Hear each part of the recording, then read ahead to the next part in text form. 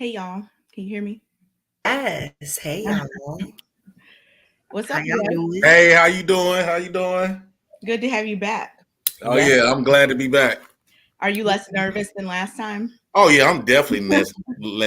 I just want to say that we still gonna be friends after this because I like this topic. Yeah, I mean, I don't think you're. It's kind of gonna get a little greasy, but I still love this topic. You think so? Why do you think that? Huh? Why do you think it's gonna get like that? Because I know you guys are on the opposing side, and then you know how I am. I'm Jay Prince, so Mhm. you know I'm gonna speak my mind. So why don't we just go into it? Just, you know what I'm saying? We don't know each other. We're just all going into it, just I giving read it our for one of you. opinion. I read it for We one don't of have you to make guys. assumptions about.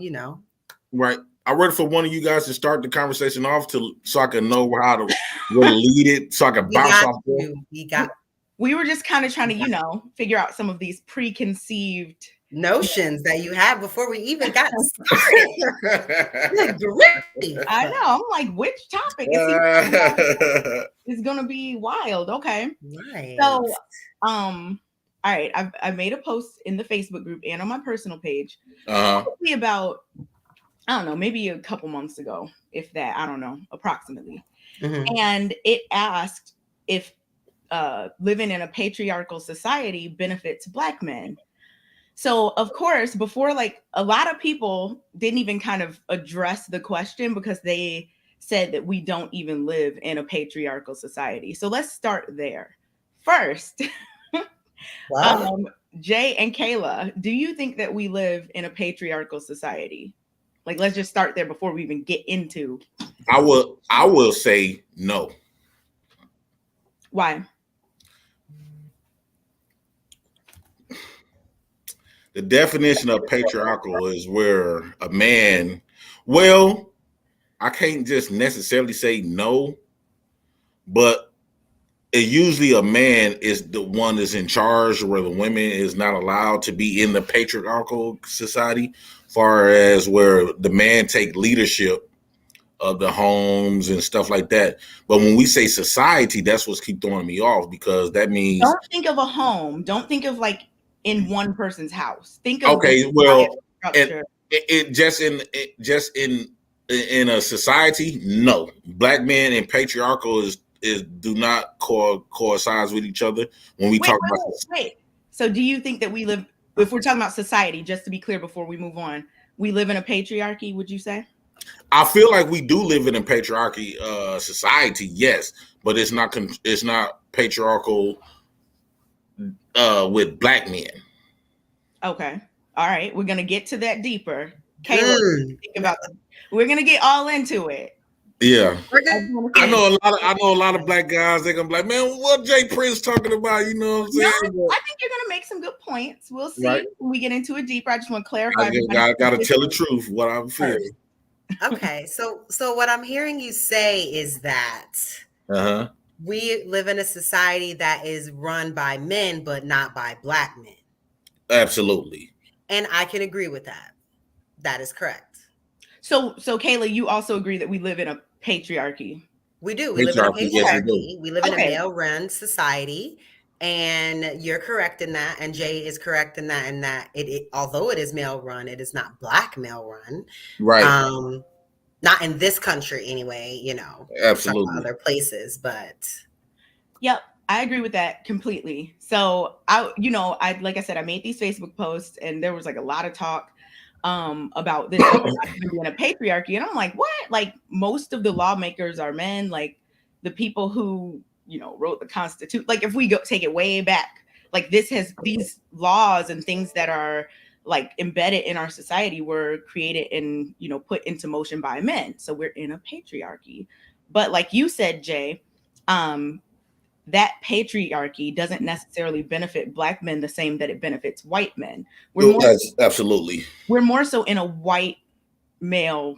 dominant society. Yes. So what do you think about that as a Black man? I would love to hear your thoughts on just your position as a man, where men are in our society viewed as, above women in a way. but you're a black man, so you're not viewed the way like a white man would be viewed. Like that, those two different things happening at the same time. How do you think about that? Okay, what I think about it is one, patriarchy is where the man is the most dominant of doing all the controlling. And the man is the more doing all the controlling. They the ones make the laws. They the ones tell everybody how life should be ran. And when you think about black men, we don't have that type of power. Black men in the patriarchy societies is considered feminine, just as well as the black woman. Now, but when we think about black communities, on how when we think about black communities, what we call a hood, patriarchy do exist within that framework of the black society, where black men do run the show a little bit, far as like the hoods and who can come on your block and stuff like that. But the stuff that has more realistic meaning to it, we don't have that type of control, because at the end of the day, a woman could call and say, okay, this man over here controlling, he over here doing this, he do this. You could completely wipe us out the picture. You don't have to live under our patriarchy. And whereas the white man is the one that's in control. He the one tell us what the law should be. He the one tell us what women should, how women should, and men, how black men should operate. He the ones give us the rules and regulations.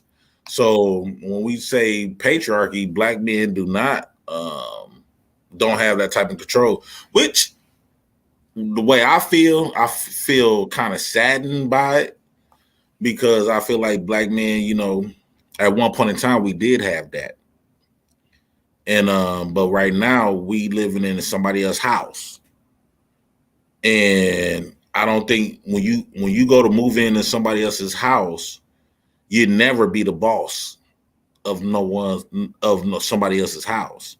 You can't make the rules in somebody else's home. You got to get your own home. And that's where I'm coming from. Black men should start focusing building their own home. Because patriarchy is not really bad, like how the connotation that it had been presented. It's been presented as that it's just controlling men, controlling over women. And that's not what it's all about. Patriarchy is simply about having the logic, which means like putting stuff in better perspective instead of going off how we feel and how our emotions correlate with each other. Because if we just go strictly, we see it all the time in the black communities, where for the past 40 years, the black woman was the one that was in control of the black community. She wasn't in control of society, but she was in control of the black community. And we see how that turned out. And from my experience, I can't hear you. Sorry. Are you saying that because women were have often been like head of household? Absolutely. And they the ones, made all of the decisions of the families of, once you make all of the decisions of the family, you basically is the one that's in control. Because in life, not to interrupt you, I understand what you're saying and where you're going. However, I don't know any men that were like, per my observation, men that were upstanding, that were taking care of their families, that want to be in the house, that want to be part of the families. Those men are doing that. So the women that are head of household are only majority head of household because they have to be. No. So I get the narrative that we always talk about in regard to, oh, women push the man out. Oh, women prioritize work, blah, blah, blah. But there are lots of different circumstances that have impacted that. Like if you even look at the height of just in our history as Black people in this, You look at the height of the civil rights movement, the Black Panther movement, all of that, and how it all came, and the power that Black men had then, and how that all how that all changed. It wasn't because the was pushing the man out, like, oh, we just don't want you anymore, we don't want your care, your protection, and this. Like, it wasn't that. There were so many other socio-economic, political factors that affected our communities, that affected why the Black man wasn't there and why the woman had to be head of household, whether it was violence, whether it was substances, whatever it was. So I genuinely don't think men that want to be there, men that are trying to be there, in that instance are just like, no, but I want to be head of household. No, I want to pay for everything. I don't think that is what's genuinely happening. Like, I get from, I don't think that that's what's happening. I think if people can work together, they will. I don't think there's any woman that's like, this, this works, but I'm just not going to do it.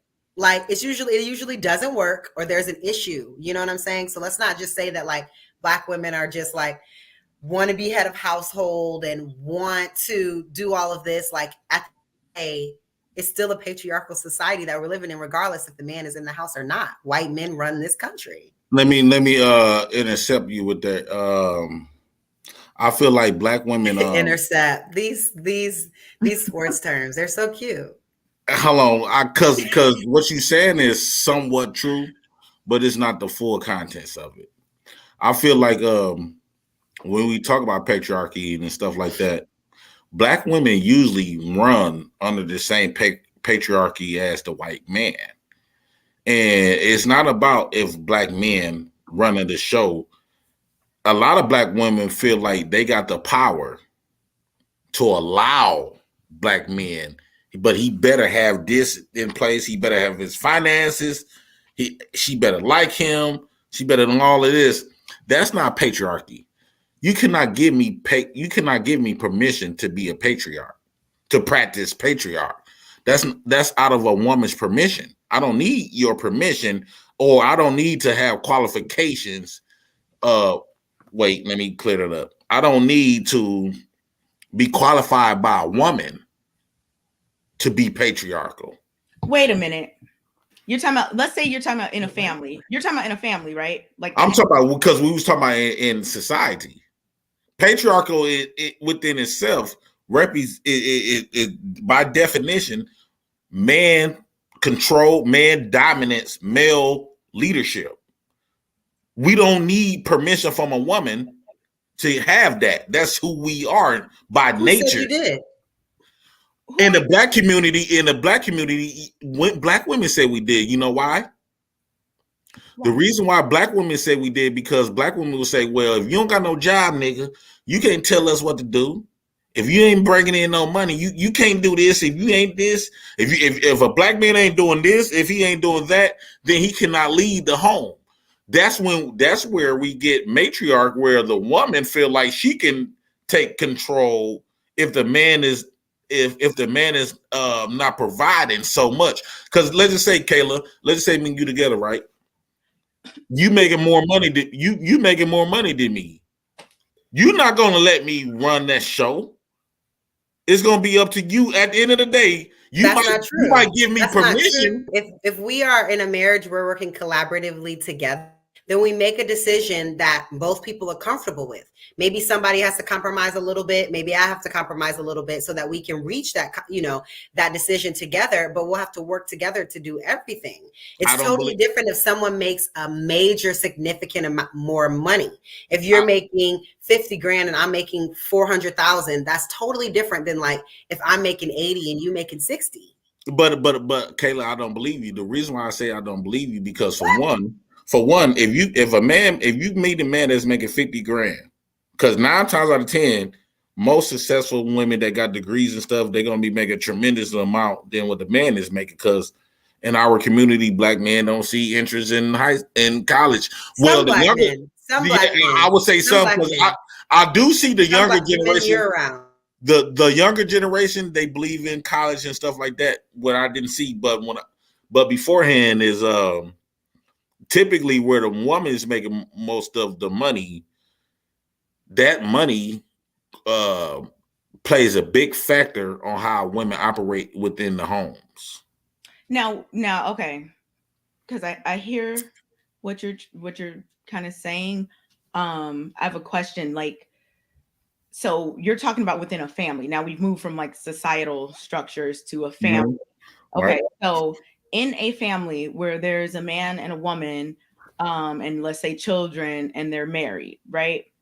Do you think that there are any? Because if I was hearing you correctly, you were saying there's nothing really the man needs to do, no qualifications that he needs to have. He just is. Here. I'm just trying to clarify that part. My thing is this, right? If you're a successful woman, right?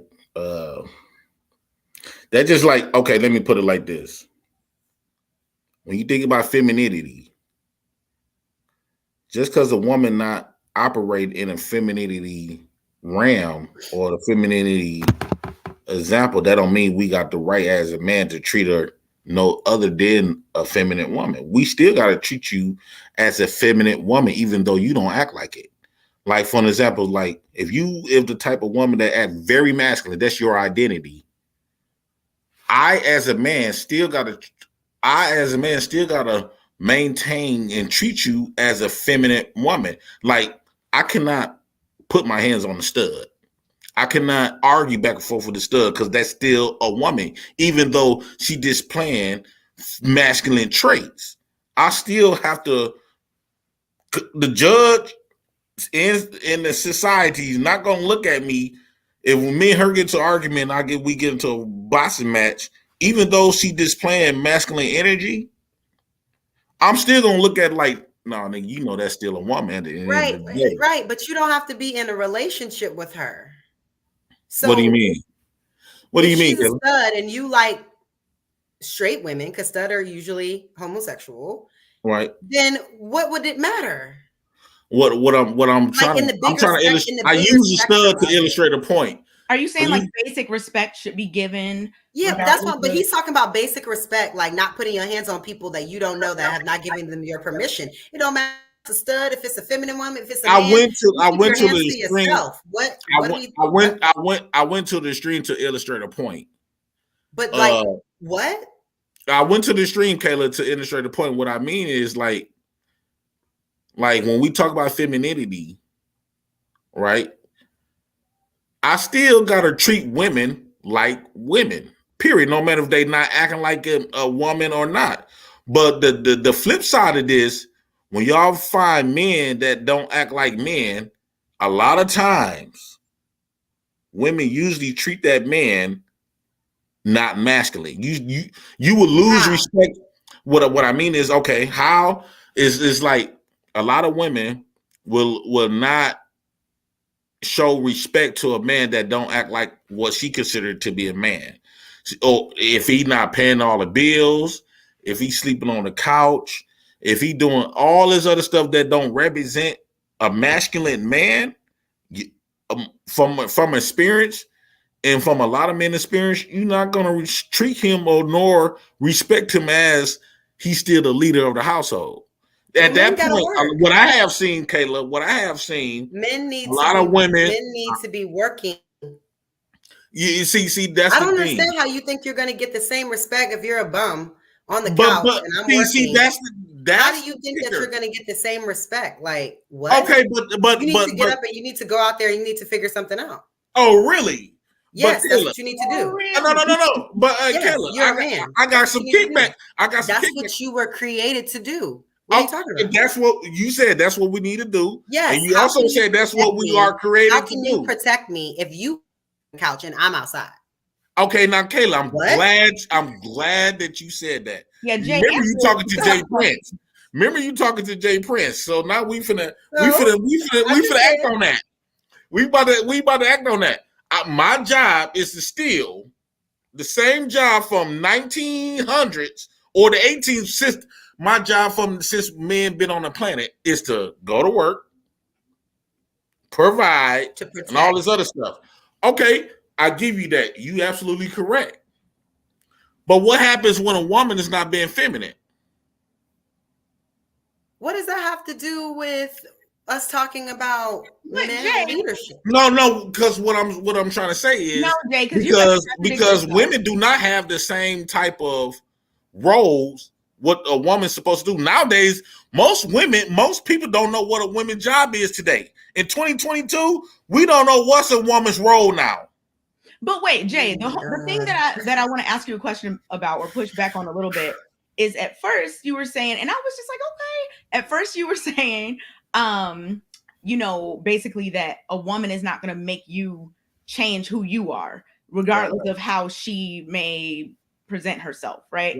You're still going to treat someone who's respecting you with basic respect. Right. And you're going to treat her, I think you said, like a woman, something like that.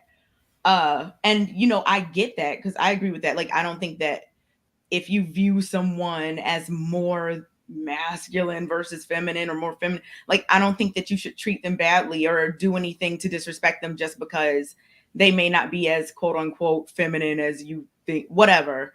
So I got your point when you were saying that.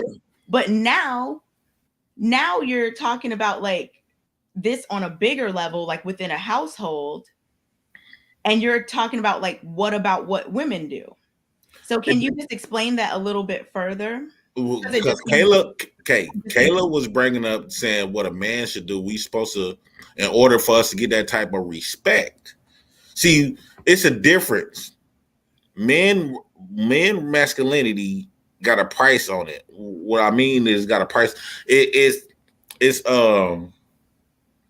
our masculinity is on trial. What I mean by on trial is if we don't display what masculine men, the ideas, what we consider a masculinity of a man, if we don't display those ideas, those criterias, we get treated less than.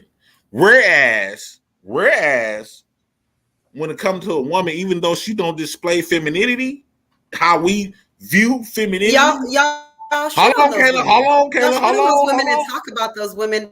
The manosphere all day long. What you talking about? No. But we talk about it. But I'm saying in the communities, even though we might, because we just started getting on YouTube a few years ago. But in the communities, if a woman don't display cooking and cleaning, because do you know how to cook and do you so cook you and want clean me to every cook, day? Clean, and work while you on the couch? See, do you now see what I'm saying? And go to work and then come home and make you a plate while you've been on the couch all day. Okay, now what you basically said, now Kayla, what you basically said, what I call toxic femininity. No, I mean what I mean by toxic femininity. That sounds crazy. You're saying that my reaction to maybe not as servitude to you because I'm working and you're not, that it's an issue that I'm not in my feminine, but I'm responding to you not being in your masculine. You are on the couch and you telling me you want the same respect. And then if you're not getting it, now it's an issue? Like, sir. Okay, Kayla, let me bring some clarity. Hold on, Kayla. Let me bring some. Hold on, Kayla. Let me please. Go ahead and I'll go after you. Let me please bring some clarity. First off, if you got a man that's sitting on the couch, he's not supposed to be your man at that point. But that's what you said. Hold on, but because they don't have jobs, they can't provide. That's what you said. But let's just say, hold on. Let me. Okay, I'm for the curve. You don't work. You don't make no money. Ain't no but. Let me clarify, Kayla. Go ahead. Let me clarify. It don't matter what a man do. If a man hold on. Okay. If a man by definition, when we think of a word man, by definition, masculine, it shouldn't matter if he's working or not. He's still a man. He should still be respected as a man. Just like it don't matter if a woman is feminine or not. She still get that respect as a woman because she's a woman and she's looked at and viewed from society as feminine. No matter if she a aggressive stud, no matter if she portrays herself as masculine, you still a woman by default because of the stuff between your legs.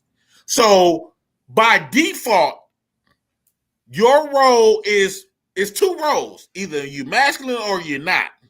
Either you masculine or you feminine. It's either or. Masculine or feminine. Either you're a woman or you're a man. Just because I don't have a job, that don't take nothing away from me. But what I could say, you got you got good men and you got men that need to have stuff to work on. But that don't take away his masculinity. Is he trying to get a job? It's not about trying to get a job. See, this is my thing with this. I'm finna clarify this, Kayla. It's like coming in the kitchen for dinner and there's no groceries in the fridge, and you say, and it's time to cook dinner. It's not about the groceries in the fridge. It's about the dinner and the time we spend together, bro. Let me ask you a question, Kayla. Kayla, let me ask you a question. Food. What are you saying? Let me ask you a question. If I don't do if me and you together, right, and I don't do if I'm not performing my man duties, do they give you the right to treat me like I'm a woman? Who said who said anything about treating you like a woman? Either you're gonna treat me like I'm masculine or you're gonna treat me like I'm a feminine. No one said treating you like a woman. All I'm saying is that of course still treat you with genuine basic respect, and of course treat you like the person that I'm in relationship with, if I was in, which I would never be, but in relationship with someone that didn't have a job, wasn't trying to get a job on the couch. What I'm saying is that you're not going to get the same respect. I didn't say you would get, like, you would be disrespected, but I'm saying you're not going to get the same respect as a man that is providing, leading, and protecting. It's just that's just how it is. Right now, let me flip the question. Kayla, let me flip the question. Hold on. If a woman not doing her feminine duties, hold on, Kate. Please let me get this out, Kate. That's not what we're talking about. Go ahead. If a woman not doing her feminine duties, should she get the same respect? But that's not what we're speaking about. It doesn't have to always be tit for tat. Jay, go ahead, Kate. Sorry. The issue is, I think that there's kind of a misunderstanding going on here. I don't necessarily think respect is the word that we're looking for. No, I'm not looking for the word respect. No. Kayla brought up a scenario earlier of, like, if she goes out to work, like, and her man has been sitting at home all day, she might not be cooking dinner. Like, she just got home from work and he's been there all day. So it's more so like you might not get the same amount of service that you might expect if the woman has to, exert herself to a certain extent to keep the household running while you're not doing anything. And I think that over time, if a woman sees that a man's character is just to sit back and just be like, you know what, I'm not even going to try. Because I think there are plenty of women who go hard for a man that might not have much money, but he's out here trying to do something. I think that plenty of women absolutely have respect for and serve those men, depending on the dynamics of their relationship. I think where the problem comes in is and like you said earlier, maybe that shouldn't be your man if that's the case. I don't know, depending on what you want.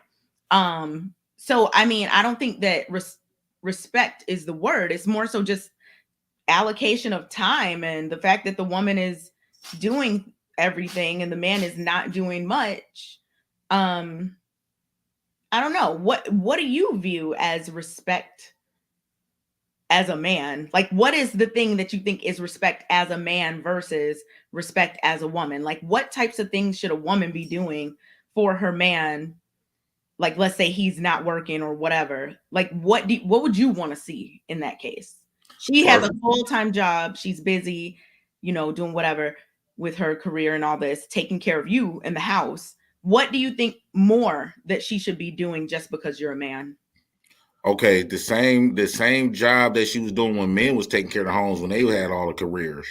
But my biggest thing. So you want to switch places with the hold on. Why is it? Let me ask y'all. Let me pose this question. Let me pose this question to both of y'all. Why is it, in order for a man to maintain his manhood, he have to do something? Women also have to do things. No. I disagree with you, because no matter what a woman do, even if she's not being feminine, because majority, Kayla admitted on the show that she do not cook. There are so many expectations of women. No. Hold on. One of the women not doing expectations of what we consider what a woman's job to her nature to be. It's almost if I say stay in a woman's place or be a woman, that's offensive. What I mean by a lot of women would take that to offense. Most women, if I tell a woman stay in your place or stay in your lane, guess what she asks me? And what is that? What do that mean? So if we're gonna keep it real, why not just say I got this? Don't worry about it. No. We can't gloss over that it is people out there, Kayla and Kay. It is people out there, especially when we talk about women. When we talk about women, a lot of times, if you ask them, because we already know our place never changed. We still have the same roles: provide, protect, and produce. Nowadays, when we talk about a woman's role, what is a woman's role? Let me ask both of y'all. Let me pose this question on both of y'all. What is a woman's role? We can't hear you. You on mute, Kayla. Do you mean? No, I'm just trying to figure out how we got here. When we talked about, we were talking about, are we in a patriarchal society? Are we in a male-led society? Are we in male-led community? How do we get so yeah, we're just gonna pivot. It's because that's not the thing is, Kayla, you don't have no answer for it. There's a time and a place. If we're having a particular topical conversation about this, you don't just pivot and talk about that. If that's what we're talking about in that, then that's what we're talking about in that. But Kayla, both of the coincides with each other when we was talking, because we already admitted that black men do not correlate with the patriarchy because they're not. But you didn't have no problem with me saying that. But once, because when we talk about, because we understood. We understood when we brought the goalpost to families. When Kay brought the goalpost to families, I asked you if that's what you were talking about. In the beginning, you did, Kayla. But when after that, because you said we thought we was talking about society, yes, we were. Okay, but we moved past the society and we started talking about family. But let's go back. Yeah, I was going to say let's go back because let's go back. Going back to saying yes, we live in a patriarchal society. That's not controlled by black men. Don't participate in that. Y'all don't mind talking about it. Can I please say something? So hold on one second. I'm almost done. Go ahead. Black men don't participate in that part of patriarchy. So what I wanted to say to that is that, do you think that white men, since we're saying white men run society, do you think that white men that don't make money and don't have power are treated the same way that black men that don't have money and don't have power are treated? Good question. Absolutely not. No, you think white boys that are broke and on the couch, their women are treating them with they still utmost, like as if they are just, they're going to work 9 hours and they're coming home and they're white boys in the room playing video games, and you think that they're just like they're giving them the utmost respect as it, and that it's just black women that have an issue with that and don't respect that kind of thing. I think white women not going to treat those white men that's sleeping on their couch as the president, but they still have maintained and they still understand their role as a woman on this planet, and they still give them, because if that was the case, why would a woman call a man her man if he not doing the stuff that he's supposed to be doing? They're just like me. I wouldn't, but there are women out here that want to have somebody. People but be in all kinds of situations. But that don't mean just because you want somebody, you're gonna pick. So just because you want somebody, you're gonna pick the lowest tier. I don't know. I'm just telling you what I see, what I observe. I understand what you said, because I see the same thing that you see. But just because you want somebody so bad, because typically what I have realized, what I have saw, a lot of women would rather have somebody that they can have more kind of control of, more power of, than a man that's patriarchal, that got all his ducks in order. And the reason is this, because in 2021 and 2022, the women of today, they do not want to subscribe to a man controlling them.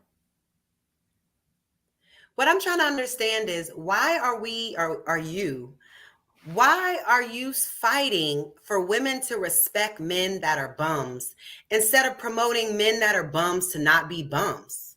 But you know why? You know, I got to answer why for are we you, getting Kayla. on women? No, I got to answer for you. Like, why are we not spending energy, men who are supposed to come together with other men to help each other succeed? Why aren't we spending our energy with you guys helping bums not be bums and spend our energy there, other than criticizing women that are frustrated with men that they may love and care about and their character, whatever, but don't have work ethic and education and are bums? Like, I don't understand. Okay, Kayla. So it's easy for you to ask me that question where why do men want to cater to men that's not bums? That stuff you was talking about. That's the same thing. Why do men, if I see a bum, so basically what you saying is, if that man is a bum, we got a right to treat him any kind of way. I never said that. I never said that. The first thing I said when I answered this, I just said it, was that there is no reason to disrespect your man. If you don't disrespect your partner or make them feel less than in any instance. What I'm saying is that the respect that, treat you like the president, respect that you are talking about is not that level. It's not going to be on that same level if you're not doing what presidents do, which is take care of shit. Like, okay, let's just say I agree with you. I agree with you, right? Okay, but let's flip it a little bit, because this is a conversation that we never talk about. One of a woman not doing her duties, so they give me a right to. I try to get to this answer. Woman duties, right? So if a woman not doing her woman duties, I got the right to not respect her. As I'm not going to disrespect her, but I'm not going to put her at the same respect as a feminine, a woman that's doing all of her womanly duties. Well, I mean, isn't that true though? Like, isn't that true for a lot of people? I'm not saying everyone. Some people, it doesn't matter to them. Men do it. But isn't it true that, like, let's say, you start off doing all these things for your man, looking nice, you're cooking, you're cleaning, you're doing all this stuff. And then one day you're just like, nope, not doing any of that. You're sitting on the couch eating chips and popcorn, watching Netflix all day, not taking care of anything. Laundry is piling up. You're not doing any of the things you used to do. Yeah. Isn't that a thing that people have an issue with? Yeah, right. And they talk shit about it. Hold on, Kayla. Hold on, Kayla. I'm glad you brought it up, Kay. Because you know why? I got something for you. That just like, if a woman started off, when I first met this woman, she was very beautiful, slim fit, all in shape, looking good. She cooked clean. She very, she acting like a feminine woman. But down a couple years in the relationship, she already won me because now we married. But now she picking up stomachs. She picking up backs that she ain't supposed to have. She getting big. Now she getting a mouth. She don't cook. She don't clean. She getting lazy around the house. Now, how do I should treat her? Should I treat her how I first met her? No. Hold on. Should I treat her how I first met her, when I had all the respect and love for her and all this other stuff as a woman? Or since she done gained weight, since she done got lazy and all this other stuff, and she done had kids, she didn't go to the gym or nothing like that. Should I treat her differently from how I treated her when I first met her? Let's talk about what you would do, not what you should. Let's keep in like reality of like, okay, not the utopian situation. Okay, well, reality. Jay, would you continue treating a woman the exact same if all that you just named changed? If in my heart, yes. And the reason I say, hold on. The reason why I would say yes, because most men, if they, so then why they don't start hanging out a little later, working a little later. Hold on, Jay. Okay. Hold on. The reason why I say we don't look at our women, how can I put this? We're not going to treat them differently. But a lot of men, because when we look at our women, we look at them like you are a property almost, in a sense. And even though you might not look the same, but somehow a lot of men would look at their women like we still gonna give that same type of respect, but we'll try to coach you into doing something different, like because we got control of you in a sense. Most men got control over their women. So then why would you ask us that question? You already have the answer. You kept asking us, so what about Kate, I was just giving you the if we're gonna play this game where if a man fall off, because clearly if you meet this man, he was on this shit before, right? That's what drove you to him. And somehow he probably lost a job. He probably fell off. He probably lost a leg. What happens if I was on top, right? Let me ask both of you. Hold on, Kayla. Hold on, Kayla. What happens if when you meet me, right, I'm on top of my shit on all aspects of life of a man, right? Yes. Let us say I get into a car accident. Oh my gosh. Okay. No. But this stuff is real. Hold on, Kayla. Let me finish. Somebody get handicapped. That is so. Okay. We're not gonna use the handicap, but let's just say, because in life, let's just say he lost his job.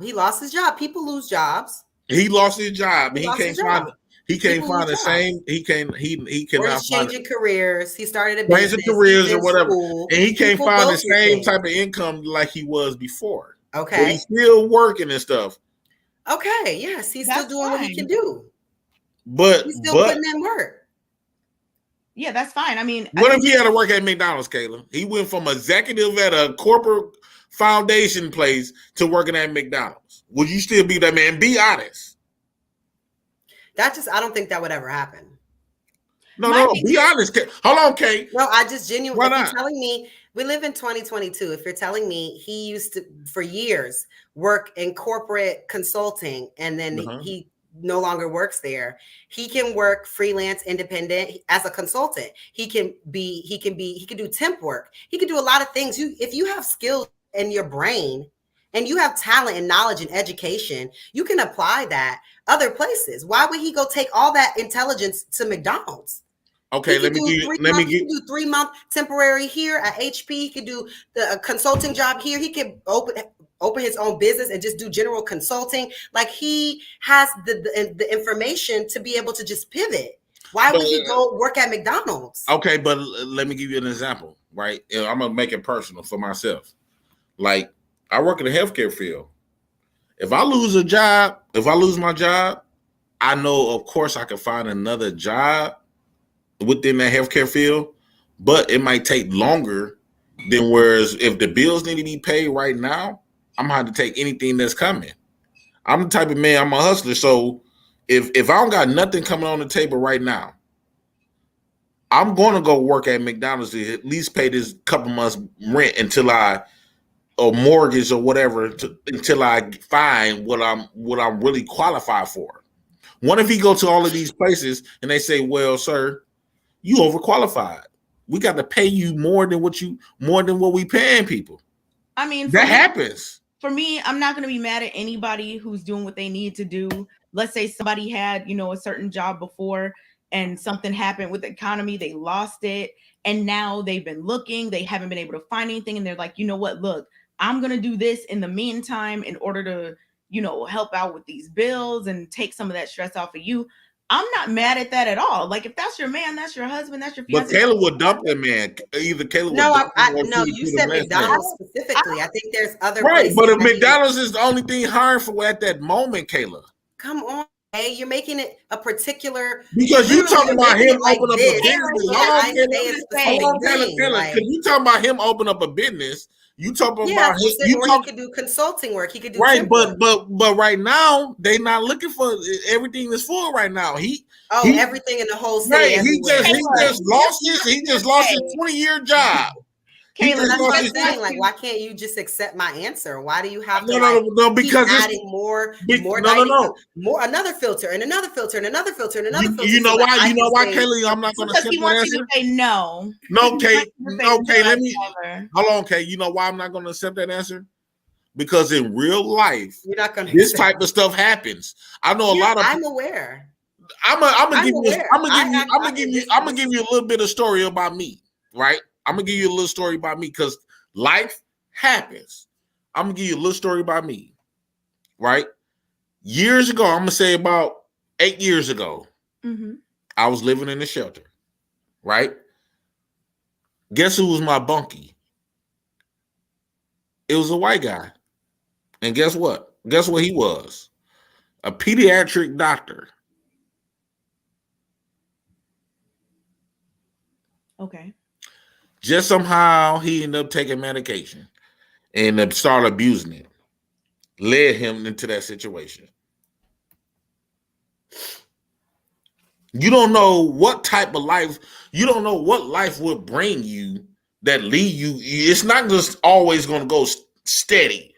You're going to have some bumps and stuff that will pull you back.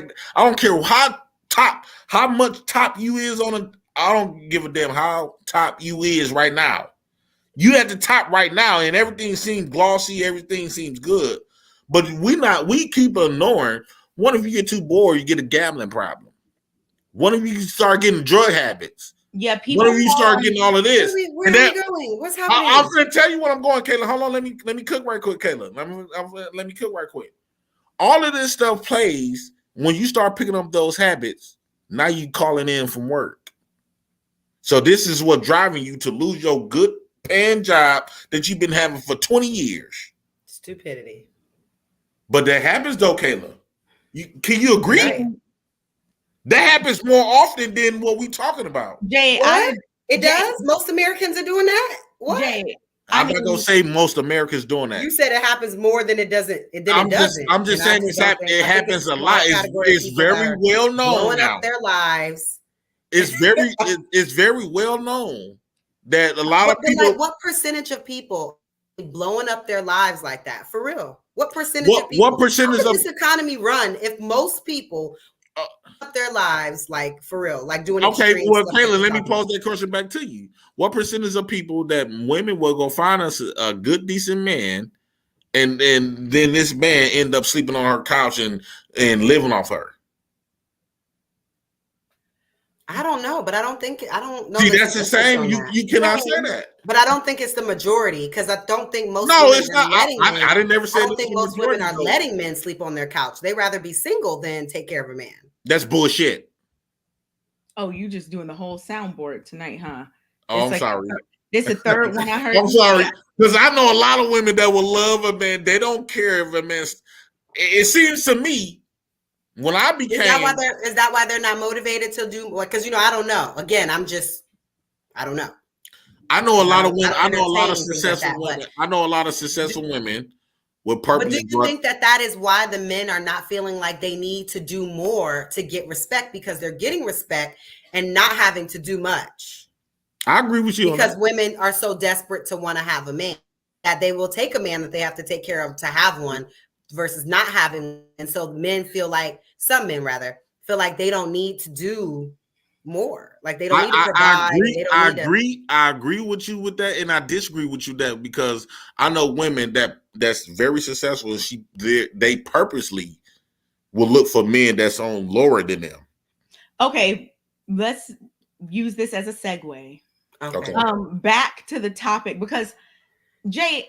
Before we, kind of get back to the topic, I understand completely. If no one understood before the pandemic should have showed everyone that people can have something and then not. Like you can lose your job. You can be in a situation that you never thought you were going to be in. Like you said, Jay, there are people who are going to, that will struggle with addiction, that will have losses in their family, that will have mental health issues. There's all types of things that could pop up when you're in a relationship with somebody. That's why I think you just have to be very intentional and ready when you say for better or for worse, if you're marrying someone and you plan to stick through things with them.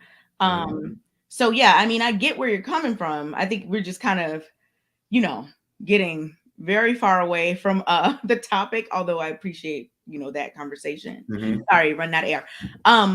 So the thing that I was going to ask, like before when we were kind of first talking about the topic, Jay, do you think that the fact that the patriarchy, like patriarchal society and all that, since it does not benefit Black men in the way that it benefits white men or Asian men, Um, how do you think that that affects Black men within their relationships? Do you think that that changes the dynamic? Because I have a pretty diverse friend group, like all types of people. The only ones who I hear like talking about submission and whatnot on a regular basis, um, let me just say it like this. The It's white black women women. that I know will just straight up be like, I'm not submissive. My husband knows. Like, I'm not like, and they're married, to white men.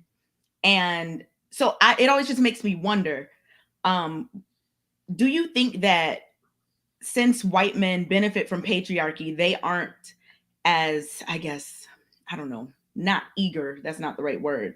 They aren't looking for a certain level of I don't know. What am I trying to say Hung without up on it? Like they're not as Yeah, hung they're up not on as it? hung up on it in their relationship because they already know their place in society. So like they're not in competition at all. They don't feel like they need to prove their masculinity or whatever. Because I think you mentioned how Black men's masculinity is not necessarily seen by certain people. I think you mentioned that earlier. How do you J- think that that affects a Black man in a relationship with a Black woman? Um, While you think about that, Jay, is there any way for this light? I mean, my eyes, it's so distracting. Is there any way we can do something about this spinning light? Because grief. okay, let me take it off. I feel like I hear a lullaby or something. Is there music? That was my I don't alarm. know. It's just Oh, it's got colors. I'm just How that feel? that doesn't change much. However, Let me see. you can go on to answer the question. I didn't mean to distract, but that was so distracting. I swear I couldn't. I kind of figured it would. I'm sorry. Okay, no, it's that's a fine. little right there is good. Right there is Okay. good. I think Now, what you were saying is, So the conversation of submission and whatnot comes up a lot. I don't in like my day-to-day life with actual men in real life, like even with like yeah, it's just not a thing. I think it's very much a Black internet conversation that happens a lot in terms of the spaces that I'm in. So mhm. like I'm asking like what role do you think that Black men's place in society plays in the relationships that they may have with Black women in terms of the whole power dynamic and submission and things like that? Even just as far as we're talking about like online spaces where this is an actual conversation, because I don't know about y'all, but it's not like a conversation I have in my real life. no, I well, don't have these conversations like other than well, I got something to say, and a lot of people might be offended, but when it comes to that, Kay, um, Black men leadership is not really required. Um, we live in a society where Black men is not necessary to the Black woman now, and like it used to be. What do you mean Black male leadership is not required? Can you clarify that? What I mean by it's not required is this it's not something that a woman or the kids had to have it. We've seen over the past 40 years with welfare and W2, whatever, that they can survive without Black man leadership and Black man beliefs. So the thing is, what I believe in, what I talk about is this. Uh, what Black women adopted.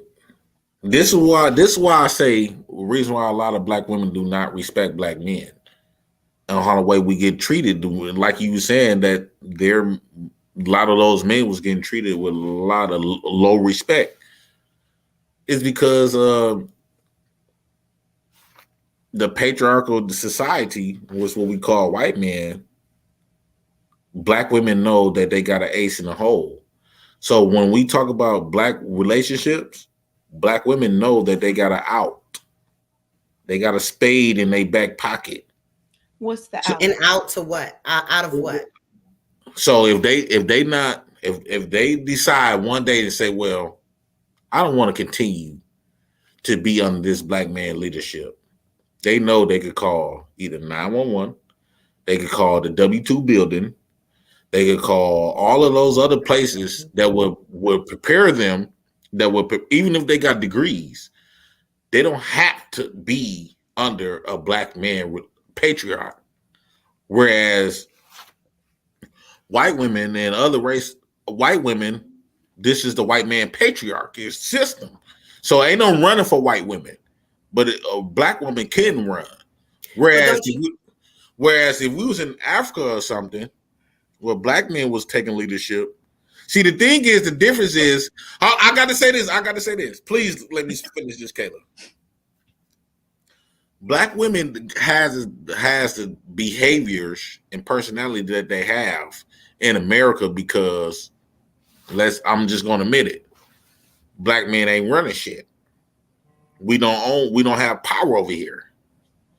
But if we was in an all black man's ran by black men, a lot of these thoughts that black women have, a lot of how these behaviors that a lot of black women possesses and stuff, it would never occur. Ever. Okay, so the power dynamic. The white patriarchal system gave the black woman that out to where she didn't have to deal with the black man leadership. But do you think that is beneficial? Like, let's say, because I've heard this argument before in some of these spaces. Would you say that is beneficial to the black community? Absolutely. As far as like the black man being leader of his community? No, not that. No, I'm talking about these outs that you're talking about. Do you think that those benefit? No, I don't. No, absolutely not. Right. Absolutely not. Right. It's never been a beneficial. Right. So because I can give you examples. When we think of welfare, when we think of food stamps, when we think of all of the stuff that black women ran to. Yep. To run from black man leadership. That's not what happened. But what I wanted to say that he said before I lose the thought in terms of like white women and patriarchy and black women. The reason why I feel like, yes, you have your feminist movement. That's a small population of the white women though.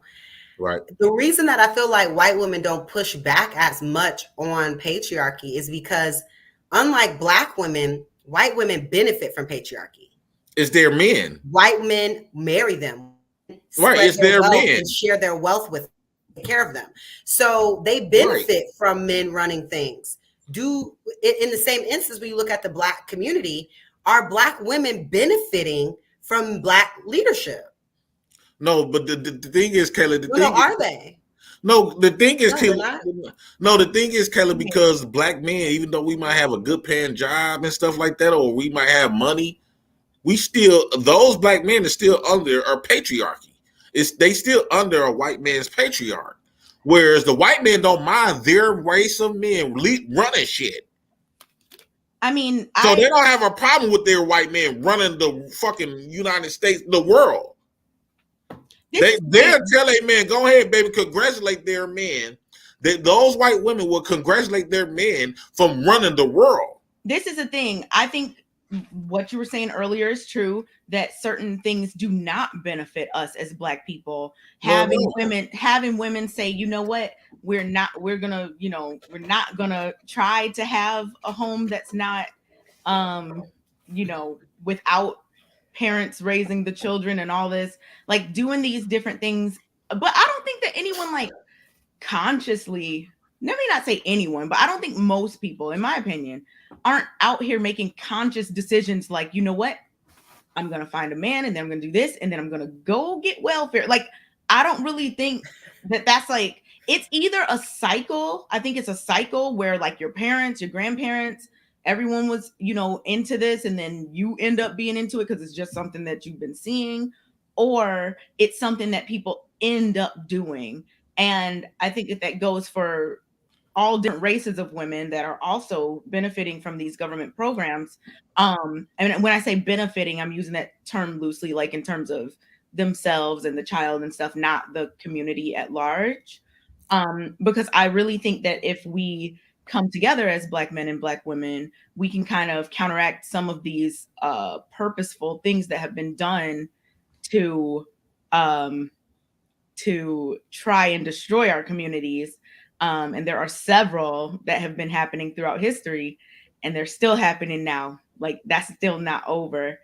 And in terms of what you were saying, Jay Prince, I'm gonna get to you real quick. In terms of what you were saying about like white women and white men, I've thought about this before, and I know that nowadays a lot of white women are trying to separate themselves from white male patriarchy, and they're saying, "Ooh, you know, I'm not into that. I'm not whatever."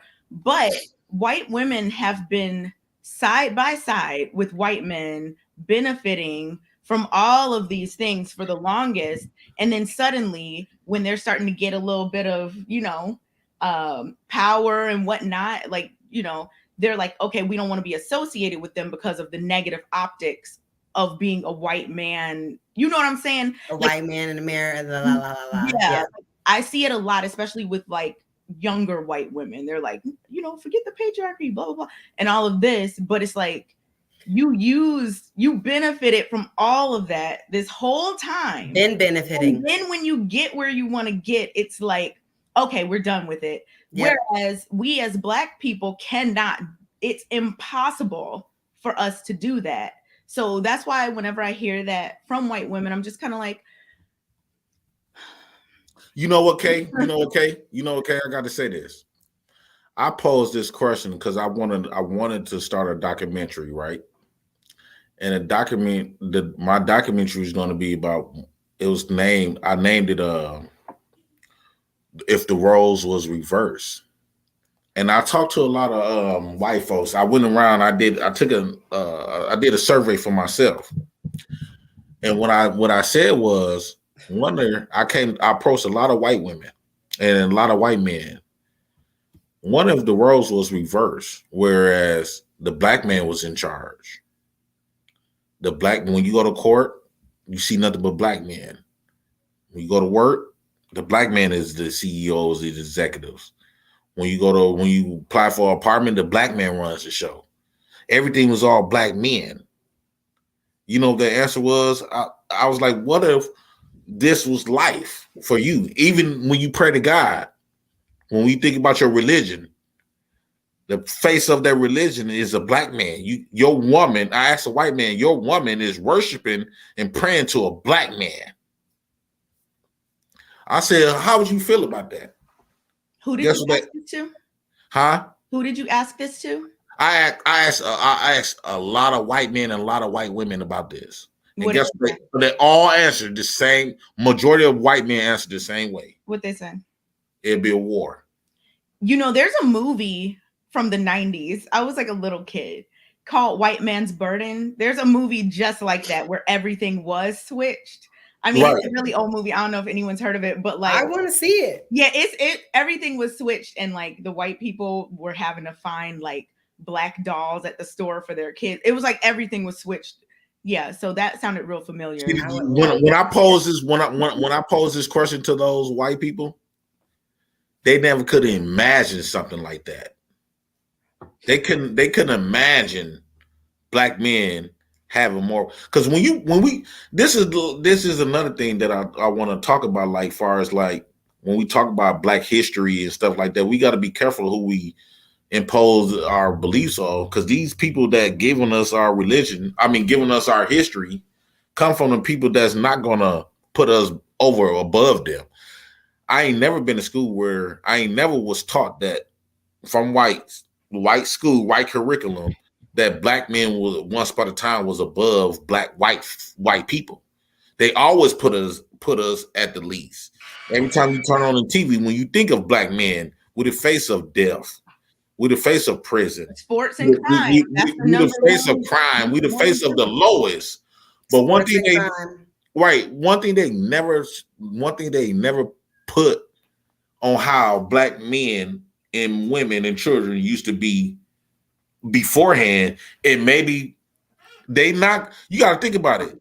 You is not going to sit up here and, especially if you want to rule a country or rule a continent or whatever, you is not about to acknowledge these people who you captured that they was better than you. I'm not going to teach you. If I got you and Kayla under my control, I'm not going to teach you that you have more power than me.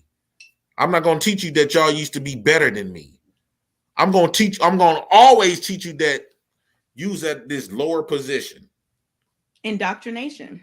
I will never put in your brain, knowing that I know that you was better than me at one point, or had me under control at one point. I'm not going to educate you on you. I'm not about to educate you to be more with that, knowing that you got this type of history where you was this. So if I want to maintain the control and patriarchy over you, I refuse to educate you on you and to uplift you and make you better. And I would not do that. That'd be kind of stupid to do that. Guess what else you do?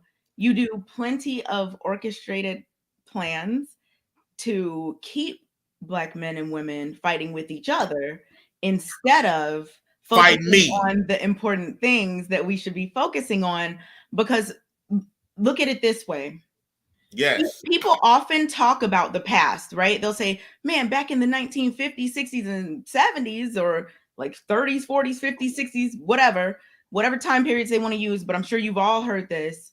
Black families were together. You know, people were making it work. They were raising their kids. They were doing this. They were doing that. Haven't y'all heard that before? Yes. Like, what has happened? Black Wall Street. The thing that has happened is that there is it's purposeful so that we're not focused. Back then, people all knew what was going on, and they were like, you know what? We have each other, but we still know what's going on over here that we have to watch out for. That at the end of the day, we have to be there for each other. We have to protect each other. We have to do whatever. We're all fighting against, or at least aware of what's going on. Nowadays, plenty of people will call you a victim Olympian or whatever if you even acknowledge that these things are still going on today. And then we wonder why there's no unity amongst many Black people, because we're too busy fighting within each other, like amongst ourselves, to even recognize that there's something much bigger. There's a whole systemic issue. I mean, I always talk about education because that's my field, but look at just education, K to 12. It's completely inequitable. It's completely unfair across the country, but somebody's worried about whether or not I'm feminine instead of whether or not their child is at a school that is preparing them for college the same way that somebody in a multi-million-dollar neighborhood or whatever, the same way their children are being prepared for certain things. Like, we have to really stop with the nonsense. And I'm not saying that we can't talk about stuff. I mean, I talk about stuff, we talk about stuff, whatever. But at the end of it all, we need to really know that Black men are Black women's biggest allies. Black women are Black men's biggest allies. If anyone thinks anything different, who is a bigger ally for Black people than other Black people? Please tell me, because I hear women say, like, no, Black men don't. And I hear men say, no, Black women. Like, come on, who is it? Who do y'all think it is if it's not each other? And once we can realize that it's each other, yeah, we might bicker, we might disagree on some things, but we still know we have each other's back. I disagree with people all the time, but I still, like Jay, me and you might disagree.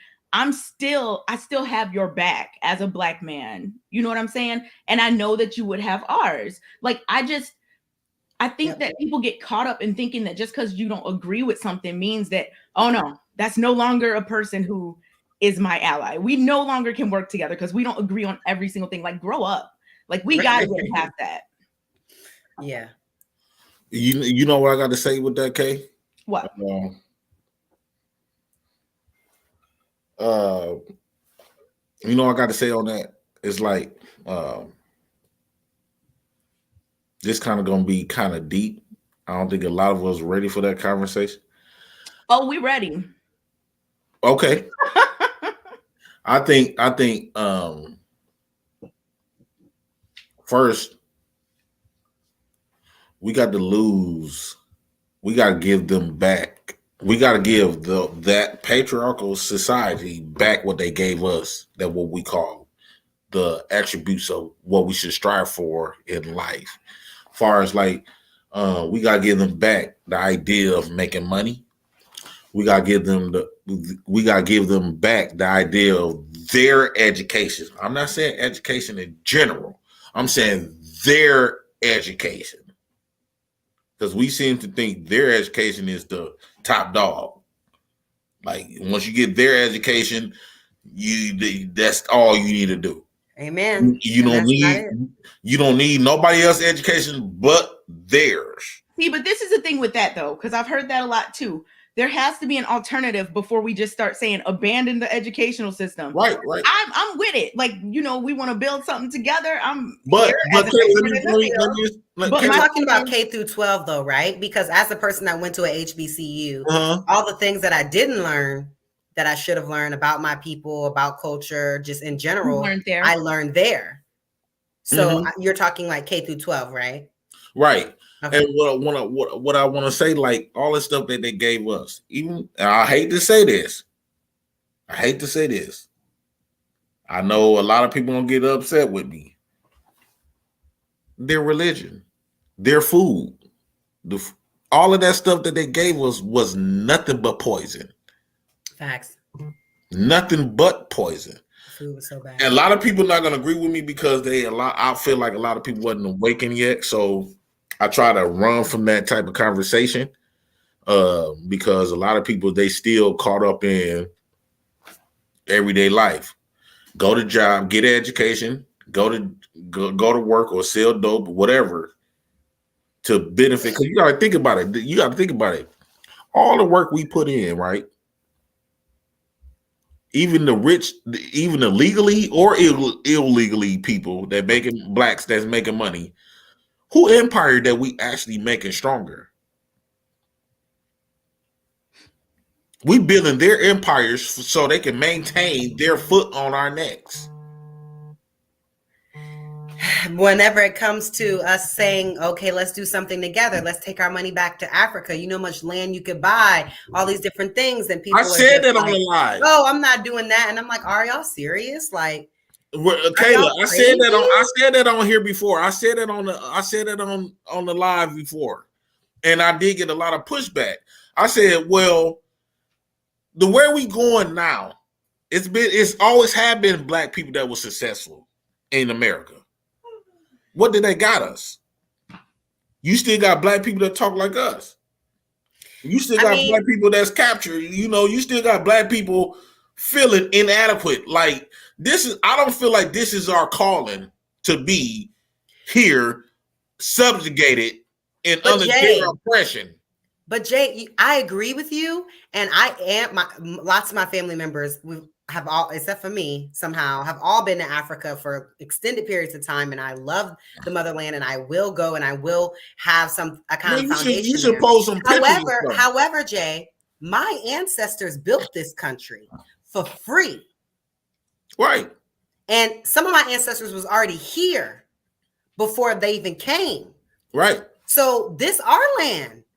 This land would be nothing without us if they didn't bring rice from Africa. If we didn't learn to do the vegetation to even grow rice here, right? None of this would be here. This is our shit. But Kayla, in order for us to get this right here in America, we got to go to war, and a lot of black folks ain't willing to lose their lives. I mean, there's a lot of they're comfortable being safe. But Jay, you're getting way ahead. There's a lot of steps way before that. We are in. And you're absolutely correct. We're absolutely nowhere near the point of going to any type of.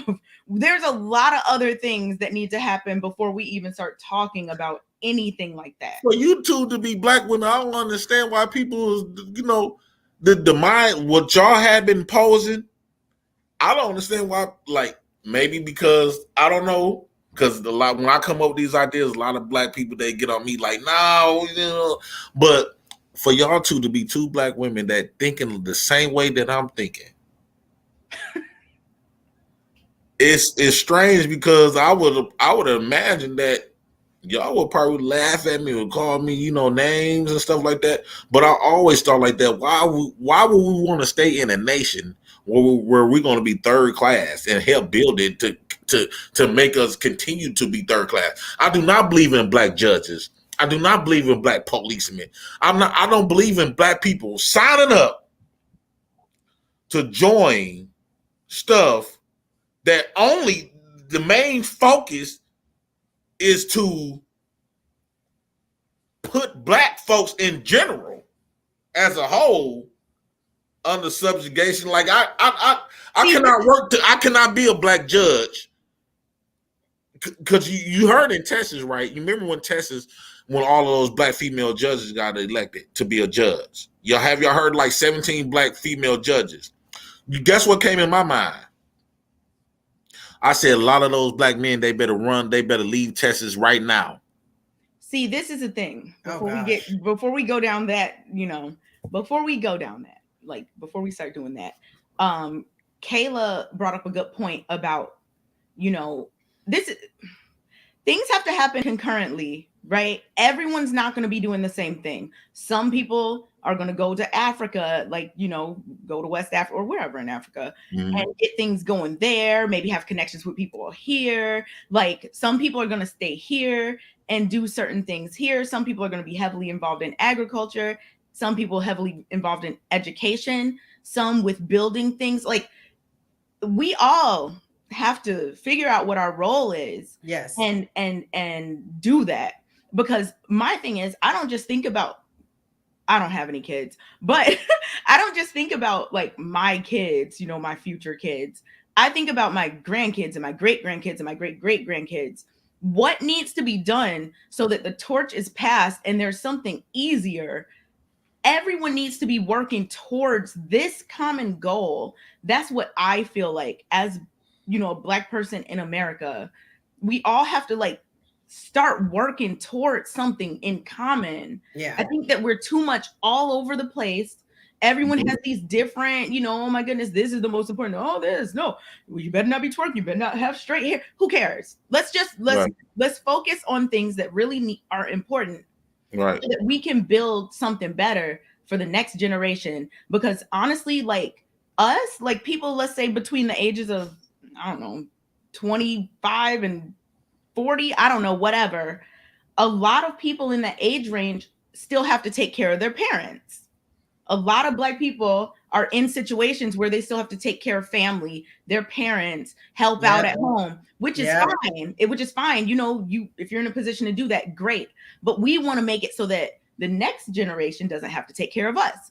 So then they'll have more assets. Then the next generation might have something to leave behind. So now they have assets. And that's how you start building that generational wealth. Yes. And really get things going and provide more opportunities for Black people in the future. So we're not sitting up here arguing about certain things. Yeah. The money's going backward instead of forward. You know what I'm saying? In the Caucasian community, forward. Like as people get old, you know what I'm saying? Like grandkids, kids, they ask their parents help them, they give them a leg up, whether it's an investment for a business, money for college, paying for their apartment while they try to figure it out. You know what I'm saying? Like their money goes forward, whereas my mom was the first generation to go to college. You know what I mean? Spent a lot of her money in her early years taking care and trying to help my grandmother and other members of the family get forward. You know what I'm saying? Like instead of it's just frustrating when you think about that in terms of wanting that generational wealth, but we have to be able to go forward each generation and not back. So how we do that? You know what, Kayla and Kay, I can't believe this. All this time I was about to be an echo chamber and putting you down. Because of what I hate, but no, I'm just saying, because Kay was the face of get put down, but Kay should be attacking the point, not the person. Okay, you're right, exactly. But what I'm finna say is, Kay and Kayla, y'all absolutely correct. Like I feel like I think we need to stop teaching our kids to become successful. And the most thing we do when we become successful is to do shit that do not mean nothing. And what I mean is don't mean nothing. Most successful people, what I would say successful, the ones that got money, the American dream is to get rich, $1 million or better. The first thing we always do, we go buy shit to look good, diamonds. I just feel like black people shouldn't be buying that type of stuff because we're not in a position where we can celebrate those diamonds. So we can celebrate those goals. We can celebrate as a collective. We not in a position where we able to celebrate that type of stuff. Let's celebrate diamonds and gold once we get a collective of black folks where black people could depend on other black people for housing. Black people can depend on other black people for a job. Black people can depend on, because instead of right now, we not in the spot. Yeah, you might get a pocket full of black folks that's doing real good. But the majority of us is starving. We got to go to the people who we complain about every goddamn day and beg them for stuff. Right, but Jay, those people, we can't just take them water. We have to teach them how to go get their own. If you bring it to them every time, you have to always bring it to them. So we have to do something else where, like, it's education. You don't know what you don't know. But and Kayla, people making choices based on information they don't have. But Kayla, a lot of black people got a lot of smarts and got a lot of brains. If they would have had 50,000, if they would have had 20,000, they probably would be more wealthy right now. I'm not going to exclude the ones that will be foolish. I'm talking about the ones that if that person would have 50,000 in his pocket right now, that man would turn that 50,000 to probably $1 million. Does he have this to turn it into that though? Because just like I was watching something earlier that my business, like one of my mentors sent me over, and he said, we were talking about business. Money doesn't accelerate a business, right? Money helps to assist a plan in place. So there has to be a plan in place. You can't just say, yo, if you give me 50,000, I'll just, like, you have to figure out what exactly am I doing with this? Not just if I get the money, that'll make everything all right. Because I feel like a lot of people do get money or do, like, it's 2022. We making more money than we ever made. And people still not taking it. They don't have the information to figure out what to do with it to make it grow or do, get us where we need to be. The financial it's just literacy. Like thinking if you just keep putting money into a business, it's going to blow up. No, it's not. You don't have your infrastructure together. You don't know what's going on. You can't just pour money into it and just start paying people and you don't have a plan. So what I'm saying, as a community, I think we need a plan. It's mindset and resources. Kind of plan. It's mindset and resources. First off, we need to come together first. I just feel like, we too separate. This individuality didn't do nothing but fucked us up even more. The moment one person gets some money, we automatically think, well, if I can do it, you can do it. That's true. That didn't do nothing but, what did it do for us? Just because you got money, okay, hooray. Okay, but so what it's saying is, what that person's trying to say is that if I can do it and I'm just like you, why can't you do it? I understand that part. But you don't have to do it like they do it. It's a million ways to skin a cat. But I skinned it, so you should be able to skin it. You just have to figure out. I don't know. My thing is one answer. but Kayla, my thing is, black folks in general is at the lowest. We are striving to get that big bag. Mm-hmm. We all is. When you got the few that's making that big bag, don't try to give me a whole bunch of knowledge without putting some in my pocket to help advance, to help boost me. I just feel like a lot of black men, I'm specifically speaking to black men, A lot of black men need that boost. We need that boost. We don't. If most black men, they come up with good plans and ideas and stuff to make it, but they don't got nobody to give them that boost. You asking these people to start from the bottom in the mud. Okay, so you're saying that some people who maybe have grown up in like a disadvantaged situation might have some of the greatest ideas or talents, but will never be in the right rooms or whatever, or around the right people, or have the access or resources to bring those things to fruition. Is that kind of what you're saying? Think about it. Just think about it. When you think about all the inventions, right, that black people created, those was poor black people at one point. When you think about lights, when you think about phones, when you think about all that, those people was poor at one point. Poor people always think about some stuff, how to create some stuff to make this work and make that work. I'll be sitting there thinking about a plenty shit. So what you're doing is low-key making the point that if you in the mud, I don't know what other motivation you need to get out.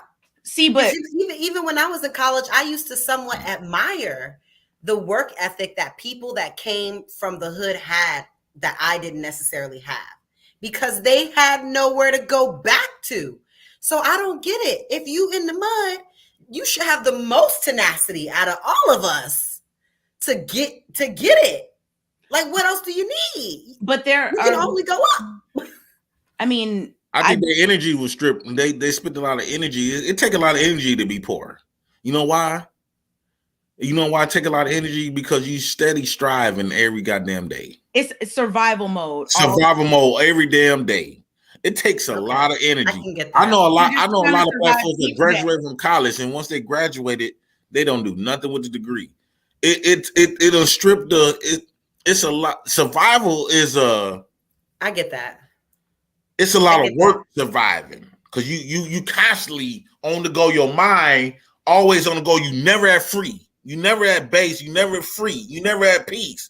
You always surviving. You always from the time you wake up to the time you go to bed, even in your dreams, you think about the next move. Some people be dreaming about money. You have a dream about that. Damn, somebody gave you $50,000. That ain't even shit. But you be so happy in your dream when you wake up, you realize you ain't got none of that. So it's work to be poor. But you don't think it's work? Sorry, go ahead.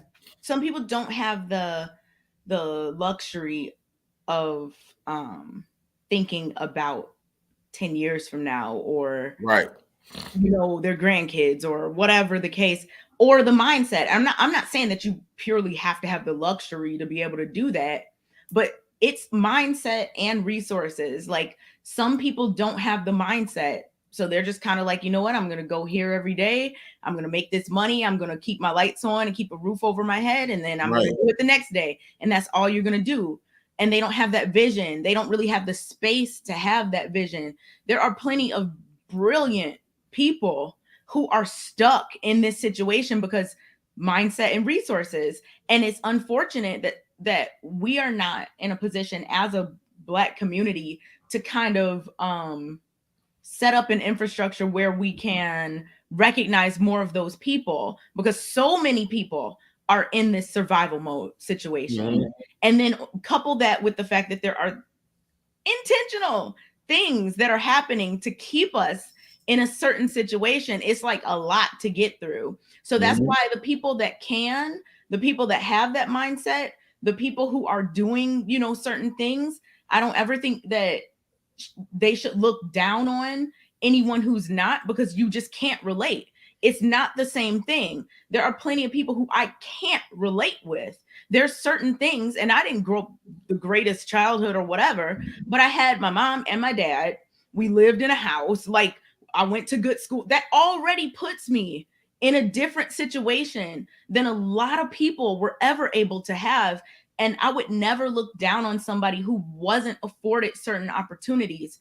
My thing is, what can we do and how can we focus on kids and make these things better for the future so that more people are getting this like scaffolding. You know what? This just came up in my heart. You know what I wish?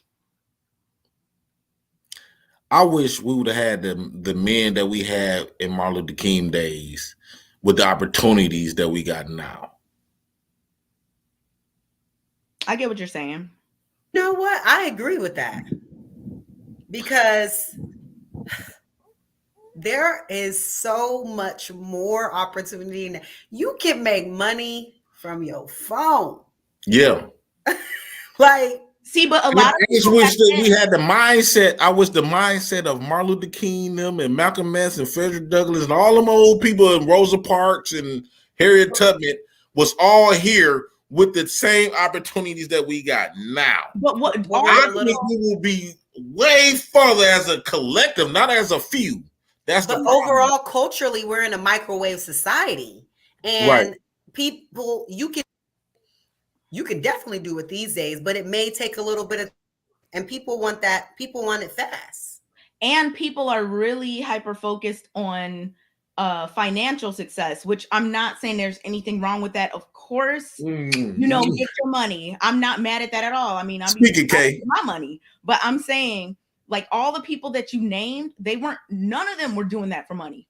Every person you named had a bigger vision in mind, which is exactly what I was talking about earlier. We have to have a bigger vision. Yes, make money along the way, because like I said earlier, it takes resources and it takes mindset.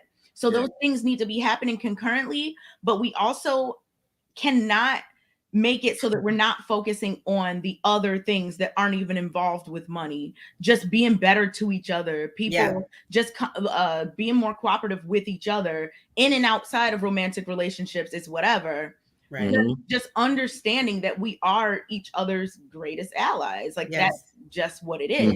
And Jay, it was really like the people you brought up, none of them were like, man, I'm gonna get this money based on this. Like, they had a greater vision. And that's what has been lost for a lot of people. And there are a lot of people that have those greater visions right now in 2022. There are people that have those greater visions for society, the Black community, and whatnot. But guess what? People are flooded with nonsense on a daily basis. And a lot of people are more attracted to that than that. You know why? Instead of like they used to do, just kill them off. Instead of that, they just put something trendy on the internet or whatever, and people are just like, "Oh, let me go towards that." It was the reality TV movement, I think. Yeah. You know why? Yeah. You know what I see? Y'all know what I see? What? What happens? You got a cage full of starving pit bulls, right? You got a cage. Pit bulls signify. Right, you got a cage full of starving pit bulls, and I take about 5 steaks and just throw it in there. What will happen? Right, they're gonna fight. They're gonna fight and kill each other. My thing is this: in the Black community, you absolutely right, Kay. The focus was different in those MLK days. The focus was different. They all were striving as a whole.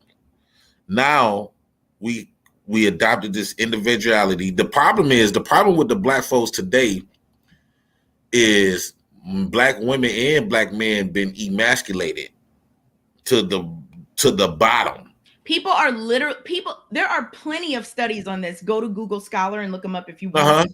But Black people are literally dehumanized. Like, people, including other Black people, see Black people as less than human. Literally, there's so much research on it. Just look on Google Scholar, dehumanization, Black people. You will find tons of research, and it's so embedded in the fabric of our society. And this is why Black people, so many of us, hate each other. Other people hate us. It's a whole thing. It's so deep.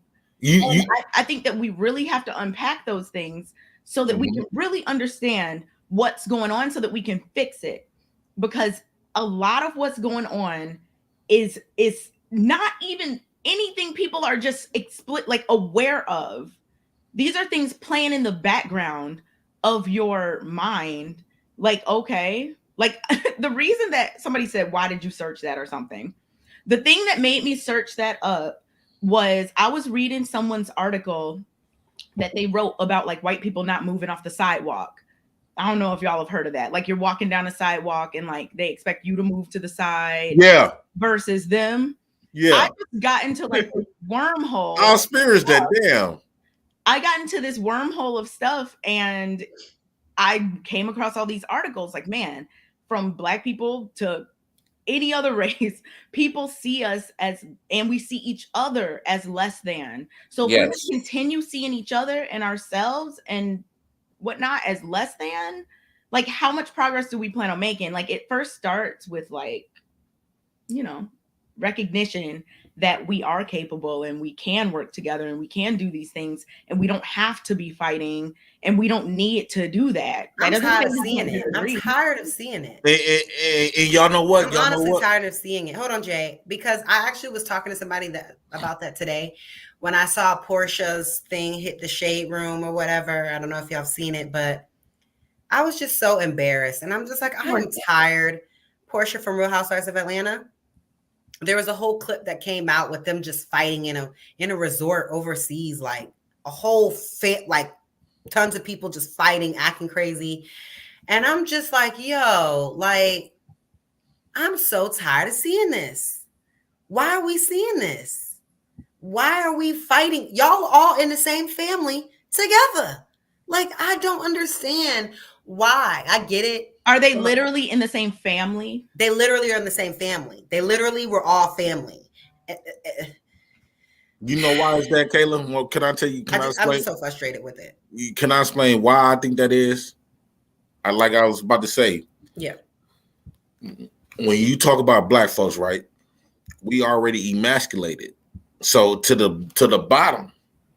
So the stuff that will make us feel masculine, like killing each other, fighting each other, and all this other type of stuff, that's the only thing that we got against each other, not nobody else. Trying to feel some type of power, right? We have some type of power. Fighting, if I beat somebody up, that make me feel powerful. If I kill somebody, that make me feel super powerful. But on an everyday life, you can take any one of those people that's beating up people, any one of those people that's killing people, they feel like a piece of shit around an executive at a corporation. They don't feel like nobody. And when and to go back to what you were saying, when you think about communities, right? Because Black folks do feel less than, and they know they are less than. When you think about it, when you think about communities, right? What neighborhood do you call a all white neighborhood? A good community. That's you stay in a good neighborhood. All Black community is considered what? The hood. No, you have to. There's a big all Black population of middle class Black people, and being middle class is probably the hardest place to be. And I agree with you, Kayla. I agree with you. Let me just tell you why really quick. Are you talking about being middle? Huh? Is he talking about like the perception of? Yeah, because we don't see all Black middle class on a regular. There is some there, but what I'm seeing on a regular, when you talk about a whole Black community, I understand because we got some pockets of those little spots where you got Black middle class and stuff, but that's not a regular basis that we all see on an every single day basis. What we usually see is majority of the Black community. If it's all Black, you got to think about it. Anywhere, if it's 10 or more Black folks living together, the property value go down 10%. Yeah, the rent is a lot cheaper when it's a majority of Black people living around there. Regardless of crime, regardless of socioeconomic status, regardless of home value, if the population is more, if there's more Black people, the property value drops. And guess what else dropped? Guess what else dropped when there's a lot of Black folks around? Corporations drop. When you go to a business or a corporation, if you see a lot of Black folks there, you know that company don't have that much value. What do you mean? I'm saying, I'm gonna keep it real. Like when I work in the healthcare field, right? Mm-hmm. Majority of those fields have if they field with nothing but Blacks, that field is that job is not worth much compared to the ones that's filled with whites, Asian, and stuff like that. And you know this, But you why know do you think that the is? ones that filled with whites and Asians are more serious and But do you think more that has uptown. to do with perception? Do you think it's solely perception? Like somebody walks in and is like, "Oh, look at all these black people." Like, do you think it's perception? Because you got to no, Kayla. Because you got to think about it when you're talking about a doctor and I stuff like how like you that. call me Kayla and Kayla. I mean, Kate. When you, Kate, Oh, Kate, good. you got to think about it when you try to go to the hospital, right? Mhm. And the hospital full of you got one hospital is full of blacks, and you got another hospital that's full of whites. Like the Usually the complaints that you're gonna get is from the one that's all blacks, and they're gonna be look at it like the hospital that you're gonna take it, or the doctors that you're gonna take it. But if you have money, you're gonna go to the one that's with all whites. So, what's the bigger question here? The bigger question is You're that talking about quality, and you're talking quality. about Black, want to saying maintain in America, black quality is not right. And you're saying worth that corporations, if they want to maintain quality, that there can only be so many black people. Yes. Wait, but Jay, you said something else that I think points to the bigger question at hand. And I know that there's perception. I know that racism is embedded in the fabric of our society. I'm not denying that at all. I know that that's the case. Some people will walk somewhere and just see black people. Like, oh my good. I know that that's a thing that people do. But the thing that you said that I thought was interesting, you said if you had more money, you would go to this, other white whatever hospital or whatever. Right. So do you think that the issue stems from funding or black people? Like, do you think that the black hospitals just have less funding because they're in areas with lower property taxes and lower all these things where there's not going to be as much funding for certain entities or whatever? Or do you think that it has to do with literally race? Like, which one do you think it is? I think it's some of both. I think when we talk about black funding and stuff, it used to be a struggle base. A lot of those entities where it's the majority of blacks, it used to be struggle based. Where like when you think of all black schools, like what we're going to talk about, public schools, whereas majority of black people running the things, black teachers, black kids, and stuff like that, it usually come from a point of view of struggle. Like that ain't somewhere. It ain't somewhere. That ain't the goal. That's not the goal that you want to come from. The goal is to get into an all white private school. The goal is to live in an all white neighborhood. Well, isn't that a bigger issue though? I was just gonna say, isn't that what you were saying before? That a public school is based on the funding that they get from the public. Right. That means the taxes. The property value and the taxes and the money that they're able to get from the community is only so much, then that's the only amount of resources they're going to be able to provide at that school. Versus if you live in a community where the house average is 750,000 versus a black community where the house average is 100,000. The taxes totally different. Different, and they're just going to have more funds in the public fund versus this fund. So I don't think it's necessarily like, oh, we don't want to give black kids whatever in the public schools. There's not enough money because the community is a macro level of how the communities are set up, how the funding's set up.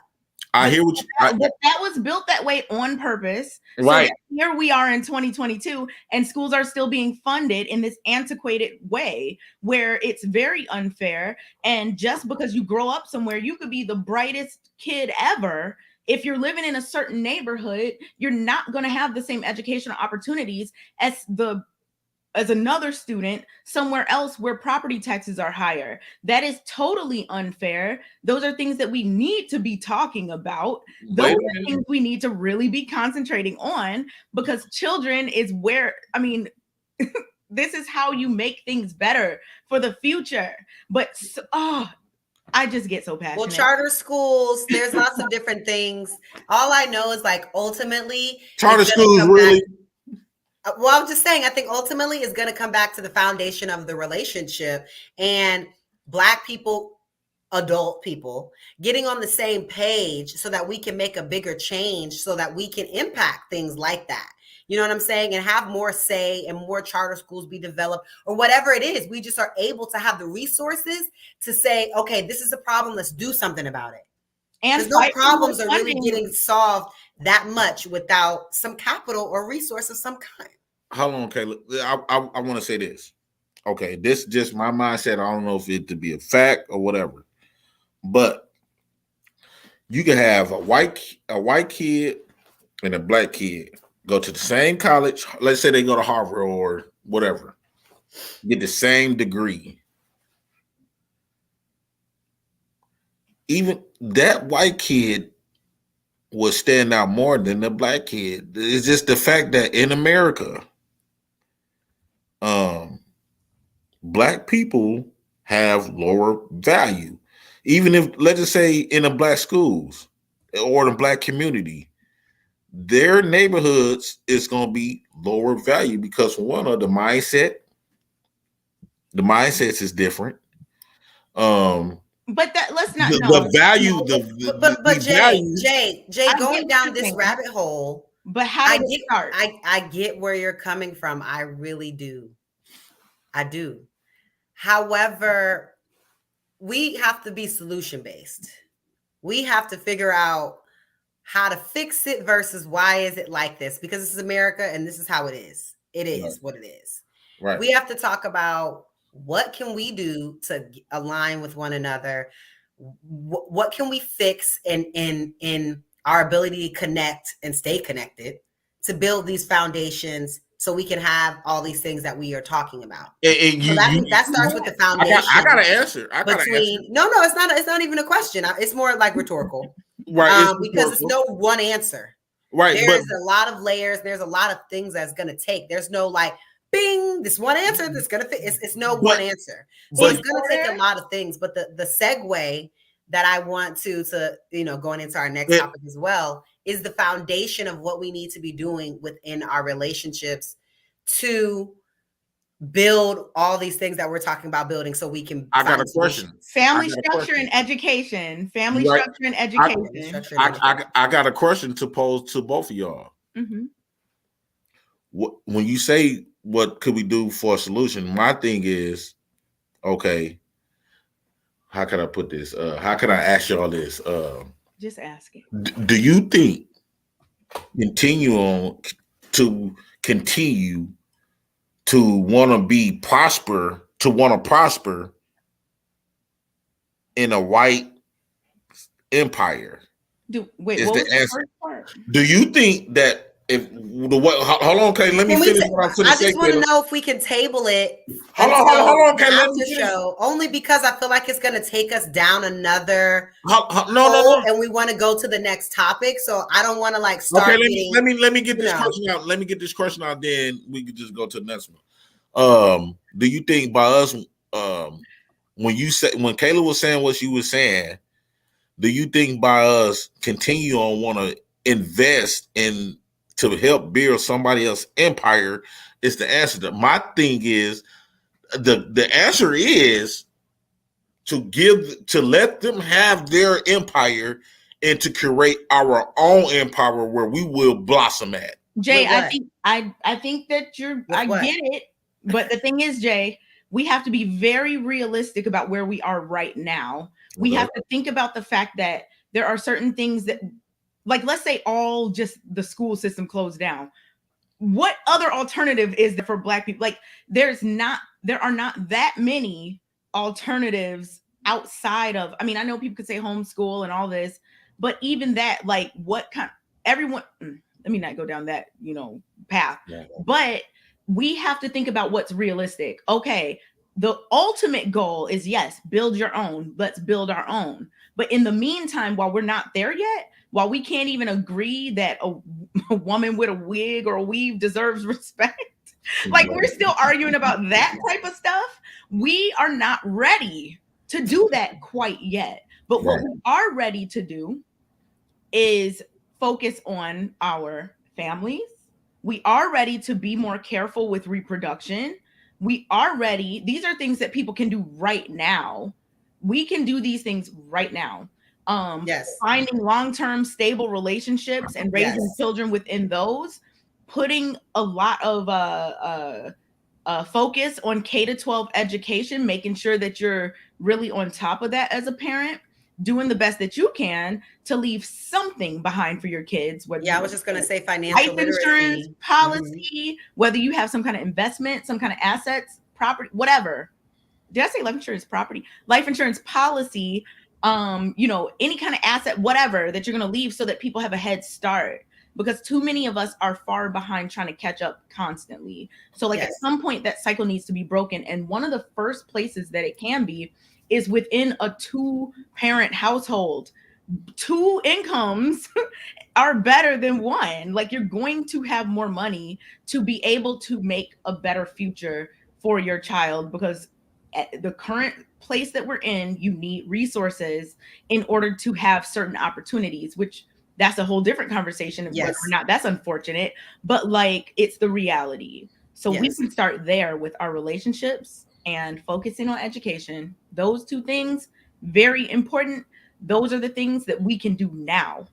We can't just say, hey, we're not going to participate in anything that white people built. Like, no, it's not realistic. We still need to get our resources, because you have to realize.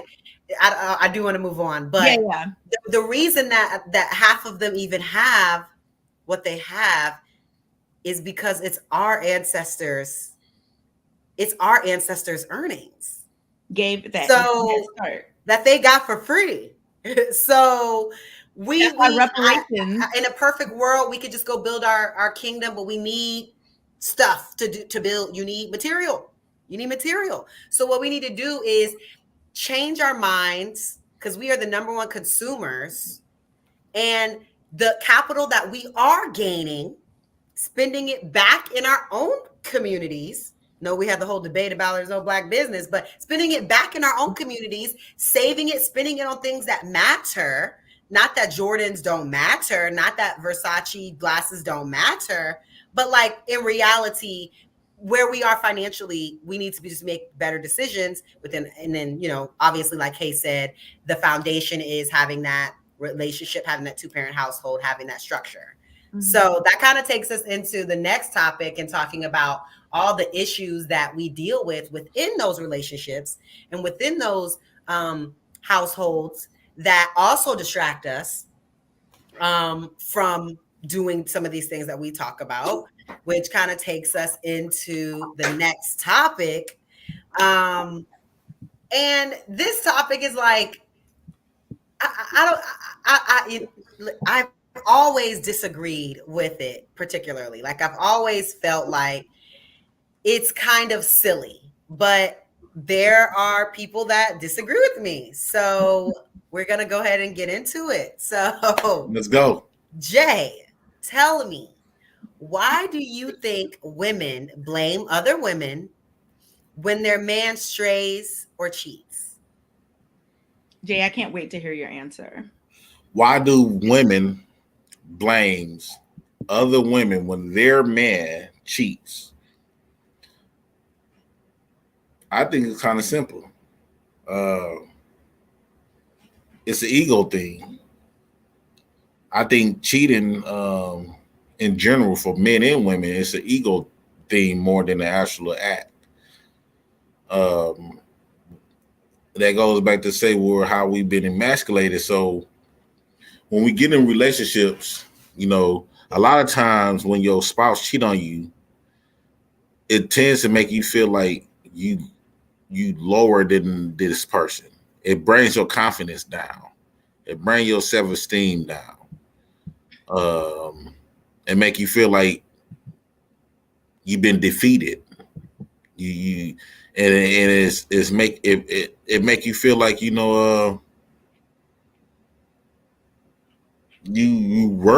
worthless. And men and women, because men will feel like that too, when a woman cheat on them and stuff like that from another man.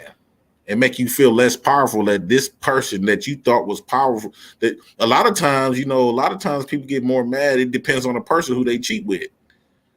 If a man cheated on you with a person that you thought you was better than in a way, because a lot of us think we better than a lot of people. Like when it comes to females, you might thought you was cuter than this female, you might thought you had a better shape than this female, or you doing better than this female. Because a lot of men would cheat with somebody that's uglier than you. I hear all the time where this man, I'm a real successful woman. All this, he cheat on me with a bum, and she even fat and all this other stuff, and that kind of would make that woman feel like, damn, if I'm the showcase and if I'm the trophy, he already got it. He already got me.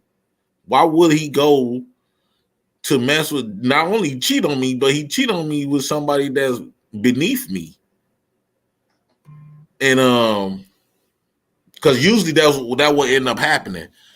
Um, it brings you off your pedestal. It brings you all the way down. You on silent. You on mute. Right, and I agree. Obviously, those feelings, you have those feelings when someone betrays you, because that's what it is, ultimate betrayal, right?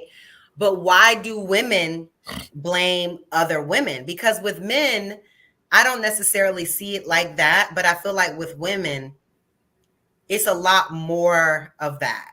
So why do you think that they blame other women when that happens? Because I know they just start saying things like, oh, these hoes out here, like they start with that kind of jargon talking about women, or even attempting to assault said woman. So I personally think, because women, what I have seen when I come around a lot of women, they got this girl code, and a lot of women feel like they done broke the code, because they under this oppression of men, so they feel like they can relate to other women, and a lot of women feel like, why would you do me like this, knowing that we go through the same type of stuff as being a woman, all of this type of molest and all this other type of stuff. And so they relate to each other so much, and other women know the hurts of other women, what they have been through, so they built this sisterhood under the guise of all the pains and stuff that women go through as a collective. So what I'm basically saying is, like, how we go through as a woman. Why would you want to hurt me more? So I don't think because they know men gonna do what men gonna do. They accept the fact that men is men, and we put our stuff in anything. So they don't really much take us serious. This is the reason why if we do cheat on our women will usually take us back. Whereas if a woman cheat on us, we will not take you back. So women is kind of different on that behalf. I hate that. That narrative is so awful. I just feel like it sucks. It sucks that, like, there is an unspoken rule that, like, if a man cheats on you, like, that's, men, That's just what. But then women are seen like, she's the devil. Like, it's just the same. Y'all both as liars. You know what I mean? So I don't know. What do you think, Kay? Why do you think some women, like, and obviously reality TV is big for this, but just in general, why do you think that women blame other women when their man, or if their man strays or cheats? I was hearing what Jay was saying, and I think that he's right in a way about the whole, like, I'm just gonna sum it up as like saltiness. Like, a woman is gonna feel salty, like, if she sees that her man is cheating on her with some person that she views as below her or whatever. I think that can ignite those feelings within some women. I've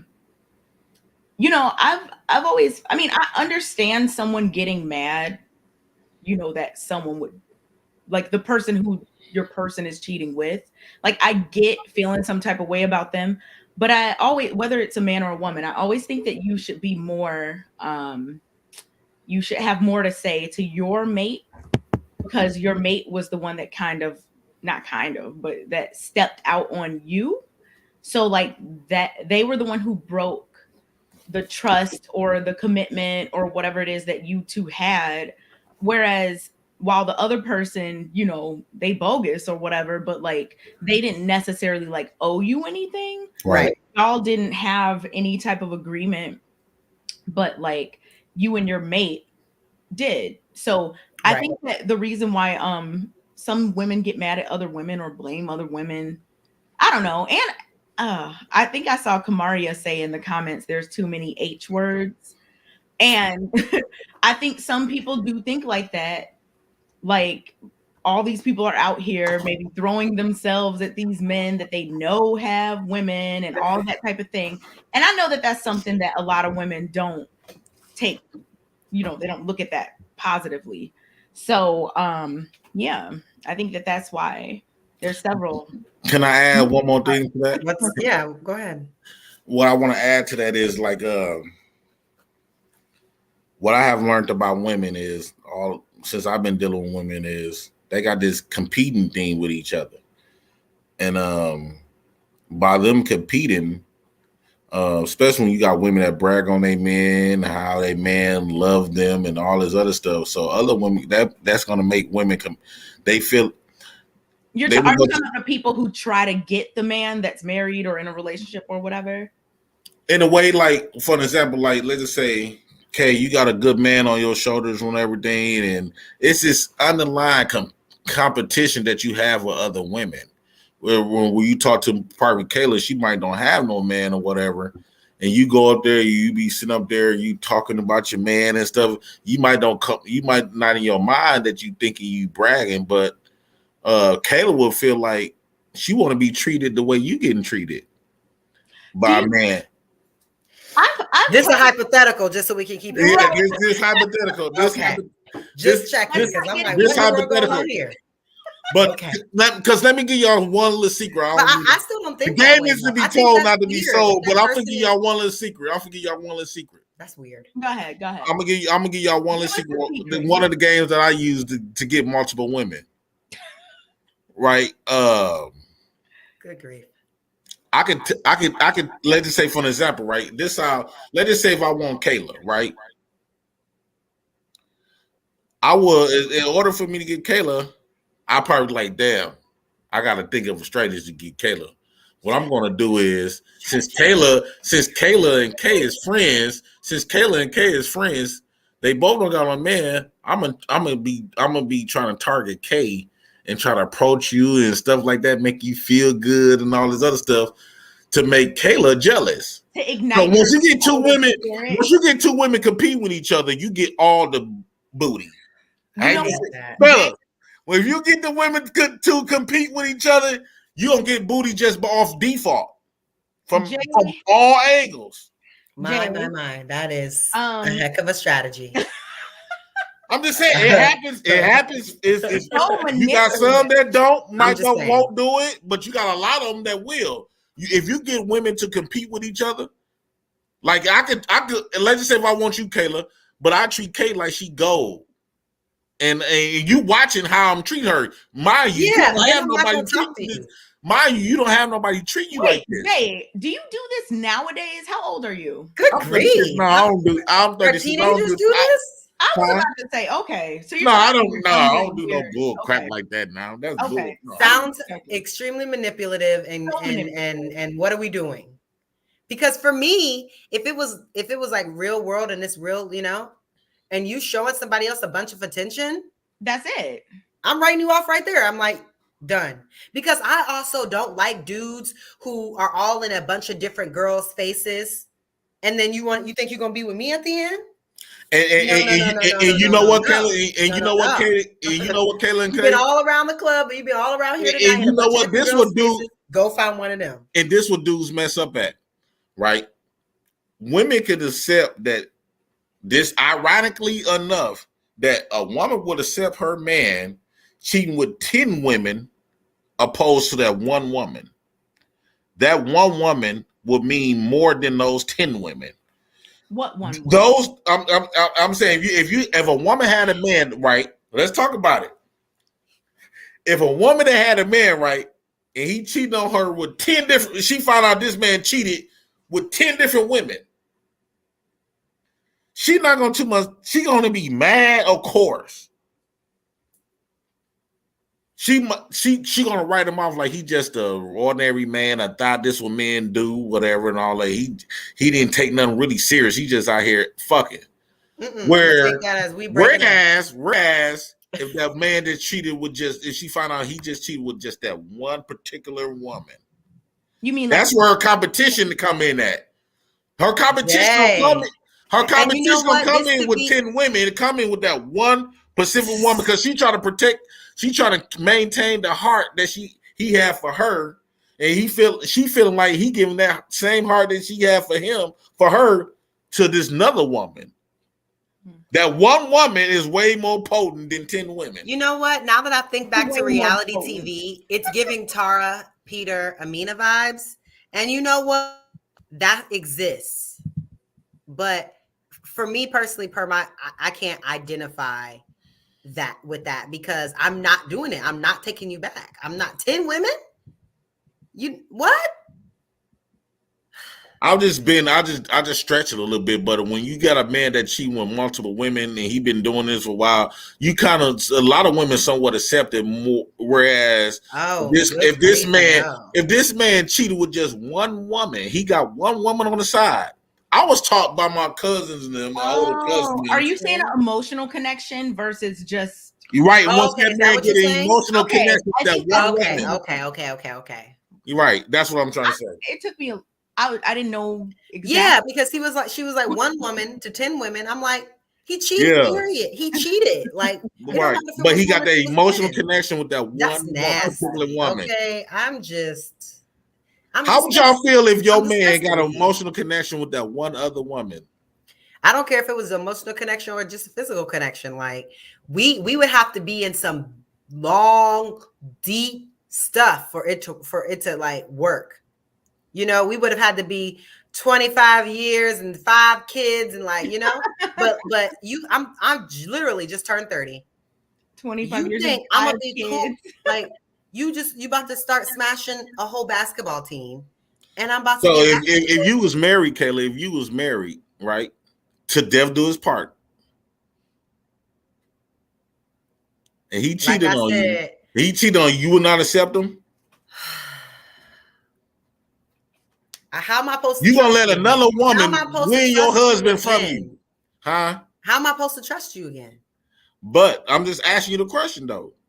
Let's say you was married. I can't say what I would do, but right now, in the mindset I'm in right now, no, I would not be able to accept it.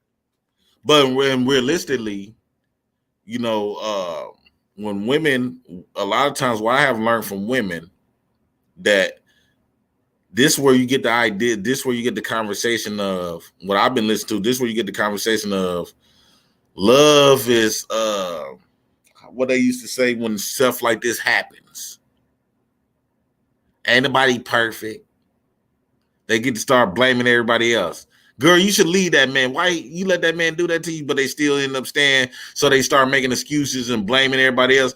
Y'all ain't better than y'all relationships ain't better than this. Love, not perfect, and all this other stuff. Women usually the ones that always was the women that was always the toughest, right? Had that mindset that you had that I would never accept no bullshit like that. When God send a man to their life and they fall deeply in love with, and that man decided to go cheat, they is not leaving. You is not gonna let another woman still win that competition. Most times, men will leave a woman. You on mute. Men will leave a woman quicker than a man will leave a woman. Like I said earlier, if I'm in a deep marriage, that's totally different than I'm in a year or two. You don't even have to be in a deep marriage because I see it when people that's not even married. It's different. And how I'm gonna marry you and you already cheating on me and we ain't even married yet? I know a lot of people that got married that this man been cheating on them forever.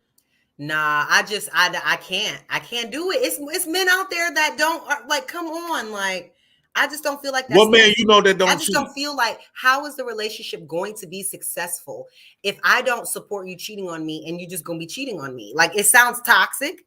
It sounds problematic. It sounds like trauma, low key. But marriage is different. Me being married, being your wife, having your kids, us having years invested in a marriage, your family business, that's different. I'm gonna tell you something, Kayla. When you get in relationships and stuff like that, especially when you start having kids, you're gonna accept stuff that you never thought you were gonna be able to accept. And then that's where you get the conversation of love will make you do things that you never thought you would do. Yeah, but you're putting my life at risk. Love will make you do. You're not gonna go out here and then come back here. Like, you are putting my life at risk. How many relationships have you been in, Kayla? Oh no. Have you been in a relationship before? Yes. How long was the relationship? Now. I've been in 3 relationships. And what was the longest? 6 years. 6 years. College relationship. College, okay. Y'all wasn't living together, right? I mean, we lived in the same building in DC. But no, I'm saying, have you ever lived together? No, I don't do that. Have you ever had a relationship where y'all lived in the same house together? No, we have to be married to be doing those. So you never experienced that? No, well, y'all share the same bills during my engagement temporarily, but that didn't end up happening. That was only like 6 months. So it was right. It was different. So it's kind of different. It's kind of easy to let somebody go who you do not live with. We're gonna start bringing. Is it harder? Because I don't know. I have a friend of mine. It is because his girlfriend just broke up, and she moved out, and they moving on with their lives. Like, I mean, I'm not gonna say it don't happen, but you got the ones that will leave, but you got the ones who living together, who are actually living together, share the same bills, share everything. Y'all might got kids together now. And all this, you sharing everything. Exactly. That's why you don't do that. You don't get installed into a whole situation with no ring and like, come on, like we doing what married people do. Let's just get married. Okay, so you're saying it'll be like you don't want to get tied up, so that then right. Why tie up my life and doing this, living with you, having your kids do? Why tie up my life like this if I'm not your wife? You don't want me to be your wife. All right, why are we doing that? There's no test runs or trial runs here. We're going to get some callers before we even start with the callers. Hold on. Random callers. Things first. Each caller will have, a few minutes to address a topic that we've been talking about tonight. We're going to try to end it before 2, 3, 4, 5 a.m. Yeah. Right. So we're just going to, a couple of minutes, say what you got to say. And thank you all for calling in. We're going to start bringing some of y'all up. We're going to thank you, callers. We'd love to hear what you guys have to say about the topics tonight. Let's bring 2 at a time. Mike Dub. To be on camera, please, to come up. What up, Jay? We appreciate it. What up, Mike Dub? What's happening, boy? Hey. What's up? Let's get to Mecca first. Let's get to Mecca first, and then we'll get to you, Mike. Okay. All right. Okay. Hey, chicas. Nice to meet you guys. Hey. How you doing, Mecca? Hey, Jay. Thanks for calling in. You're welcome. So I think the one that you guys just ended on with the cheating is the one I want to talk about really quickly. I am married. I've been married for 11 years, and we have 4 children. And I heard Jay say something about like if you were married or something, and you said the same thing, Kayla, that you don't know like if you would leave, because you got so much invested. You know what I mean? I get it. Right. However, and from day one, my husband understands that if that ever was to happen, it's deuces, because everyone has a breaking point. Everyone's breaking point is different. Mine is definitely cheating. Me personally, I don't see where I would be able to deal with that. That's just me personally. Yes, we have 4 kids, and yes, been together for a long time. However, you should have thought about that. You know what I mean? Like, there's no way I can do that. Now, there's some women that can. I mean, that's on them. But for me, it's not going to happen.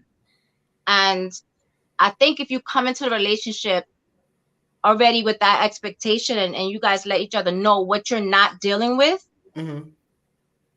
then it's easier, you know, because then he'll think about that, or she'll think about that. Well, they're not going to deal with me if I cheat. Like that could be a deal breaker. You know what I mean? I could lose everything. I don't think you should sit there and literally allow someone to cheat on you over and over and over again. Like, I don't care if you're married or not. Like, I don't think that that's something that anyone should do. But again, like I said, everyone's different, but I'm not doing it. It's not going to work over here. No, I agree with you. Because I was trying to figure out, you want me to consider it, but you weren't considerate when you were inside, when you were doing whatever you was doing with somebody else. Absolutely. Can I say something to you, Michael? Okay, one question, then we're gonna get go to Mike. Put somebody else on. Okay. What's up, Jay? When you say that that's something that you don't want to deal with, I understand the gratitude what you're saying, but my thing is that, like for myself, when I fell in love with somebody, I did a lot of stuff. I accept a lot of stuff that I usually wouldn't accept on a regular day basis. So it's a different ball game when your heart is actually in everything you got invested, probably kids, like you said, you in a marriage. Yeah. You got kids, y'all share the same everything together. A man slip up, let's just say a woman slip up on something else for me, even though in my mind I would say I might leave that day, but a month or two go on, I'm finding myself right back in the door.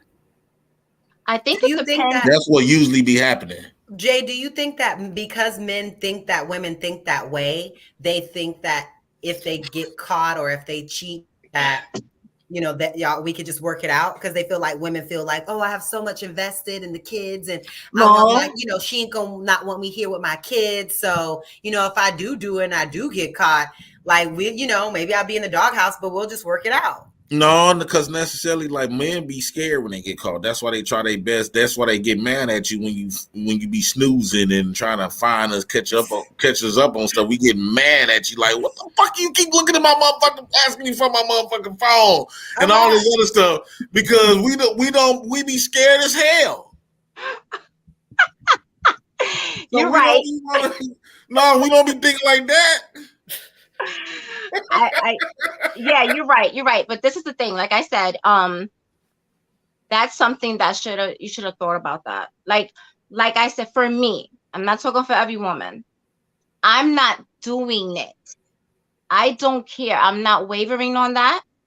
It's not happening. Like, but one of your men was a millionaire. Jay, leave her alone.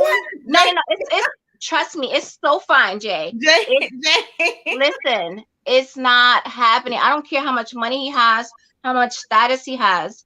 At the end of the day, I don't think you can get someone better than me anyway. Like, that's just number one. So number two, I am not going to sit there and be belittled and treated like nothing by anyone. Like, my standards are too high for myself. So I don't care what he is. It's not happening for me. Now, like I said, to each his own. I'm not doing now. Other things we can work on. We're good. Like, marriages are not easy. They're not always peachy cream. There's things. I have flaws. He has flaws. But I know my boundary. And he knows his boundary. Yeah, like he's the same way. He's not doing. We don't do infidelity. It's not something we're gonna play with at all. Mm-hmm. Yeah, different have different boundaries, and I think that I think it's good that you know what yours is, and that you set that to your husband. And that you know what it is. You know what it is. We know what it is. You remind me of Lisa Ray. Did anybody ever tell you that? Yes, she do. Thank you. But yeah, ladies, you have to set a standard when you are dating people, when you're about to get married. You let them know in the beginning what you're not accepting. And it's okay to say that. You're not being nasty and rude or masculine to tell someone your boundaries.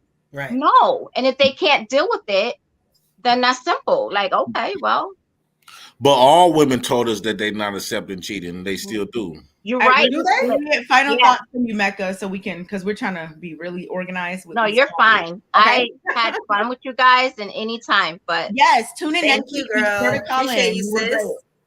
you're welcome. Have a Bye. good night. You too. What up, Mike? What's up, Mike? What's up? Hi, I'm in the Mike. cold. I see that. We got to get you out the cold. How you feeling tonight?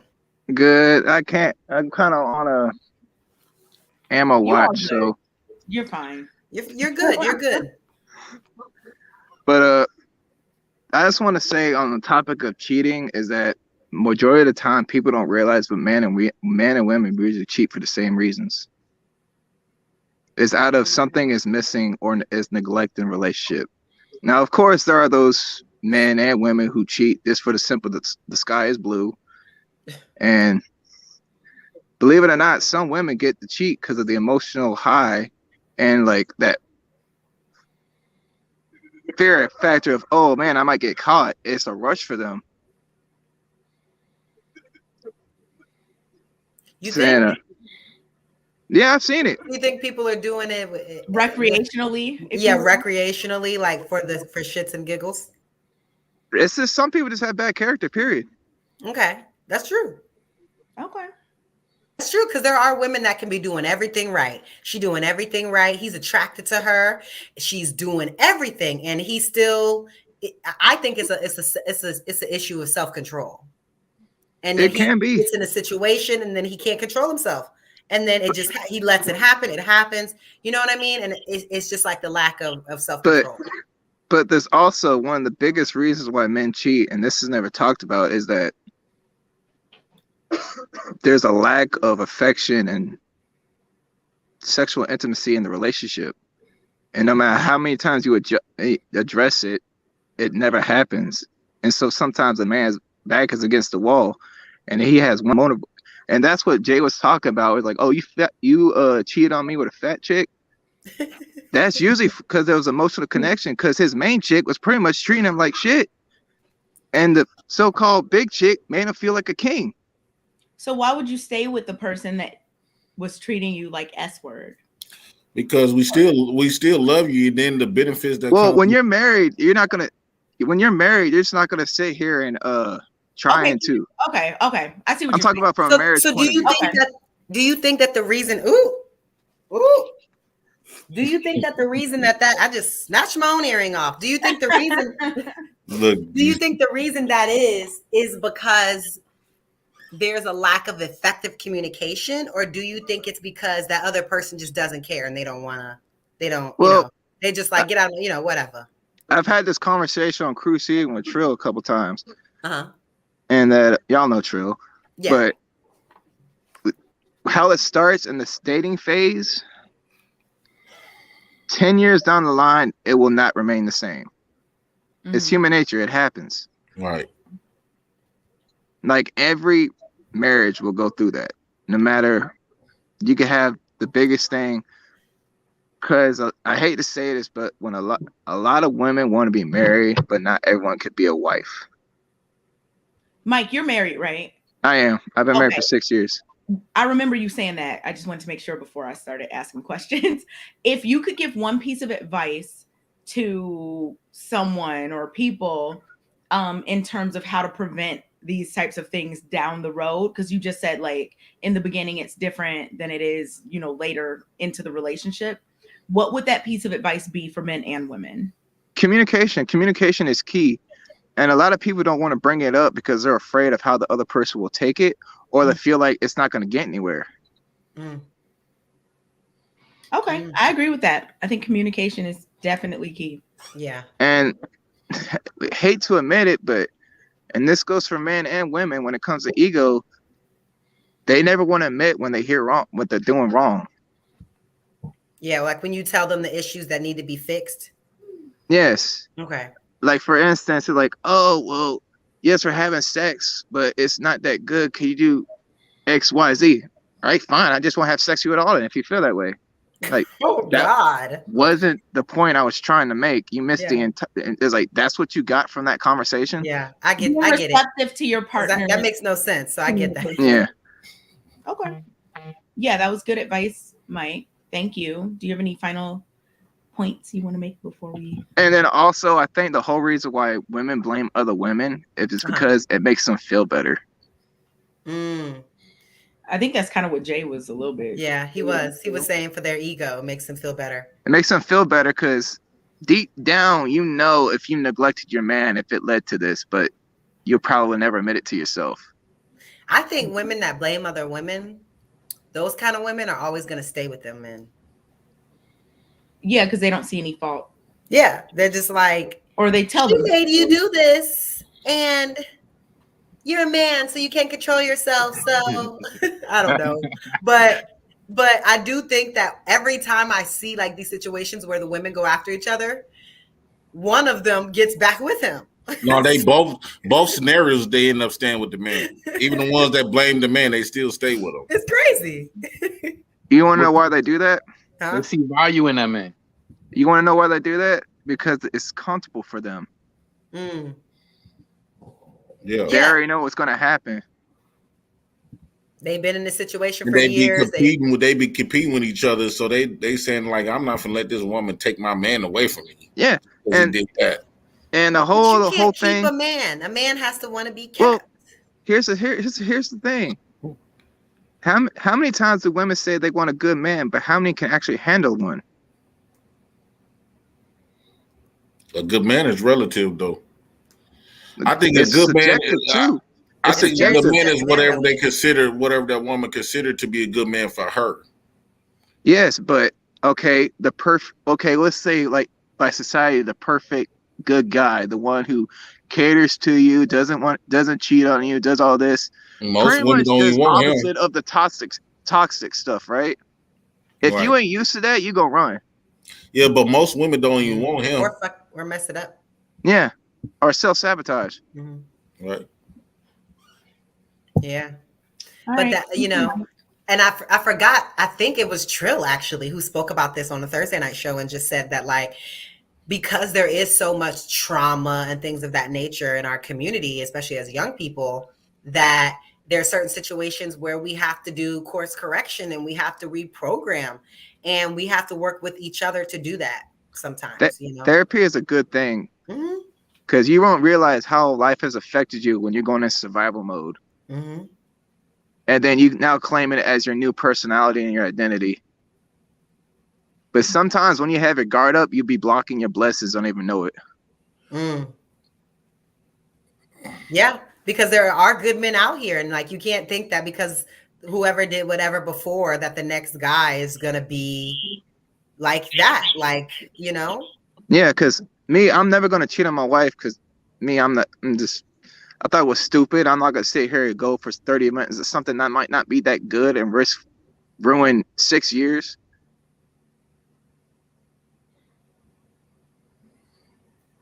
Kayla, you're on mute. Sorry. I was just saying that's beautiful, you know. Y'all been in there for a minute. Yeah. Right. Mike, thank you for your calling and for your continued support. Mike. Just come back next week. We'll get you one again. Thank you so much, Mike. All right. Have a good night. You too. Hey, what's going on? Hey. What's up? That's so hopeful. Hi, hopeful. Great topics, really great panel. Y'all been having some good discussions. I was going to say, as far as for my input, why would a woman blame another woman for her man cheating? More than likely, they both see value in that man, and so you have to kind of take the fault off of him, because you still see that same value. It's just how could she? What happened was they will call the woman the home wrecker. Like, oh, he's got a girl at home or something like that. He told you he has a wife, or you seen his ring or anything like that. But more than likely is because they both see the same great value in that guy, and so that's why I don't know if y'all heard of Kevin Samuels. He said, if you are a high value man, you don't cheat, you exercise options. So it's like if you don't have those options, then you are not one who could cheat.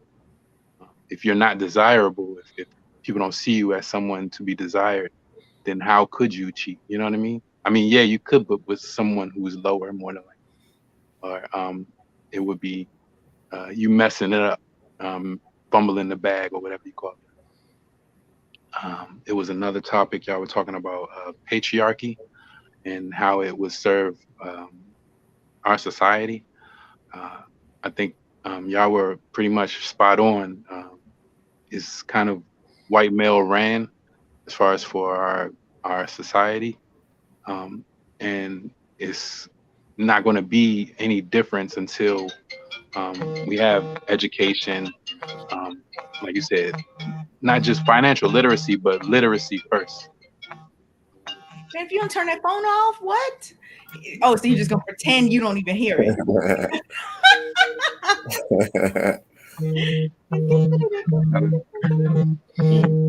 Okay, press the silent. What?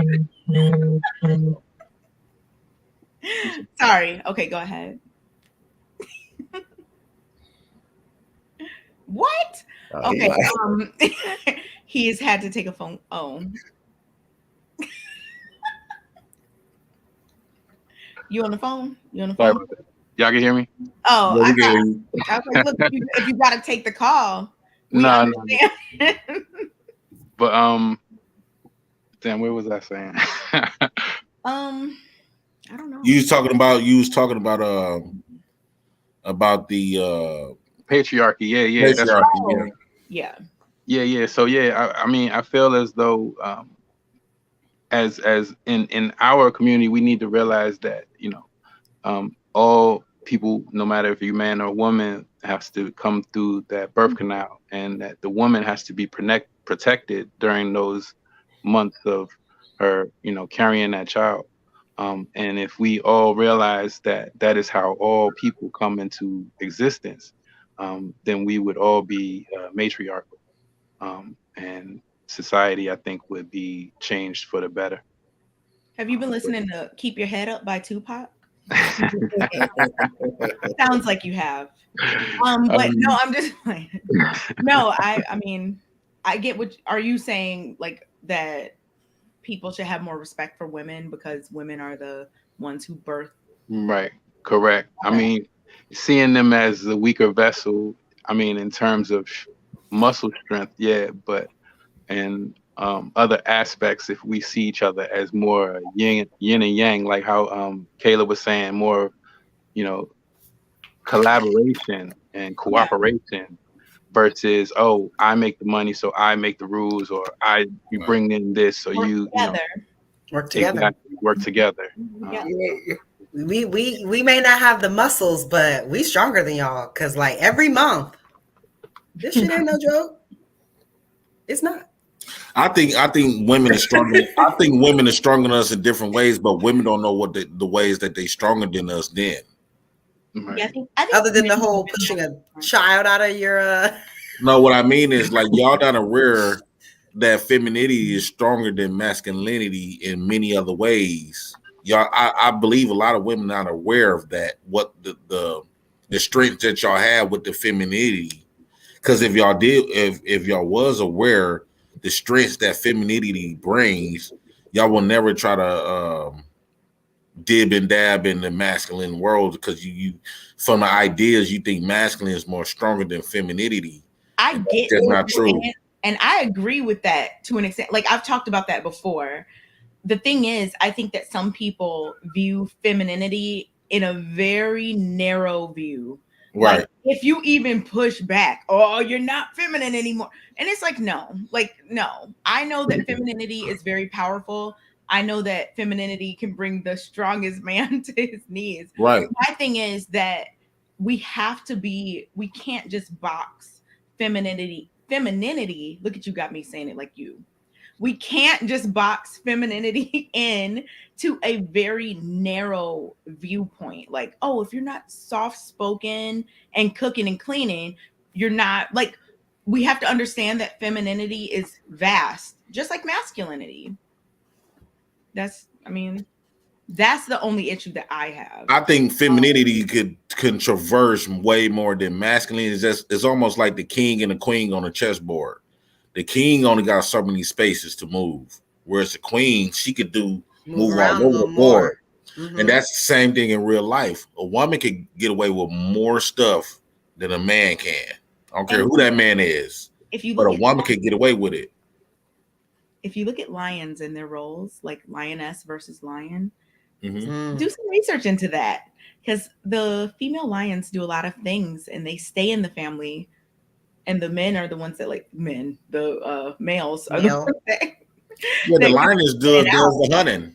They do the hunting and the breeding. She's the most vicious. But the males do the defending and the breeding, but the females do pretty much everything else. And they actually, stay there. But that's a whole different topic. Not trying to get all David Attenborough on y'all. But yes. What's up, True Table? First, and then we'll get to you. Nothing much. Great topic, you guys. Very, very good stuff. All of the things you guys touched on as far as our community, what's plaguing our community. I've had these conversations, and more conversations like that need to be had. So good stuff overall. My question, though, that I have for the women is, why is cheating such a big concern for most women in relationships? I'll hush and let you guys answer. Right. A big concern. Meaning, like, why do women have an issue with cheating? Well, okay, maybe I'll pose it like this. I think the issue, yes, I get that no one wants to experience cheating for as many reasons, as many results that are connected to distrust, hurt, and so on. I guess what interests me is, why is it such a defensive focus point? Because in a relationship, if you're in a relationship, you have really no ownership or control of what the other person chooses to do with their time, energy, body, whichever. Cheating, as you may not consider it a variable, it is if you're dealing with another individual. And but so I hear everything, right? Every single thing. Say that again, Kay. I'm sorry. That can be said for every single thing. True. Yeah, you're right. But like, just to your caller moments before, the young lady, forgive me, I can't remember her name, but she was very passionate about setting the standard, setting the foundation that she claimed, which I do agree. I agree that there should be conversation. There should be things that you discuss. But I think that relationships, and then specifically marriage, has too many emotional components to where we try to frame it like it doesn't have business application, doesn't have a cultural application, and it does. When people marry, and historically, it was never about your treatment of that person. There was roles, there was mission, there was driving the culture forward. So cheating, it seems to be more of a recent conversation, and you hear women say it all the time. I don't want him to cheat on me. I don't want him to cheat on me. So I'm saying, what is the concern? Why is it such a concerning point? If you have a relationship, if you do have that family, if you have that structure, you have everything set in place to continue to move forward, isn't cheating a potential variable? I think that, like I said earlier, like everything is a potential variable. Mental health issues are a potential variable. Addictions are a potential variable.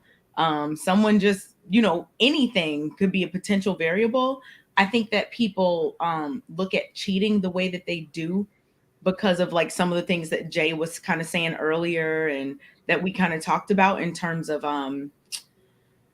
how it makes you feel, right? Like if someone gets into some kind of accident and now they're disabled, and that's a variable that could put a strain on a relationship. But it's not something the person did, you know what I'm saying, to betray you. It's not something they did on purpose or, to betray your trust.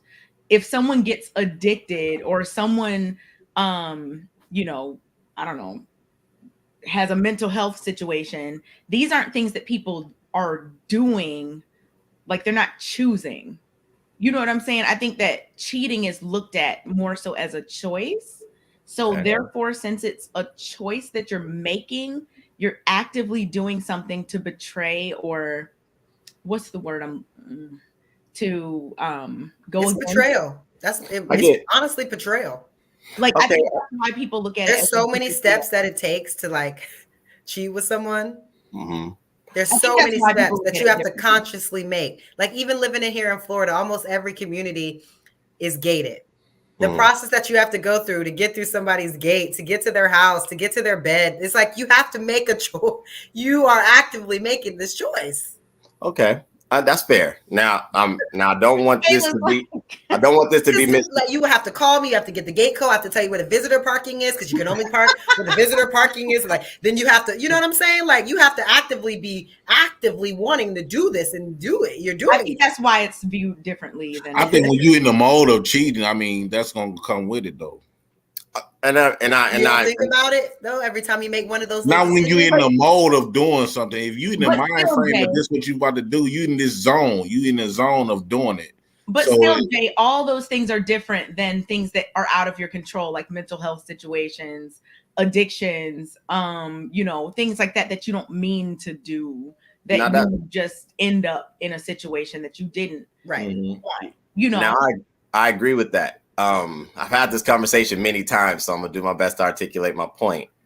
Again, with the female population, I guess the leaving part, the destruction and the demise of the relationship part, if the offense does present itself as a variable, because what I find interesting is that in a maternal capacity, when women have children, their children can almost do no wrong. They can steal, they can lie, they can do some of the most obscene things, and women will not subscribe to abandoning their parental position. But as a man acts upon betrayal or being dishonest, they are quick to slice that relationship. They are quick to not want to repair that relationship. And I'm trying to understand, how can you commit further to your maternal capacity, but not commit the same with the man that you had these children with, or choose to even live life with prior to the children's arrival on the earth? Oh, okay. So I was that like you clarifying the first question? Yes. Okay. Kayla, I see you looking around. What do you want to say about that? Give it to me, Kayla. Come on. Okay. Maternally, the way that I feel about my children, I will never feel that about anybody else. Ooh. And I don't even have them yet. But I know if I carry them in my stomach and I have this, I made this in my body, you think that I'ma ever treat like okay. That's where the whole conditional unconditional love thing comes in partially, because I genuinely think that majority of love is not unconditional. Love is conditional. You have to treat me a particular way for me to continue to make the choice to be here to love you. If you're abusing me, like, well, come on, you know what I mean? Like there's conditions of some sort. Everybody has some sort. So, but when it's your child, I just don't feel like there are any conditions, like unless your child's trying to kill you, right? Or trying to hurt you. Take that back, trying to hurt you. But other than that, I don't know any people that like that that don't feel unconditional love for their kids versus like for a husband, a boyfriend, a cousin. You know what I'm saying? Like it's levels. That's all I'm saying. Is it's levels, and I think the kid is at the top of the list. As a mother, as a maternal person, you know what I'm saying? That's different. As a father, it's different.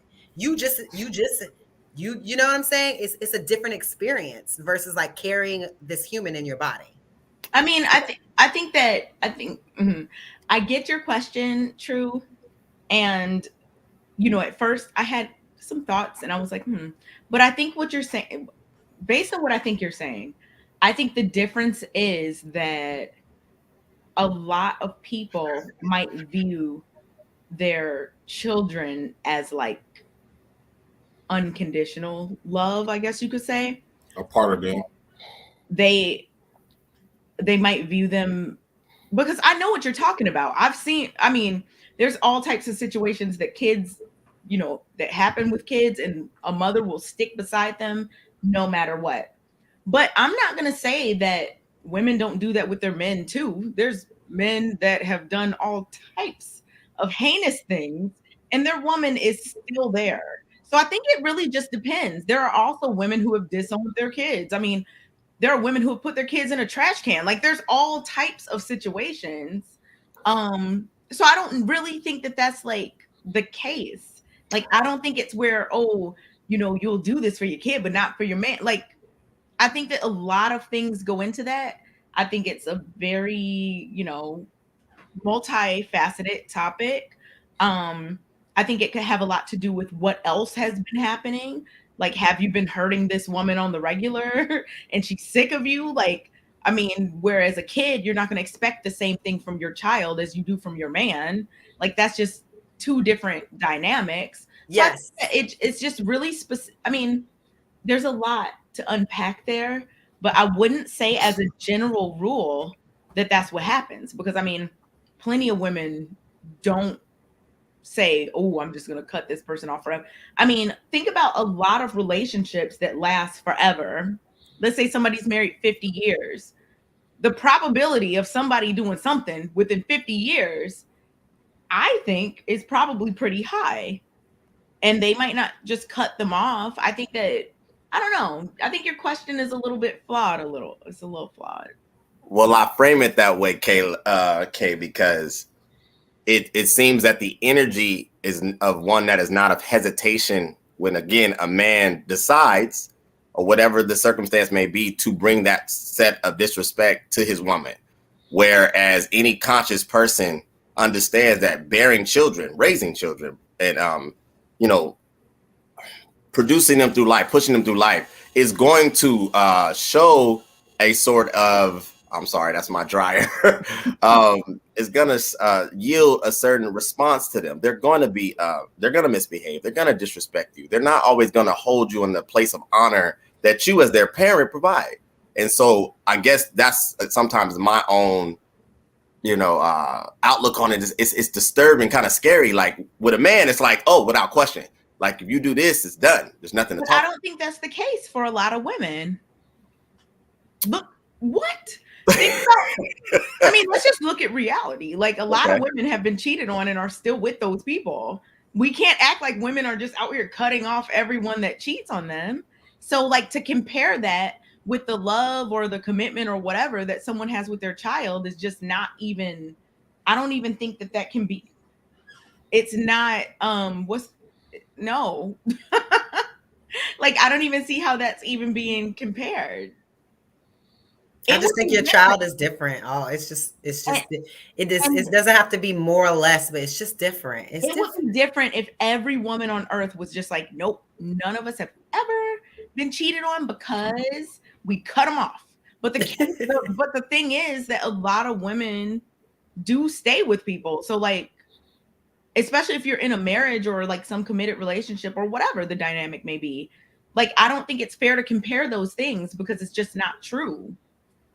I also think there's this culture of accepting cheating, and that is being pushed even more, especially if he has millions of dollars or takes care of you. Like, there's a culture that, like, wants women to just start accepting cheating. And so when people like Mecca come up here and say it's non-negotiable, people are like, well, what do you mean? What do you mean? You're gonna leave? You're like, yeah, she said she. I think people should live, and I don't think she was playing either. I think people should be able to pick their own things. Like, some people, it's like, you know what? If you get addicted to some substance, I'm gone. Some people are like that. Some people are like, some people are gambling. If you get a habit of gambling, I'm gone. Some people are like that. Some people are like, if you use this money and I didn't know about it, I'm gone. Like, everyone has their different non-negotiables, and some people have none. Some people are like, you know what? We're gonna work it out no matter what. And same thing with kids. True. Some people are, but the people that work it out, do they really work out? I mean, some Or do they do, just some stay don't. together for a few more years, then they still break up? Because to me, It it's not depends. that I don't love you anymore. It's just, how do we make this work now? I don't trust you, and all I foresee is problems. You know Yeah, what I'm saying? Like, So and it a really lot just more depends work, on the and it was person. already a lot of work.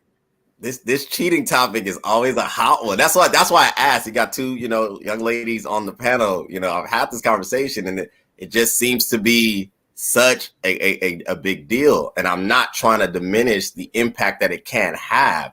I guess it's just, why is it such a heavy topic? If I you're think dealing with people, you're dealing with people. And if you're dealing with your person, as you claim your person, whatever that means, you have no control over their behavior. You have no power to determine or dictate what they're going to do. You do have the power, however, to choose to endure or choose to leave. So I understand and I agree. But I guess in a relationship, and this could be from me being a man, and maybe Jay could back me up on this. I believe we Jay to back you up, because he's gonna take us down a whole winding road of he stay loaded, right? He stay cocked and ready. But men are committed minded. Like, we almost embody that, whatever it takes, whatever's going to happen. And we do have our limitations. Don't get me wrong, to think about a woman cheating on us. If we hold her in that spot, it does mean it's like a significant blow to our ego and so on and so forth. But I guess, I would say more men have forgiven women for cheating than the opposing. If they value her the same. Yeah, I definitely. would have to look that up, but just Yeah, off I'm the gonna top, definitely have to look. off the top, I would say no. I don't think so either. Nah, bruh. Jay's like, nah. Wait, let's get to simp. Because like I said, when women are happy, women are happy, like, women is in. But men she could be happy, she could be everything, and then they still just like something to do, like, you know what I'm saying? Like, I don't know. I don't know if I agree with that, True. Sorry. Hey, True. Hey, Wait, True. hold I want to Jay, say this to you, True. Hold on, Jay, real quick. Okay, go ahead. You got 10 seconds, because I know what you be trying to do. No, when he say Real quick. men is, when he used that, I want to agree with him, because we men identify, but men ego is way more potent than women ego. So if my woman cheating on me with another man or whatever, I'm not letting that go, period. Whereas a woman, she gonna get in her body, she gonna be like, well, usually women don't have to compete as far as on the ego realm. Whereas me and you, we know the competition. We don't have to say it, but it's a competition there. If I mess with your wife, you're not gonna be able to look at her the same. No, of course. Agreed. No, So whereas a woman, she will. That's why a woman can have a threesome with her man, whereas we is not gonna have no another man having sex with our woman. Point blank, period, at the end of the story. You're not finna be doing no three. Okay. Anyway. I know. See Kayla's face. Anyway. So it's a difference. A woman can accept it better than we can. No. Anyway. Let's see the analogy I usually like to give is like trust in a marriage, in a relationship, is like a ceramic plate, right? If you drop that bad boy, there's instances where it could have been dropped lightly and it just cracked in two, right? And maybe you can glue the two back together and it can be a good plate for a while. But most of the time, the plate is just a bunch of pieces. And so for me, I'm thinking in my head, going into forward in the relationship, now we got to put this back together. You know how long it's going to take, how hard this is going to be, how much work this is going to be. So I'm just, listen, you want to shatter the plate? I'm going to have to get a new plate, sir. Wow. I'm sorry. Yeah, I think that's why marriage is such a heavy decision, because for me, I think that if you're marrying someone outside of like being abused in some type of way, you should stick together. So if you're not willing to stick through certain things, it's okay to just be in a long-term relationship that's not a marriage. Okay. And that's in my opinion, not for everybody. I know it's different for everybody. Some people leave and that's fine. It's whatever. But like, to me, what's the point of getting married if you are not going to stick through things outside of extenuating circumstances? You know what I'm saying? Is And there that's no not rule? Like cheating. that's not me knocking. That's not me knocking anyone who has, like, Mecca was talking about her boundaries, and like cheating, I understand as a boundary for sure. You know, even some different financial thing, like I get different boundaries, but like I think it's weird that we are so enthralled in this like marriage culture. Like you don't have to get married. Like you can just be in a relationship if you're not willing to work through things. That's why divorce rates are so high, because everyone is getting married. Just you don't have to, like, just be in a relationship. Or can we just not just cheat? whatever. No, I'm not even How talking hard about, is it to just not put your penis in somebody else? Why are you preaching to me about how I need to be thinking about the family and putting the family first when you not? I'm not even talking about just cheating. I'm just saying in general, because there's a lot of things outside of cheating, you know, that cause marriages to fail. So like those things can come up. It could be financial issues, cheating. It could be financial issues. Like what? You mean like the gambling? You mean like the gambling not thing? Not necessarily gambling, but just financial issues. I think finances and infidelity are the top two, if I'm not mistaken. I don't know. But they still set the premium. Those are the top two. And then there's like irreconcilable differences. Maybe you just don't like that person anymore. I don't know. But I'm just saying, like, that's why I think vetting is so important. Coming up with, like, you know, what can I deal with? What can I not is very important. And I think some people are just pressured into getting married without thinking it through. So, Simp Panderson, what do you think? Oh, man. How can I say this as nice as possible? Why the gloom and doom, cheating here, cheating there, and we're going to cheat here? I thought you said you wanted solutions. In 22, we're going to move on to the solutions. Why are you worried about the cheating and how people feel? Okay, what are the solutions, Mr. Simp Panderson? Yeah, what are the solutions? Not cheating. Picking better people. Better products. Go to the gym. Lose some weight. Diet. Take some pliers and tighten your vagina up. Whatever you got to do. What? Yeah, pliers, whatever you need. Make that thing tight. Keep it. Get a man what he asked for. The tool? I'm gonna need you to wait, what? Figure out how to frame Kegels. Are you referring to Kegels? Pliers. Just every night for about 5 minutes, just something. Keep it tight. Oh, I thought this was some other thing that I didn't ever hear of. I was like, to me, I thought he was talking about pliers. Like, I know he ain't talking about putting them in your vagina. He's, you know what? Just keep going. Whatever it takes. Get that man what he wants. Maybe he's not going to be out there looking for something else. And why do women blame other women for cheating? Because the man left, ain't nobody else to blame but another woman. And because they're scared to look in the mirror and find out probably 80% of the reason why he cheated in the first place. But vet and look for better men. Present a better product to the man and get a man what he asked for. That can eliminate 90, 95, 99% of the cheating. Or you can just come out here and say, well, the men cheat anyway. If they're rich, they're going to cheat. Okay, well, go get a broke dude. Oh, man, they cheat too, don't they? Oh, I'm just saying. And I forgot what the other topic was.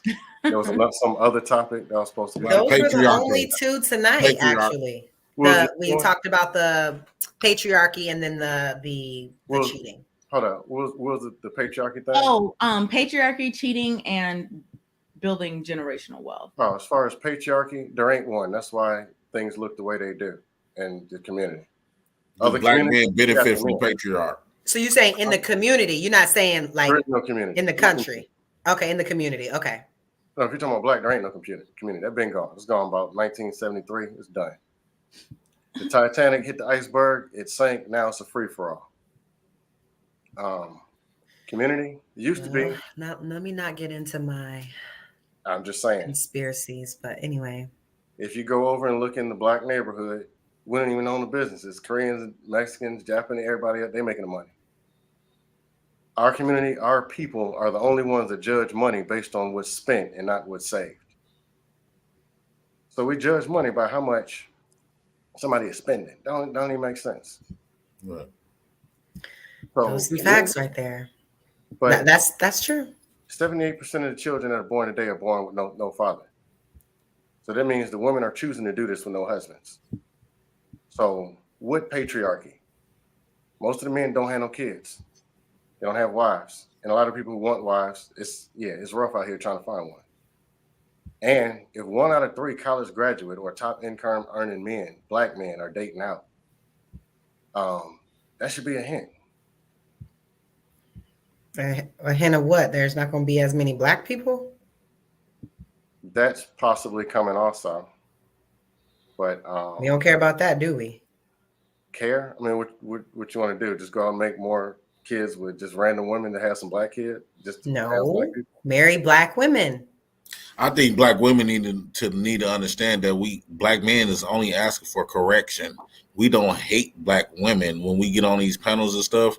We only simply asking for correction. Is that the problem is black women first got to take accountability and want to correct the problem. See, the problem is a lot of black women was put in a victim state, and that they are women, that they can do this, they these special snowflakes, and that everybody else is just this beast. And this the problem. Whereas a lot of black men is like, man, I don't want to marry that. I guarantee you, more black women start taking more accountability and start owning up and changing their characteristics and listen to men, just like we have to listen to y'all. You know, when they say when men get divorced and when a woman leave a man, it's our fault. But when a man leave a woman, that's kind of wrong.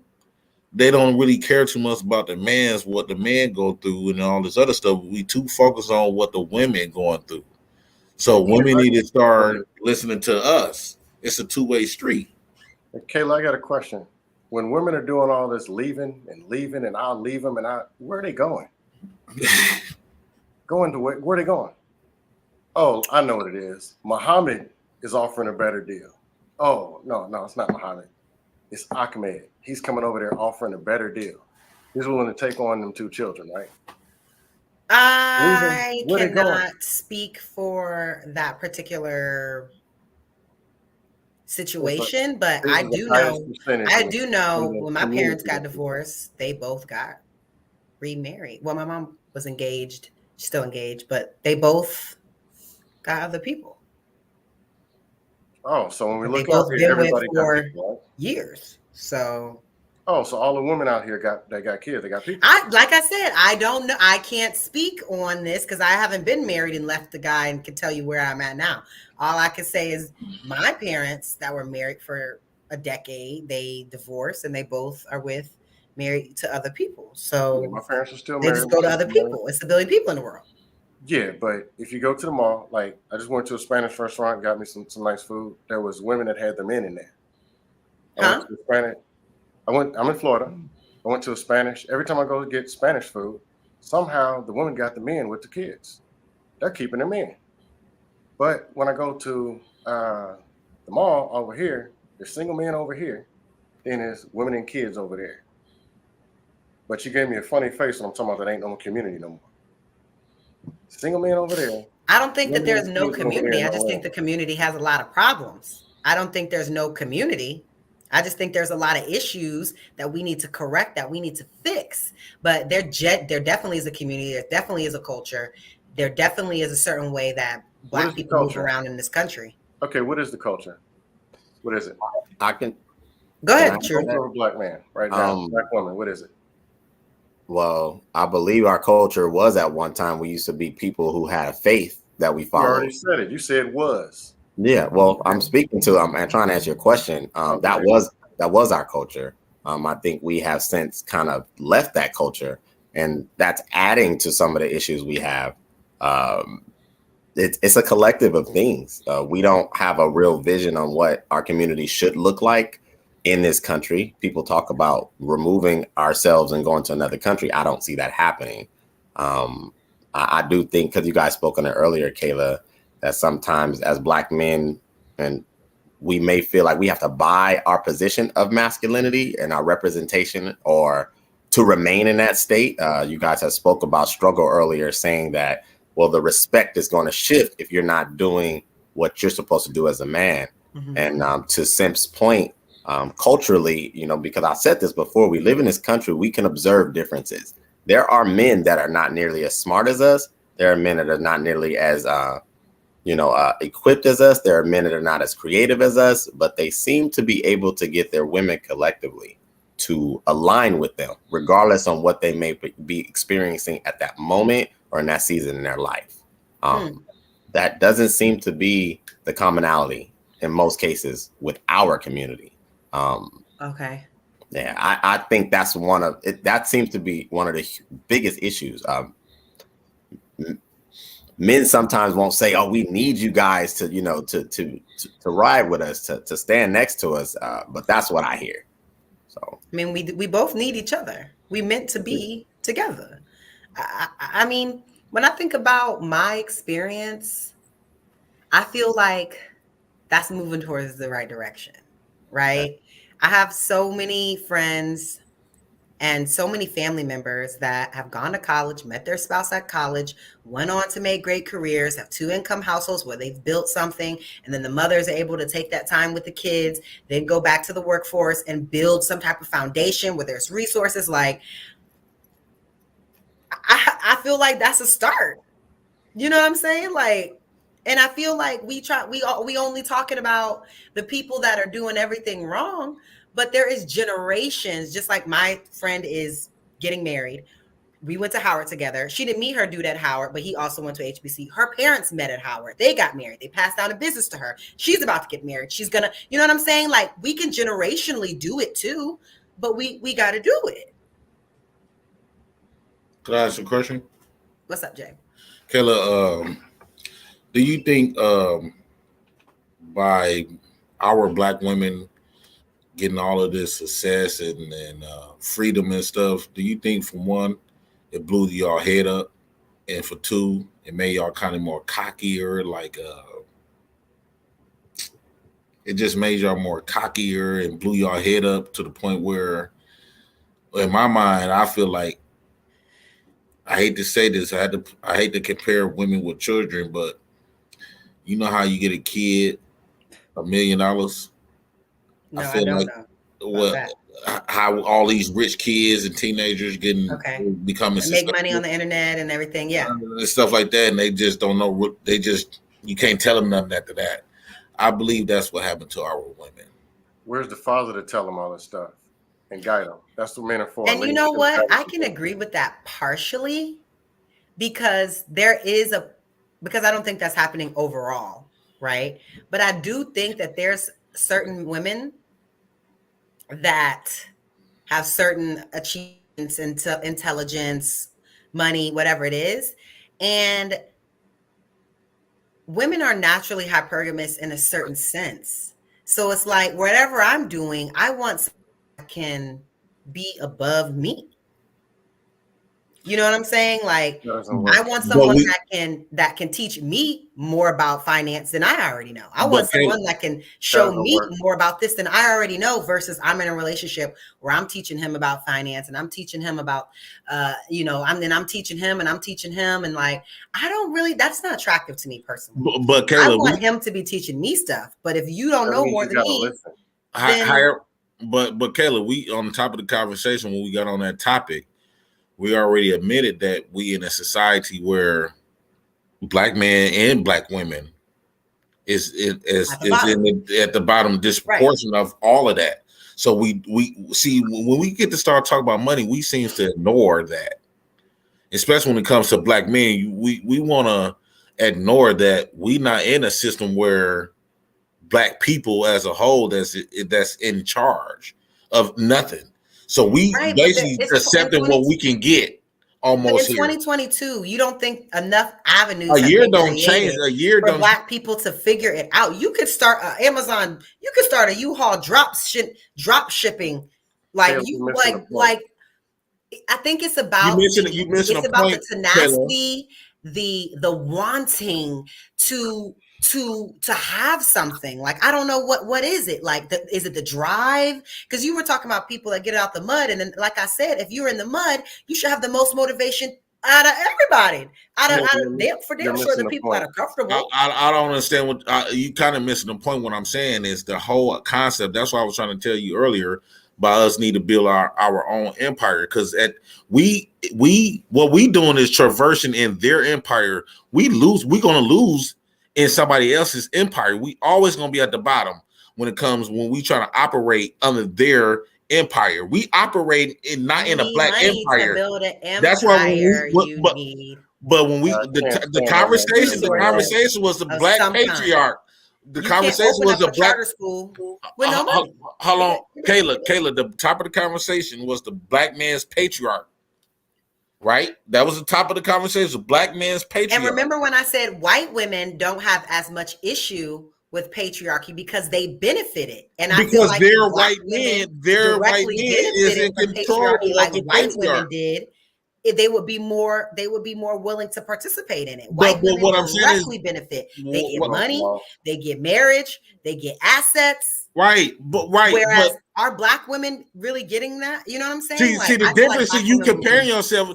You black women, this is what black women do a lot. This is what black women benefit. But black women feel like they left with the short end of the stick, and the black women kids. Kayla, this is what black women this is what black women mess up at. They compare themselves to white women in a country that whereas those white men runs this country. So of course they're gonna get all of those benefits. I'm quite sure if black men rule America, our black women would have been in the same position, probably even a better position than those white women. And just like Kay said earlier, though, if you are hustling to make it happen, you go into school, you get in a trade, you are doing, like, we want to work together in collaboration with you. But we still at the bottom in somebody else's house. This is not our house. My biggest thing is, Kayla, this is not, I understand that we need to get money and make money and all this other stuff that white man gave us the opportunity. Start your own business. I don't know. Right, but I understand that. Start our own business. I like a black man that's working. Kayla, sexy. But it's deeper okay. than what we talking. Kayla, it's deeper than what we saying. It's deeper than what we saying. I understand about starting a business and all this other stuff, but at the end of the day, at the realms of all of that, we still in somebody else's house. That dollar bill do not got our face on there.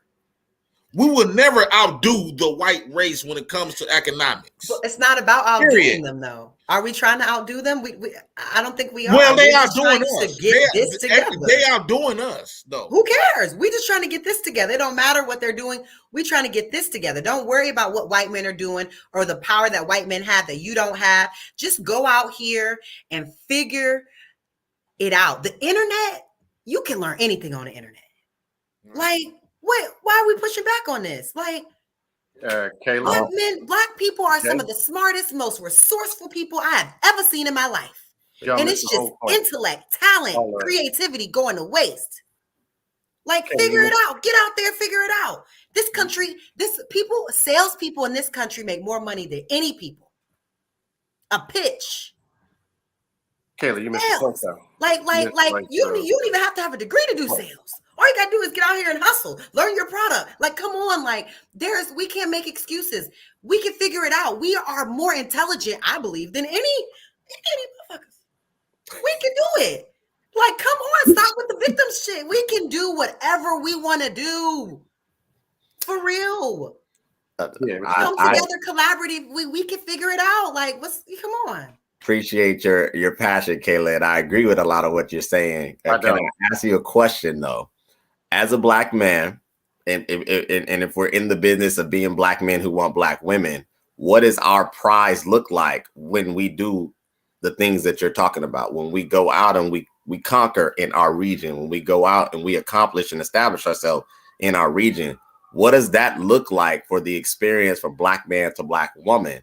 Even if my success may look slightly different than yours, because what I've experienced, just me and, interacting with black women, is that no matter how accomplished I am, no matter how intelligent I may be, no matter what I may actually solidify for myself and my family, it's comparable to what she did.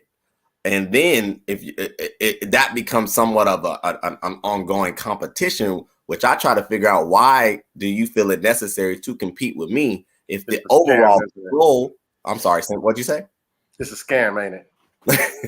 Well, I'm asking two Black women on the panel, because the difference between the cultures, when you talk about men to women, the Latinos, the Asians, and all of those collective men, their prize usually is the demeanor from their women, the assistance and support from their women, the aesthetics from their women, and all of those. Yeah. So what does that look like for Black men when we do those things that you're referring to, Kayla? Well, Kayla, the men are out there. There's men that are making this money, doing the business, doing whatever. And you said you want one of them. And okay, what does he get from you? And what are men asking for? They're not asking for your job and you're this and I'm a strong. All that means is he comes home and you nag the tar him to go out there and go get some more money.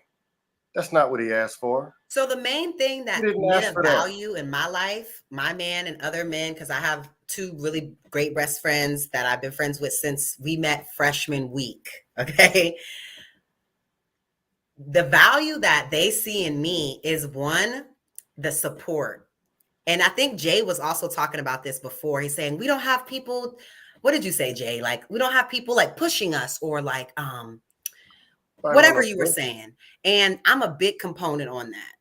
And I'm always providing that mental, emotional support, because I know it's hard and tough out here. And when we come back and we're talking as friends, or you come home or whatever, I need you to know that like the shit that I'm telling y'all, it don't matter the obstacles out here. You can figure it out. We can sit, we could do a brain dump where we brainstorm ideas to find solutions. Like, and I think that is very, very valuable, very valuable as you go out and face challenges. When you come home, to have someone that's motivating you, regardless if you're not doing great, that you will do great, that you will figure it out, that we will succeed, speaking it into existence or whatever it is. I believe that that's very valuable in a partner.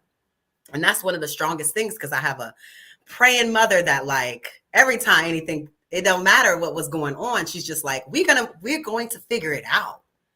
We're going to find a way. Kayla, you're missing. So that is of value to me. It's not okay. The more value. And they say it's a value to them. Support. But go ahead. Men want results. They want real support, not emotional. Emotional is temporary. What's real support? Real support. Cook a sandwich. Because you said you don't care about my degrees and my finances. So what's real support? No, not really. Not like that. But emotional support is not really for the woman to be getting. That's temporary. That's just some old feel-good stuff. Now, the vagina, yeah, that's some good support. No. What other support are you like? Because you said you don't want the money. You don't want my money. You don't care about my degrees. You don't care about the emotional, mental support I'm giving you. So what other support? Emotional, mental support is fake. That's what I'm saying. It's fake. It's Disney. Yeah, baby, it's going to be okay. Yeah, it's going to. And honestly, man. Is that what I said? Because I'm pretty sure I said a lot more than that. No, when you're talking about emotional support. Yeah. When you're talking about a man who's really motivated, who's going out there and getting it. When you're trying to appeal to his emotions, that don't really mean that late he's looking for action and results. As a soundboard with your ideas. Let me not get started. Like, I see what Sim's saying, though. I see what he's saying too, but like, I just don't agree with that. I don't think it's fake. I think if you have somebody that's real in your life, Jay spoke on it before y'all even came on and said that a lot of Black men don't have that. But I'm saying what you missed. There was a panel was all of us men talking. Men don't even like sharing their problems with women. Why share their problem? All they do is look back at you and look, man, this is a weak leader. Who said it's him? He's breaking down. Who said it's problems though? Huh? Does it have to always be problems? It could just be. No, that's the reality. We are trying to do what we can to advance we're trying to be as advantageous as possible in all parts of our lives. So if he does run a business or he is whatever his goal is, say it's to become partner or I don't know, expand the business to make more money, whatever it is, they're all goals and there has to be some kind of plan to get there. And I feel like as a team, as husband and wife, that's what we're supposed to be doing together. Are you following his plan, or are you taking over his plan? Are you giving him what he asked? He has the plan. It's his plan, and then this is the plan. The plan is to get here, right? The issue that people don't have is their plan, their goal, the thing. This is where I want to be. The problem is all the stuff in between to get there. That's the thing. It's not that this is my goal, this is the plan, this is what we want to do. Okay, how are we doing this? How does this work? What does the numbers look like? How is this going to happen? What is the strategy? That's the most important thing. People think throw something at the wall or throw some money at it, it'll fix it. What kind of people are you talking about? Because that ain't no plan. That's a plan to fail. That's what I'm saying. That's not a plan. Yeah, to just throw something at the wall, throw some money at it. That's not a plan. There has to be a real strategy and steps that you take every day towards getting that promotion or growing that business or whatever it is that we're doing to build foundation for our family. Yeah, and if whatever you're doing is working and y'all are succeeding in getting it, hey, y'all's household is y'all's household. Cool. But I'm just talking like as a majority, what it looks like and what it sounds like that I'm hearing. Let's get final thoughts from True. Yeah, I forgot we have other people waiting. Go ahead, Mike. No, I'm just wanted to add to the panel, to the channel. You guys, great content as always. I'll fall back. Have a good night. Till next time. Thank you for calling. Thank you, True. Thank you so much. Time. See you next week. Yes, I better see you. Okay. If I'm getting booted, have a good night. I don't know if I'm getting booted or not. Or am I still on? We just got to get some final thought. Give your final thought.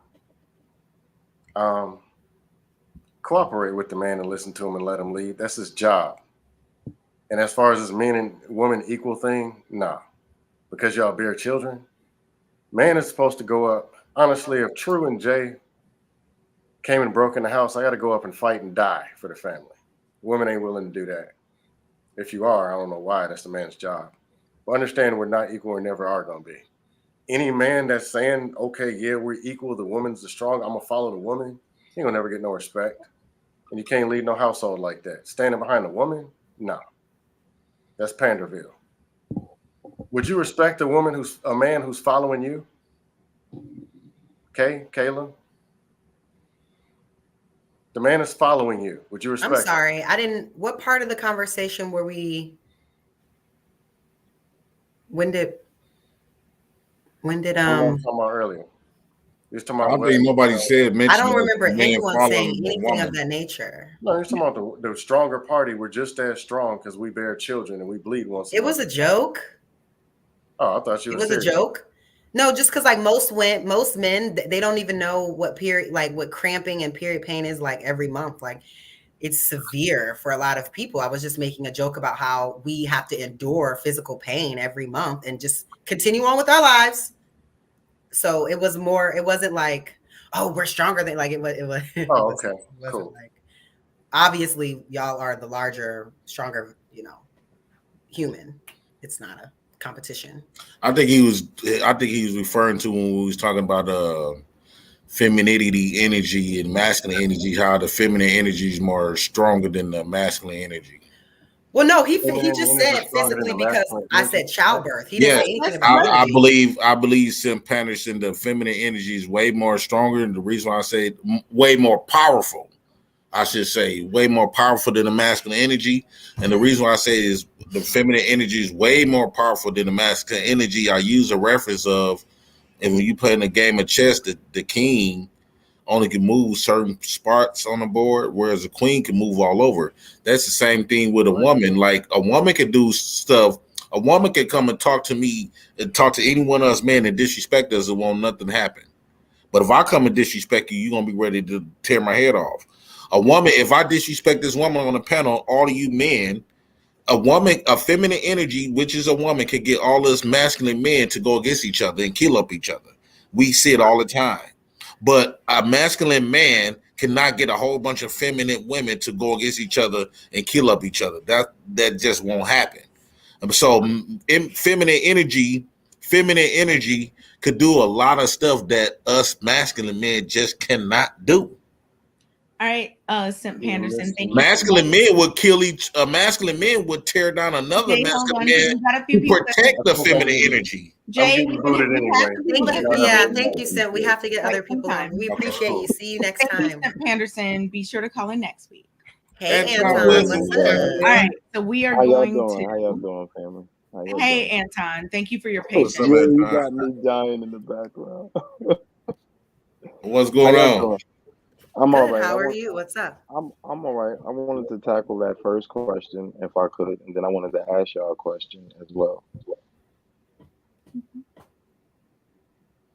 Okay. Yep. The main question of the night was, what was the title of the main question? I'm sorry, I don't see it on the The screen right patriarch now. is black man that benefits from the patriarch. Do black men been wait. No, Okay, why hold on. women? Let me go. Let No, me why change this real women quick. Let me blame other find this. women? Let me I thought it was something about why women blame other women. there it Well, is. okay, what were Oh, your why women response? blame other women for cheating? Maybe we can Okay. go backwards from there. Yes, can I start right there? Okay. Yeah, just whatever you were gonna say it, and then we Okay, can see what question you were addressing from there. okay, and I had a question afterwards. All right, so why women blame other women Mm-hmm. when their man cheats? I think somebody touched on it earlier, but it was so long ago. But I think real talk. I think let's be honest. When things are pointed out towards a man, we'll find ourselves for a while like trying to get our shit together because we. I'm gonna be honest with you. When we got our lady, I'm not talking about these little random chicks. When you with your lady, you don't want to lose that. You got your in-house cat. You're not trying to search for something else and be testing. Men don't really, I said men. I don't know about boys, but most men don't want to do that. When you start suggesting to your lady to make some changes and she gives you some pushback, I find that most men will be reluctant to keep attacking her. They're just going to go and do what they want to do versus, hey, go sit her ass down and let her know like what you want done. Like if you feel like she's getting overweight or whatever, or the sex is not she's not doing something you want. Now I find that women will blame other women versus their man because it's a little difficult to confront him because he has facts. So women in that case will, like someone said earlier, they won't deal with their man directly. So some of those women, and they'll also stay with that guy because they know he is a good guy. And they're gonna think about, he was saying things for me to do, and I was deflecting. So the easiest one around after he leaves for a couple days, because dudes will they're gonna run away like cowards when the shit's found out, and they'll probably be with that girl that the woman found them cheating with. They'll be right there while she's calling him, and she'll take this guy back because she knows deep down there was some things about herself that she probably could have changed. And she takes him back, and she shouldn't, because she just gave him the gateway to continue to doing the shit. But I find women will blame the girl instead of dealing with the guy because it's like this guy is spitting you facts. Like, come on, not everything he's saying is just a lie. So it's like easier to cop out and just call the girl all kind of whores and homewreckers versus dealing with the issue that the guy originally was pointing out on that topic. And the question I wanted to ask you, this is a good question. I would like the whole panel to tackle this one. This is something that I never hear people deal with. This is gonna be a little hard too. Um, I never hear us on most of these panels, right? We talk about the men that cheat, and I was one of those before. I've been there. I've been cheated on, so I'm not acting like I'm above anybody. One thing we never do is we never bring up when we talk about like the Derek Jacksons, right? I found that women had made platforms and things to talk about how his wife looked, but we never talk about the women who are cheating with these black married men here. We make a platform. We always talk about cheating men, But like that, like Derrick Jackson had cheated on with multiple women. We never talk about. See, we got this black girl magic thing going on, and it's like, oh, we all love black girls and each other. That's a lie. Because if that was true, all these other black women wouldn't be out here searching for married women's husbands, or just if you just only got a man, there are women out here jealous of y'all, and they are throwing themselves all at your man, and you ladies say nothing about that. You give them a pass, and you only put the blame on us. And one thing is, we know The as a whole man gets topic. older, I'm a land the plane. As a man gets older, his value grows. So you are more at threat to stay in your position.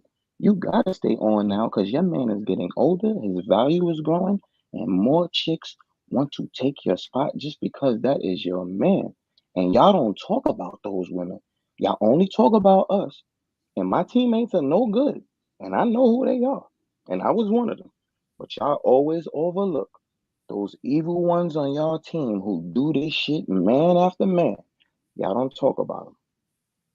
And I'm gonna leave it The at that. topic was actually about women being mad at other women. Like that was the whole premise of the topic. I, So I'm saying why don't we talk about the cheating ones though? The ones who are actually out there who are breaking up the happy homes. We always talk about the cheating dudes. that's what we were talking about. The But I women. just don't think that a happy home can be broken up. Somebody has to let you into that house. There's no someone came and broke Women down are the out door of there, your relationship. Like that doesn't, if the house, if it's a happy home, even if it's not happy, somebody has to open the door for the person to get in. and women There's are out there no, kicking that door open. I want y'all to know this, and that's no. And I'm that's not why giving we the talked guys no about, excuses. The guys get but no that's, excuses. but But Anton, that's why Anton, that's why we talked about the fact that women are often mad at the other woman.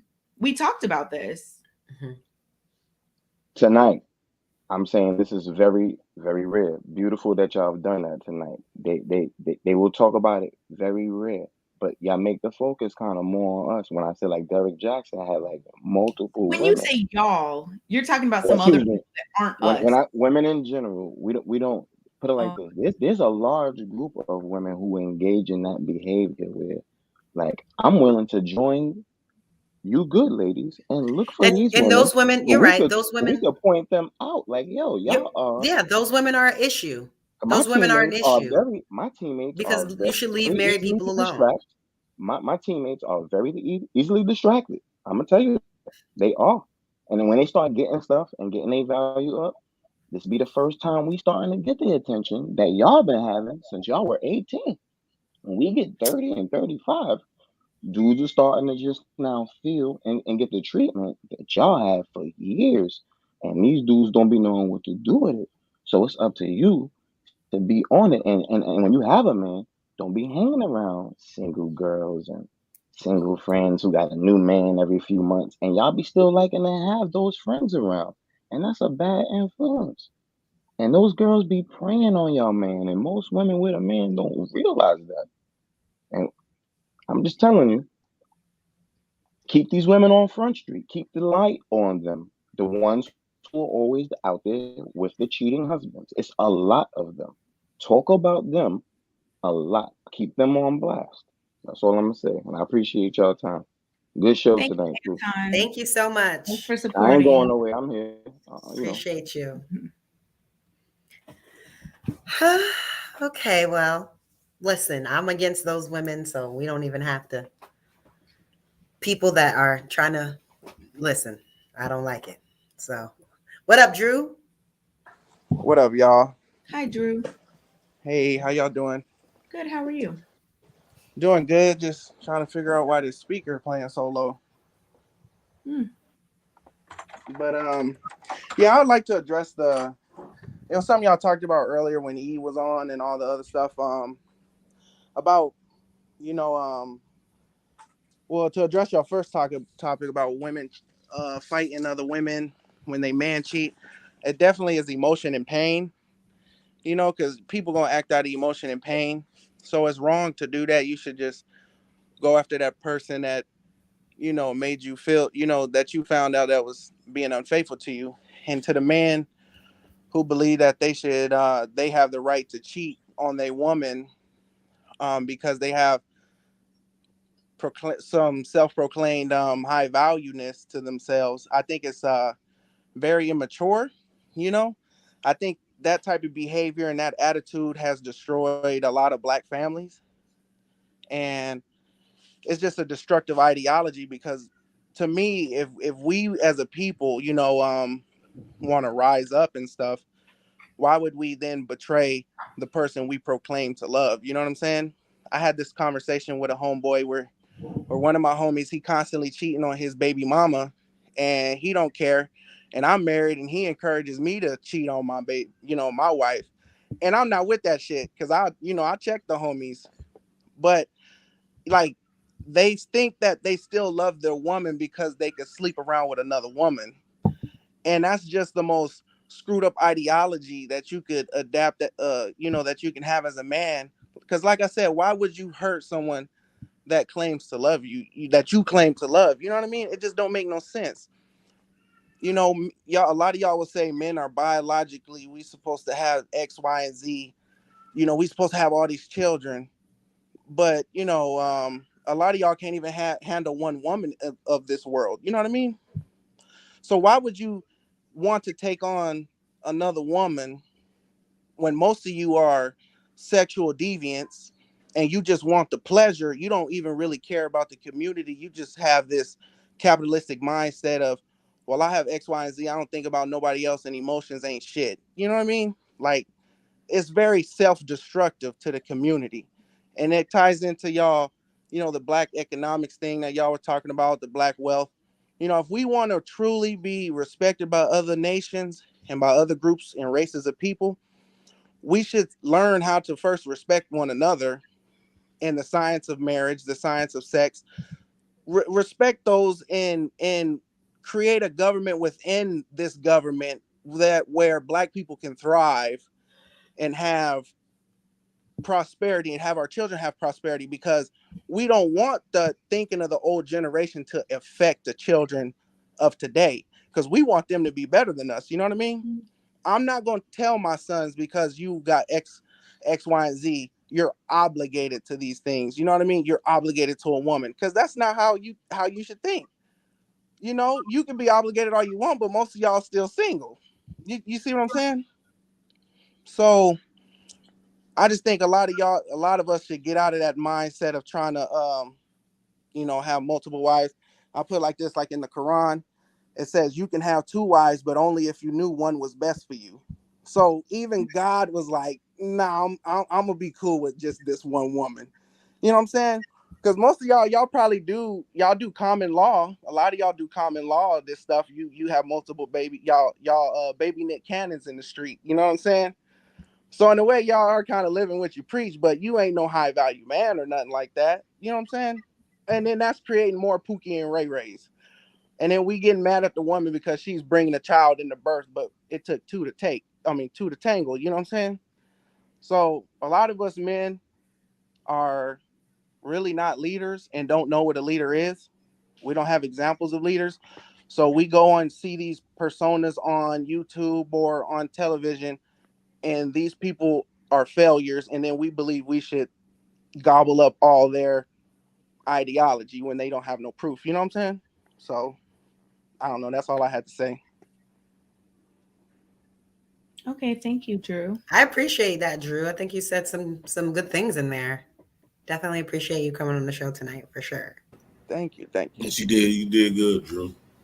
Thank you. Yeah, be sure to call in next week. Oh, I always watch y'all. Well, you can chill, but we're gonna go on to Crizzo, is it? Yeah, maybe he has something to say about what you just said. Yeah. Crizzo, do you have anything to respond to what Drew just said? Actually, I agree. I just want to add, I represent the younger generation. Let me tell y'all now, I watch y'all guys I'm 21 years old. I watch y'all guys every chance I get. I want y'all to work y'all put in. JR, Anton, Q, Kayla, K, the work y'all put in matters, actually does. Somebody's watching. A young Black man is actually watching, actually cares. So the work y'all Thank put you, in Chris actually O. matters. Thank you, Y'all Chris O. doing Thanks. something. We appreciate Thank you, it. Chris O. With the I see as I'm gonna represent because I understand I'm a young guy, so like I'm representing like my generation. So when I'm speaking from what I see my generation, it might be different from what y'all guys see since y'all older. With the like, especially with the black community, I see that the fact that like I understand we can have black wealth, but I see that the black community is obsessed with a certain lifestyle. So and they feel like if a certain thing can't get to that lifestyle, they're not gonna go for it. I seen Sim Panderson, he was talking about how you just look in the black community, you see Muslims, Asians, Hispanics running the stores. And you usually see that throughout black community, that's always what it is. Like in black community, you're not gonna see a black pharmacy, you're not gonna see a black cleaners. You're not gonna see usually a black I go to a laundromat. black cleaners. Grocery stores. I get what That's you're rare. saying.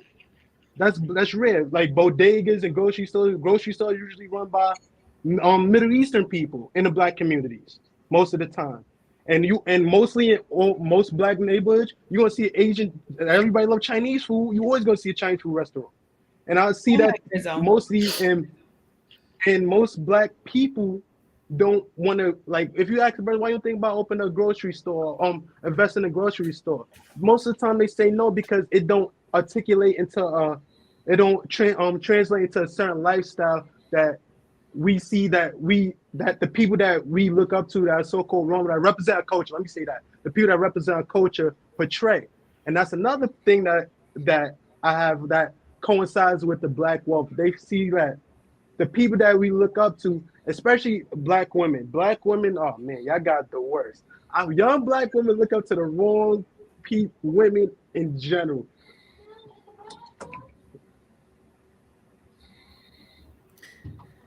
Like for example, I understand you got this. I think Kayla refers to the city girl culture. Mm-hmm. Yeah, you gotta understand that. That's the norm, unfortunately, for young black women. I don't know if you're aware of how young women my age. I'm hearing that more and more from younger people in different spaces, like the 22-year-olds. I'm hearing it more and more that they're saying it's a big thing, whereas like, that's the norm.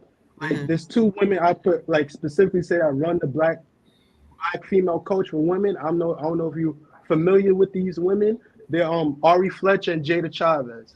They're, like I said, they're attractive young women.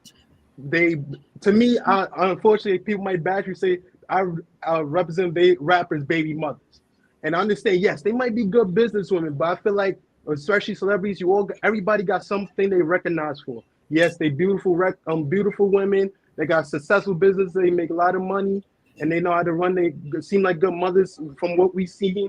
But everybody recognize them. I like Jada Chavez, little baby mother. Oh, Ari, that's G Herbo baby mother. That's Moneybagg Yo girlfriend.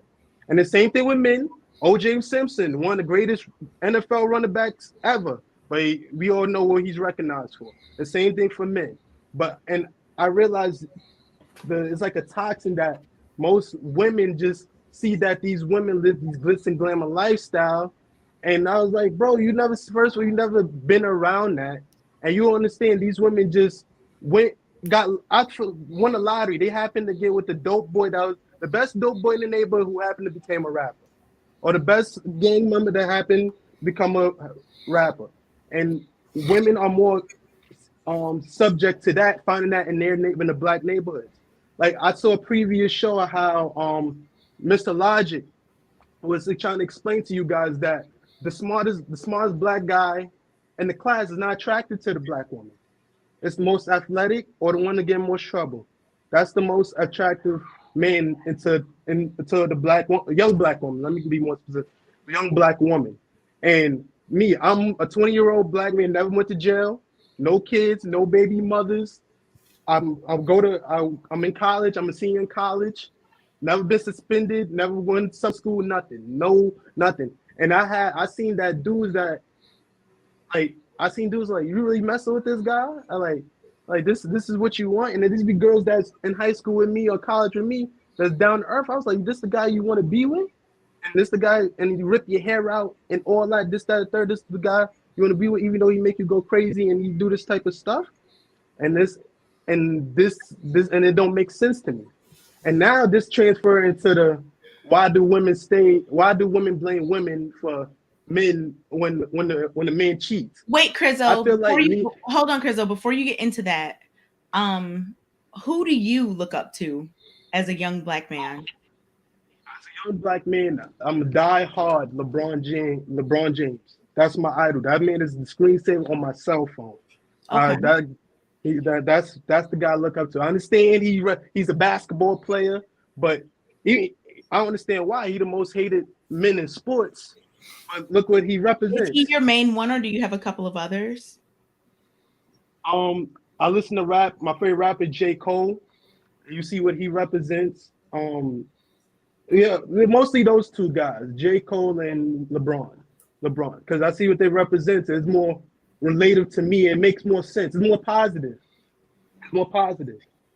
And I see that black, especially young black men, like and another thing, black women don't realize how much control they have with black men. I feel like black men wouldn't partake in certain things if they realized it wasn't attracted to black women. If black women was attracted to the smartest dudes in school, dudes would sit their butt down in the school. They're gonna get them straight A's. They're gonna try to get into them HBCUs. They're gonna try to do that. But they see, especially my generation, that's not what they want. These men are willing, these young guys are willing to risk their life in the streets. And I was like, at least I'm smart enough. Not everybody like is not got my mindset. And I'm lucky I have a group of friends that I knew since elementary school that don't have the same mindset as well, so they can't lead me on the wrong path. I understand that I'm the rarity. It came to the point where I went to high school, and majority is in a white neighborhood. I live in New York. It's in a majority white neighborhood, and I wasn't a straight A student. I passed. I got a high school diploma, but most of my teachers who were white, they looked at me almost like I was Jesus, because I was something they were seen for. I was a black kid from the hood that when I speak, act like I have some sense. I look a certain way, but everybody loved having to have conversation with me. And I was like, why? I asked my mom, why they so excited to talk to me. I'm not special. I'm not the top kid in class. I wasn't the best basketball player on the team. I was like, Chris, my real name is Christian. It's like, Christian, because you're a charming young man. And they're not used to seeing a black man that is charming, and even though you might not be top kid in the class, when you speak, you know what you're talking about. And I was like, and I looked around me, I was like, she's probably right. And he's probably right. And I didn't know that till I was a senior.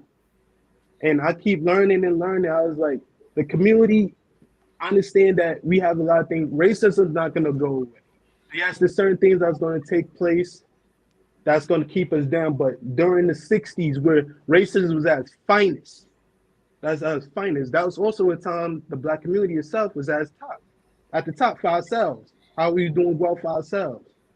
And even though, yes, we are mostly driven in our culture by sports, drugs, and entertainment, even back then, the players that we looked up to, Muhammad Ali, Kareem Abdul-Jabbar, Bill Russell, Jim Brown, and even in entertainment, yeah, we had rappers all the time, but like people like Public Enemy, stuff like that. Their message was different nowadays, so it made sense to look up to them, because they understood that what was going on in communities, not only based off what racism was doing to us, but what we was doing to ourselves. Like Tupac, when he was rapping in New York, he was talking about how Brenda had a baby, how what's going on with young black mothers in the neighborhood. We don't have that now. How many rappers you talking about? Huh? But Brenda's barely got a brain. A shame. But that's a part of it. But you don't even know the song? Yeah. Those at least I know the subject matter. I know the subject matter of the song. See, you wanted to mention the song. You don't even know what the song is. I know the song. I know a song about it. You were confused when I said, but Brenda's, that's the second. Brenda's got a baby, but Brenda's barely got a brain. A D word. You understand the point? The girl can hardly spell a name. That's not our problem. That's up to Brenda's family. You don't even know the song. Okay, I'm just saying. Listen, don't be quoting you understand the point? Songs if you don't know what the song is about. I apologize, but the subject matter in the song, which translate what was going on in the actual community at the time, and it also translate what's going on today. And um, now I'm gonna just finish off with the cheating thing. I was like, me and my friends call this thing that happens to women. It's called a man can hit a woman's button. That can happen sexually, financially, and emotionally. I agree with y'all. Most women say, "Oh, I'm not tolerating no man cheating on me." Most women say that, but if you figuratively hit a woman button in one of those ways, they might tolerate it. Cause I seen women do dumb things. Like I could tell you, me personally, what were the recently, ways again? I'm sorry. What were the ways again? financially, emotionally, or sexually. One of those three ways if you hit a woman. There's women I hear about in my community that had baby with men because the sex was too good. Come on now, that's a reason to have a kid because the sex is too good.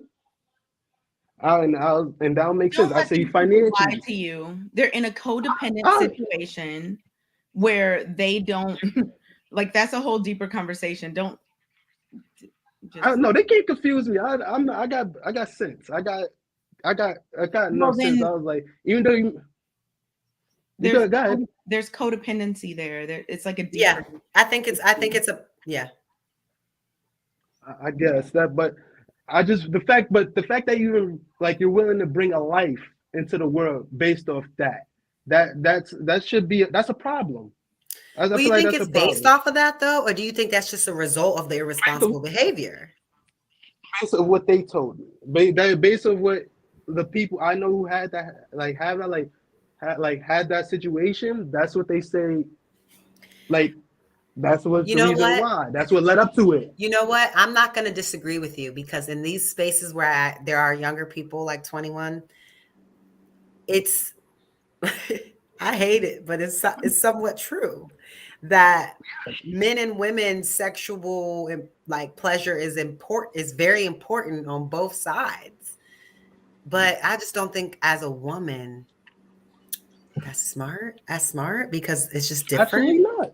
Because you should be Absolutely not. focused on like his security. Like you I mean, if you're making your womb available for child, okay, whatever. It could go down a rabbit hole. Yeah, I said financially, But emotionally, I can't sexually. disagree with you. Go ahead. All Yeah, right, like for example, financially. Crizzo. Go ahead. I'm sorry. We're gonna kind of Yeah. All right, but peace, y'all. before you go, Crizzo, All right, Drew. what are some All right, good MJ. things that are going on in your life? Let's talk about something good. As a Yeah. young black man coming up, give us something good that's going on. Then we're gonna move on to Mike. Then we're gonna wrap it up. Yes, we are. Because I don't have anything else to say. I guess I could start. I just recently come off being cured from COVID. I was out for work for a week. I had COVID. Oh, so I feel beautiful. better now, 100%. That's a good way to start off. Okay. Well, good Since blessings to COVID, I you. was in. That's beautiful. Thank you. My family's healthy and everything. Good. I'm working again. I was working for the YMCA during the time I was working with kids, but since COVID happened, it was a little thing. I got laid off, and I had to find a job again. So now I'm working for the Brooklyn Academy of Music. I work in the cinema department, and I'm about to start my spring semester, my senior year. Very good. I guess that's good. That is And I'm excellent. alive. Very, very proud of you and happy for you. Yes. Keep it up. Thank you. I appreciate it. Once again, thank you for everything. Thank you. Just once again, thank you for everything y'all guys represent. Keep up what y'all doing. And y'all gonna see me again because I want to represent the younger generation and what's going on because it's just we get lost in the source. I see you got Jonathan. He's a young guy, but he's not as young as me. So once again, I'm thank y'all for what y'all represent. JB? Keep up the work. Yeah, JB. Yeah, JB. Yeah. But Thank you, I Chris, for appreciate calling everything. in. Yes, we hope to see you next show. Have a good night. Yes, you too. Absolutely. Have a good night. You too. Yeah. All right, Mikey. Mike, you're the final one. Mikey, what's I good? Yeah, well, What's I'm gonna up, be Mike? Back again. I'm gonna be out here till 9 tomorrow. So, yeah. Wow. Well, I'm proud of you too, because good grief. It is what it is. But I wanted to say something. You said, Kayla, earlier that men don't really, or that men don't care about your degrees or your education and stuff like that, or your job title, something along That's what those they were lines. saying. I was repeating back what they were saying, but yeah. I can explain to you why. Okay. Because at the end of the day, you sit there and say, yes, I have an education, but you want me as a man to still pay for everything. So at the end of the day, it doesn't matter to us. Because here's the thing. To pay for everything? Yeah. Well, here's the thing. The whole notion of why women go to college is stupid in itself, is because, listen to me, Kay. Listen to me. I didn't say anything. It's your facial. I mean, how is my face stopping me from listening? Please go on. But the whole thing of having a backup plan in case a marriage fails, you're already going in with ill intentions as it is. So you don't think that women should have things that they contribute to the planet other than No, being wives? That's not what I'm saying. Because a lot of times they say, "Oh, I have this degree to help the relationship." Yes, but how much are you willing to put in before it goes to shit? I don't know who said like having this degree helps the relationship. I think that what I don't know what some women may say when they say that is that they bring value to the relationship other than their vagina and their womb.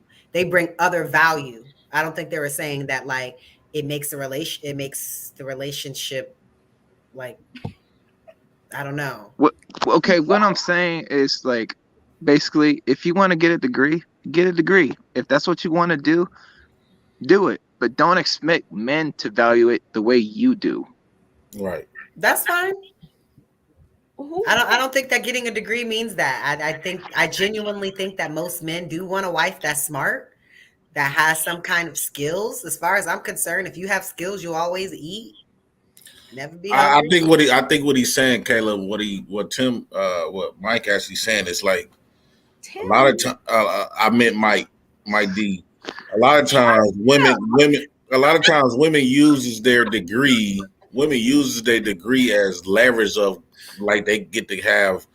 Yeah, like, oh, I have a degree, brings more I have power this, to I have that, you themselves should in a pick me. relationship. Okay, Mike, as a person who's been married for 6 years, what makes you think that? If the woman came up to me and said, okay, I have a degree. No. What makes you have this thought now as a person who's been married for 6 years? Like, what gives you this impression that women are doing this? It's all over like no social hypotheticals media. Like, what's the real thing with you that makes you think this? With me personally, my wife has a degree and we both have a degree. I have an associate in game design. Okay, so nice. That's dope. What? And you find value. Do you find any value in the things that your wife does outside of, like, yes, personal life? But she's not saying that I'm better than you because I have a degree. Who does that? Who said that? In your experience as a married man, where are you encountering women saying they're better than you because of their degrees? In my own personal life, what I deal with at home, no. But outside in the streets, yes. So I'm trying to figure out, like, do you yourself, Mike, walk down the street and somebody's like, I'm better than you, I have this and this and that. Does this happen? I've actually had relationships because I was in the military and she had a doctorate that she thought she was better than me. Okay, well, you've been married 6 years. Let's talk about something since then. She doesn't matter. She's a non-factor. Right. We can't ignore that. We can't continue to ignore that because he got a new wife. Okay, so he's saying per his experience, he has experienced women that said that they felt like they were better because they had more credentials, right? It's a lot of those women out there, so we can't keep ignoring that. Okay, so what do we say? That's obviously not true. It's not being ignored. It's just that. No, I'm not saying that it's true. I was explaining why it doesn't bother to men. I was just answering your question. Okay, so you're saying. So okay, you're saying that that's not a priority for men because it's not a competition, right? No, but some people like to make it a competition. Right. Okay, so that's what you're speaking on, those people who do like to make it a competition.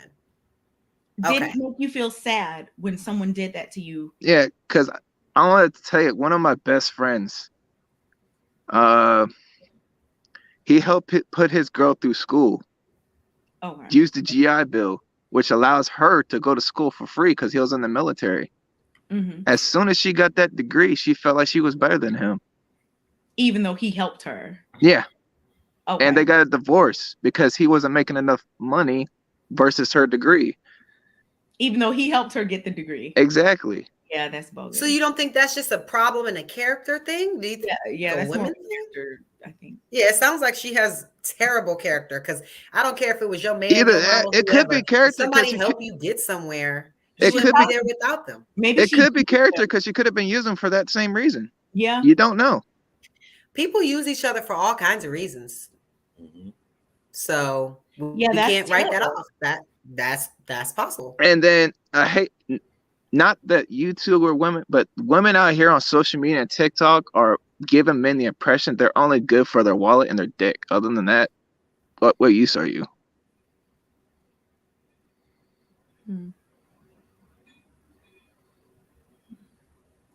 That is unfortunate. That's terrible. I don't like when people reduce each other down to like simplistic things, you know. I don't think that anyone should do that. I definitely have seen women, you know, reduce men to financial things. I've seen men reduce women to physical things. I've seen like all of these narratives Or to duties. And I don't resources. Resources. I don't rock with it. I don't think anyone should do it, men or women. I think that it's a thing that I think you should be more in tune with the what problem person you're with versus in my personal opinion, we live in such a materialistic cloud world that everyone, there are some people out there, and this is just a metaphor. If I can't get a Lambo, I don't want a car. What? I get what you're saying. Meaning, like, if I can't get a high value, I'm just thinking it's silly, but I get what you're saying. Yeah. Meaning, if I can't get a high rich man to make 6 figures, I don't want a man at all. Yeah, I think that is definitely a thing that some people think. But then that's up to them to deal with whatever comes with that. Yeah. Because this is America. People could be nothing one day and be something tomorrow. So I don't know. Like I said earlier, I think there is a level to hypergamy that some women have, but like the way that it is, that even Chris or whoever was talking about earlier, it's like it's on steroids or something. It's because of social media. And because people that do have those, showing off those things that make other people want those things, right? And half the time they stunting to begin with. That's not. But okay, yeah, you're right. Because I was just gonna say, before social media, was it as prevalent? And then like just talking about like reality TV. Yeah, well, before social media, you didn't know someone in California making 50K and he's sitting there flaunting in front of you, and now you feel bad about your situation. Yeah, there's a lot of exposure to things that you would have never seen or known before. Okay, I can get behind that. That's true. I get it. So like you're scrolling through IG or you're scrolling through whatever, TikTok, Facebook, whatever, and you see all this stuff and like you're comparing your. Or in some women's case, like, oh, my man just bought me a Birkin, and now you want to Me Too. Why can't I get that? This is. I hate hearing people talk about Birkins. I hate it. I mean, good grief. I think it's stupid to spend that much money, $10,000 on a purse. There are nice bags that you don't need to spend $10,000. First of all, that's an investment. Businesses like Brandon Blackwell. It's for people who have money to invest because they are an appreciating asset.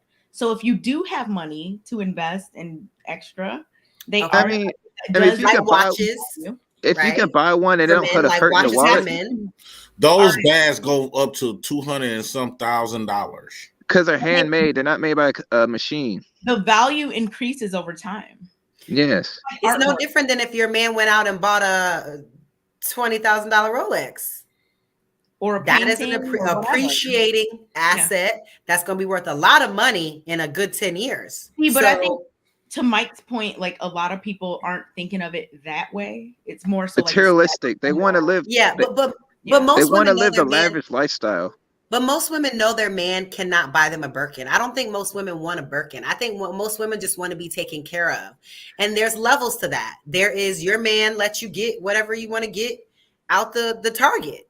So for some, it's you could do Macy's. For some, you could do Saks. Like for some, it might have to be Walmart. But but as long as he can provide for you, I think most women just want a man that's able to provide for them, and so they can take care of their kids and be comfortable. That's all. I really do not think women are expecting Birkins out here. You're right, but here's the thing. I think too that a lot of women, even besides like the whole material aspect of things, which Mike, I get what you're saying, especially in this social media culture with a bunch of, things being advertised and, oh, this is cool. And, oh, this means you're this and that. But I think a lot of times though, that a lot of women are very content with just being treated well and noticing the effort that a man puts forward. You don't have to be the richest. You don't have to buy a Birkin. You don't have to do any of this. But if you're treating someone well, they know that they're valued, you're there for them, and they feel secure with you.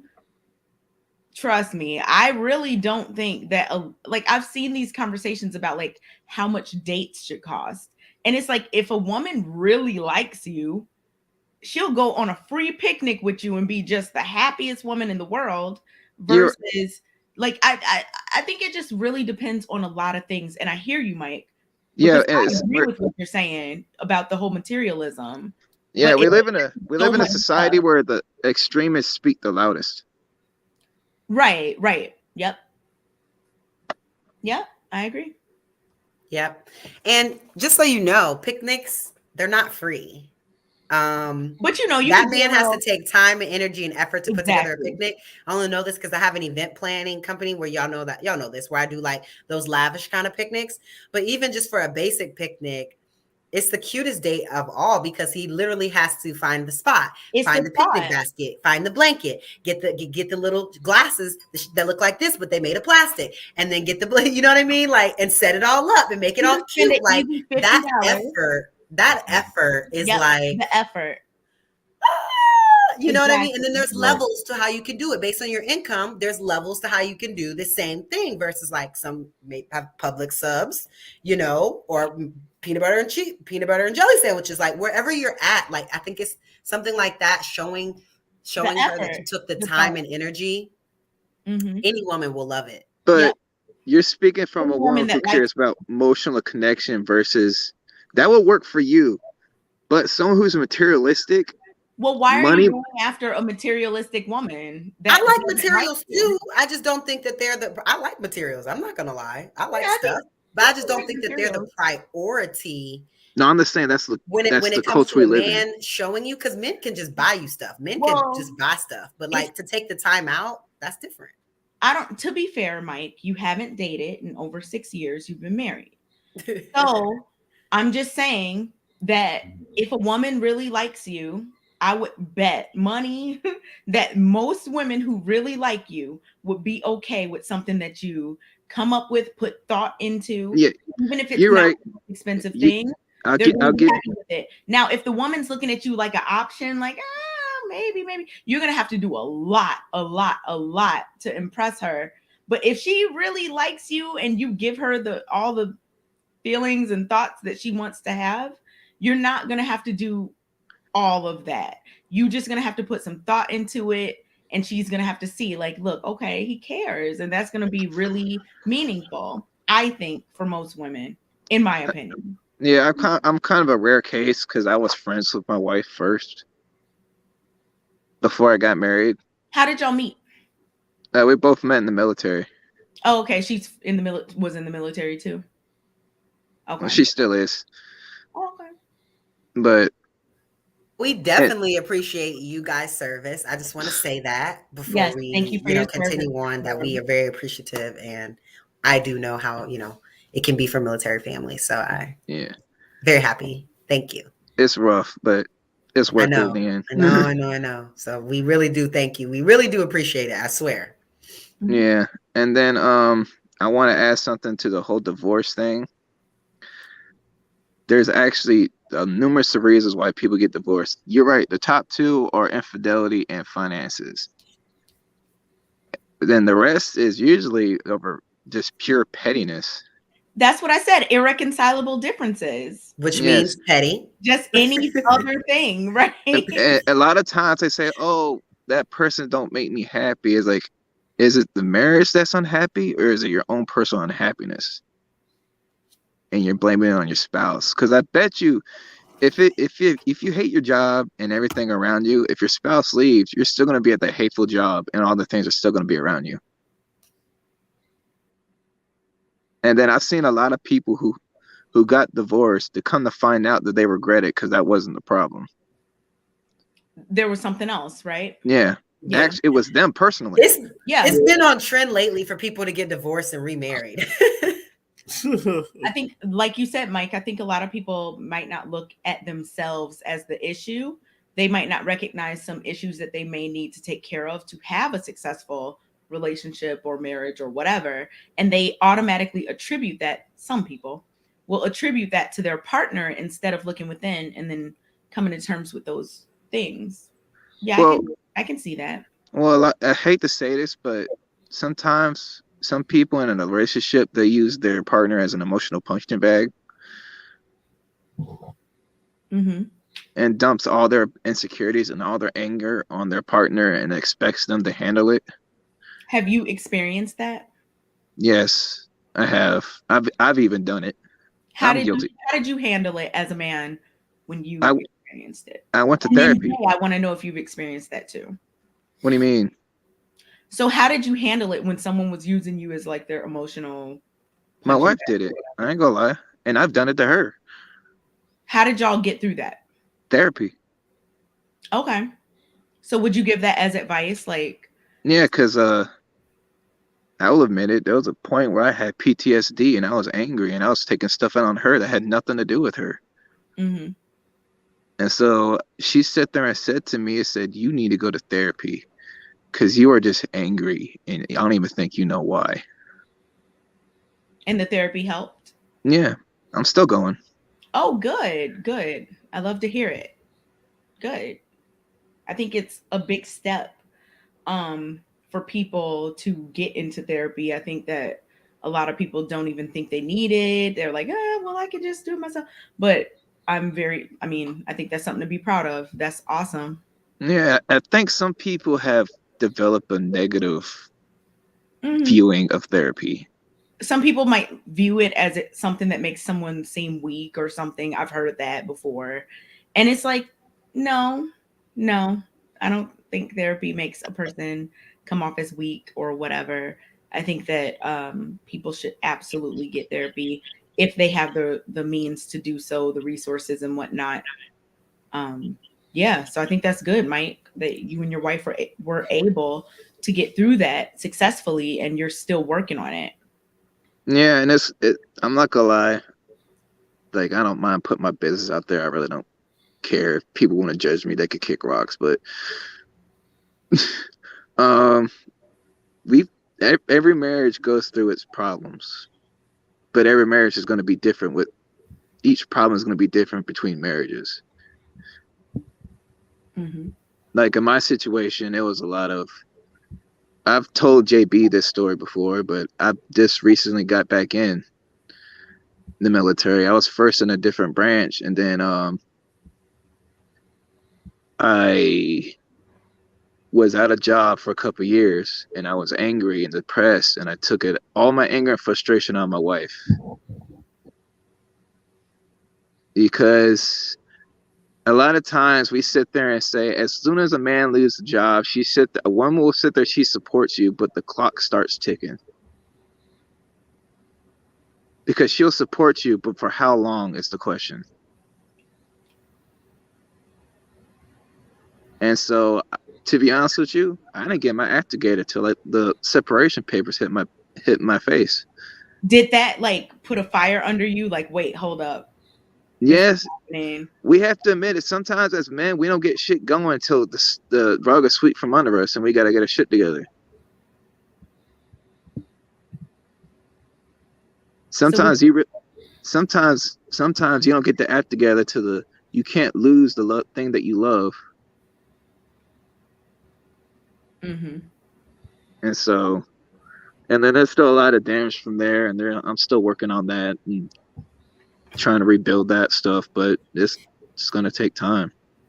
But y'all are working on it, and you're doing your therapy, and you seem to be very aware of what's going on, which is a good sign. Yeah. It seems like y'all have good communication and things like that. So we didn't at first. But y'all now do, right? Yeah. It's getting there. I can tell because you're communicating with us. So I know you're communicating with her. But my biggest problem was that I would sit here and bottle it all up and suppress it, and then something would trigger me, and I was just dump it all on her at once. And so she would sit here and say, like, where did all of this come from? You sit there and said that didn't bother you, but come to find out it did bother you. Okay. I mean, Jay, have you ever been in that situation where you were either being used as or were using someone else as like an emotional crutch or punching bag or whatever? Yeah, all the time. I've been through those situations a lot on both ends. I used a woman just on the strength of what I was going through, and I needed somebody there for different reasons, and she was there. Then I was the one I was in a relationship where a woman was using me the same way. I got to understand how that felt. Sometimes the best teaching when you get did the same way how you do other people. Did you recognize that the woman was doing that to you before, like while it was happening, or was it like hindsight? I recognize it because by me doing it before, doing it to other people, I recognize it from the very beginning. I just, in that process, I was like, shit, I would have deal with this than didn't be alone or just to have somebody here. Did you feel like you, and I'm sorry to be all, but did you feel like you, knowing that you've done the same thing, did you feel a bit of, I don't know if the word is like understanding or sympathy or like empathy for her doing that to you? Were you like, you know what? I've done this before, so I'm more understanding of her doing this. Let me fix it. No, in a way, yeah. And what I mean is like, I didn't get too much mad because I knew I have done it, but it was times where I did get upset. But at the same time, once I didn't want to deal with it no more, I had to let it go. So I didn't let it linger on to the point where it will affect me in a way that it probably could have if I would never, experienced it. But I had let the situation go. What feels worse to you? Doing that to somebody or someone doing that to you? In the long run, which one do you think feels worse just to you? And Mike, I want to know from you too, because you said you had both. Great question. I would say doing it to other people in the long run, because you never want to do harm to people. It comes back on you. I guess somebody doing it to me is that karma coming back on to me. And this kind of goes back. This kind of go back into the topic that was last week. What do men realize what damage they do to women? Yeah. Like in the moment, I didn't realize what I was doing. I didn't realize it till like we started going to therapy, and then she spit it on me and how she really felt, and I'm like, damn. Did that make you feel worse? Yeah, I was like, damn, I really treated you like shit. I can't believe I did that. Okay. So y'all both feel like doing something to someone is the worst feeling, like worse than them doing it to you. Yeah, and sometimes in the moment you're not even realizing you're doing it because you're in the moment. You may not realize until after the fact that you calm down. Like, hindsight, damn, I shouldn't have said that. I shouldn't have done this to him. I should have handled that a little bit better. But we're all human. We make mistakes. Yeah. The biggest thing is just moving towards solutions, recognizing what's going on, being self-aware, acknowledging things with your partner. I can hear you. It sounds double talk. There's an echo. Let me see. Oh, was that you, Mike? Clearly. Yeah, it was me. It was gone. Okay. I think it's really good that you all shared those experiences that you both had. And it seems like you both kind of had like a similar, not similar, but you've both been in a situation where you were like putting all your emotional things on someone, and then also where someone was doing that to you. And in hindsight, you both realized like, man, doing this to someone else feels worse, right? Like, I think I'm the same way. Like, if I do something to hurt someone, because it's not ever my intention to hurt someone, but if I ever do something to hurt someone, it makes me feel way worse than if they hurt me. Mm-hmm. Like, I don't know. It's just a thing. So I completely understand that. And I'm glad that y'all were both able to, work through those things and continue working through those things, Mike, with your wife. And Jay, I know you're not married, right? No. Do you ever want to get married, Jay? No. I mean, how you gonna say no? But because I never wanted to get married till I met my wife. Like I was just about to say, like, some woman would like, come you'd be surprised along and when that one woman make me changes choose, you. like, what I want to make me choose. Do I want to be with this good woman, or do I want to maintain my beliefs? And it's a woman out there that can trump my beliefs. She'll make me become a Christian again. But that's women make you do some crazy shit. Yeah, women can make you do a lot of crazy stuff, I guess that's that power Jay was talking about earlier, huh? All right, exactly. You made me compromise my position. But comes to mind, Al Green. I was raised in a nuclear family as far as my aunt and my uncle. It was always, everywhere we went, it was always a relationship. There was a man and a woman, they was always together. So it's not foreign to me to be with just one person. Yeah. I really don't like hopping at my age now at 36 years old. I don't like hopping from woman to woman all the time. That's just not what's up to me no more. I got all that on my system when I was in my 20s. So I guess that's what it takes, huh? Getting it out of your system. That's probably why I'm never gonna cheat, because I'm in the military. I was around the world. I'm gonna do shit, but. How old are you, Mike? I'm 31. Okay, so Mike's 31, Jay is 36. Right.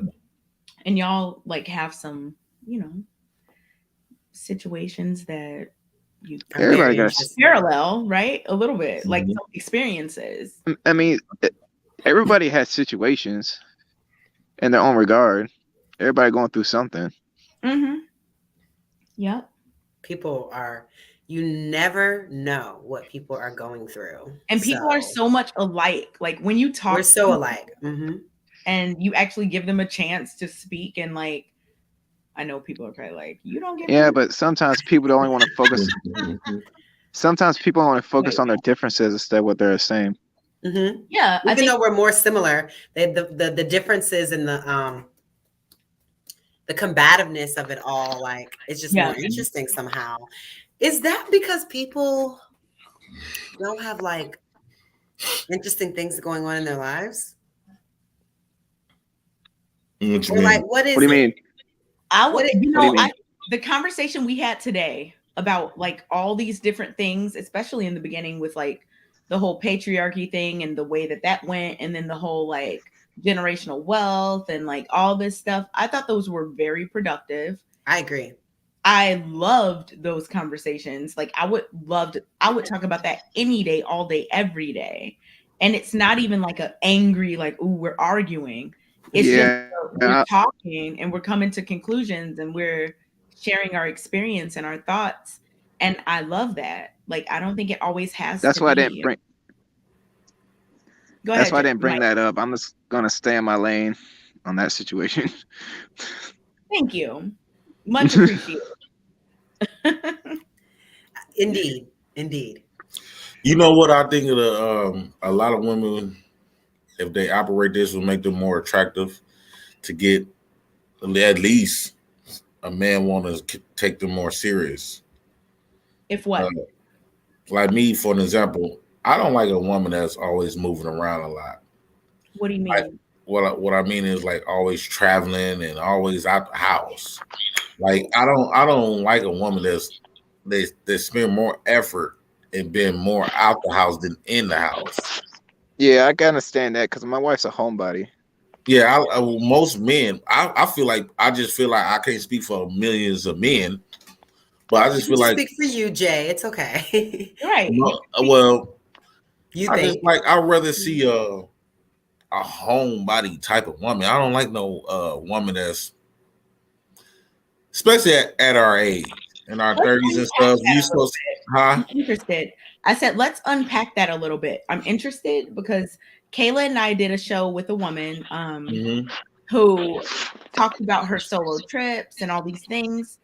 And why, like from your point of view, Jay, as someone who says they're not really into that, why? Can you really like get down to a reason why? If I had to boil it down, like I don't care, but I'm just trying to see why. if I had to boil it down, I would say that woman is loose. Okay, so do you associate women traveling? Are you talking about traveling like out of the Or country? just always out the house. You could be traveling, just always clubbing all the time. They not interested in being no wife. What? Okay, so do you think that women who No, what he's trying to we gotta clarify this because what I'm he's trying to say what he's trying to say is that she's too selfish to be settled down because she's too focused on what she wants to do. Is that it, Jay? That's part of it. It's just like I was raised to see women. I'm hearing myself. Now, Mike, you know that's you. Yeah. I don't know. I don't know. Because I just have always had a traveling, moving around kind of family. Like I can remember growing up, whether I was with my mom or my dad, eating dinner in the car because we had places to be. Whether it was because if we always out the house, how the house has been, who taking care of the house? Does it depend, Jay? If you clean it before you leave, when you come back, it's still clean. Yeah, but like that's how it works. What if you went with her? I'm trying to see where the root of this issue is. Is it you not being there, or is it her just wanting to go places? You got me there. It could be a little bit of both because I'm not gonna always follow her. So let's say she likes to travel. You met a woman that likes traveling, and she's like, you know what? Come with me, Jay. Would you still be mad about not mad, but you know what I mean about? I wouldn't make her as my woman because I know I'm not into no woman that travels always want to be on a go. Okay, because you're not into that, so it wouldn't be. No, I want a home like this idea. This what really triggers me of the new woman of today's time. This new woman of today's time don't have nothing attractive of being a wife. Like everything about the new days women is completely unattractive. But Jay, can you give the main things that you think are attractive in terms of a wife that you? He stated already: traveling, going on vacations, going out of the house, events, doing things attractive. The things he thinks that he would. The stuff that I think is attractive, like back to the normal stuff. They don't concentrate on like. No. Things that they do. Yeah. What? Let's not focus on the things that you don't like. What are the things that you're looking for? I like a homebody woman, a woman that I could always come home and how she decorates the house, and she be with her friends. They competing on who can make the best sweet potato pies on Thanksgiving. Just making Thanksgiving meals. Like that's sad. That's sad when Popeye's chicken, all these restaurants is booming on Thanksgiving, and we got all of these women on the planet. Like that irks my nerve. Like, so you pretty much want a traditional all these woman. Restaurants is booming on Thanksgiving and Christmas, and y'all is women. Okay, so Jay, hold on. That's a holiday. Before we get far off, because Jay, I'm seeing something happening that I've seen happen a lot, and I'm not trying to like put you in a corner or whatever, but I think a lot of times people are like, this what I don't want, this what I don't want, this what I don't want. And they have a really hard time saying what they do want.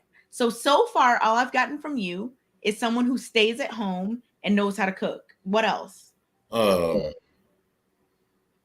knows? The woman of your dreams could be in the chat. This is true. Okay. All right, go ahead. Look, he said okay. I like women Ladies, that do, listen up because Jay is ready. Go ahead, Jay. I just like women that do family stuff, like be at the home, like doing family stuff, like okay, family oriented, can cook, like very family oriented at home. Can I butt in? Hold on, Mike Duck. Like to be at home, and I wouldn't mind a woman that know how to knit. I think that's very attractive. A woman that be sitting down there knitting. To see a young woman do that, like how you see older women do it, but to see a young woman to be that humble to knit and do little stuff like that. Okay.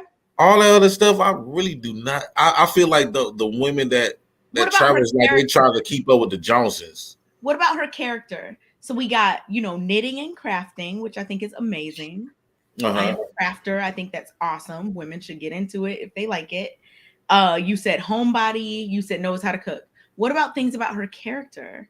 We could be doing Lapeef Let's Date soon, and this could be like a place to find you a good woman. So go ahead. What else?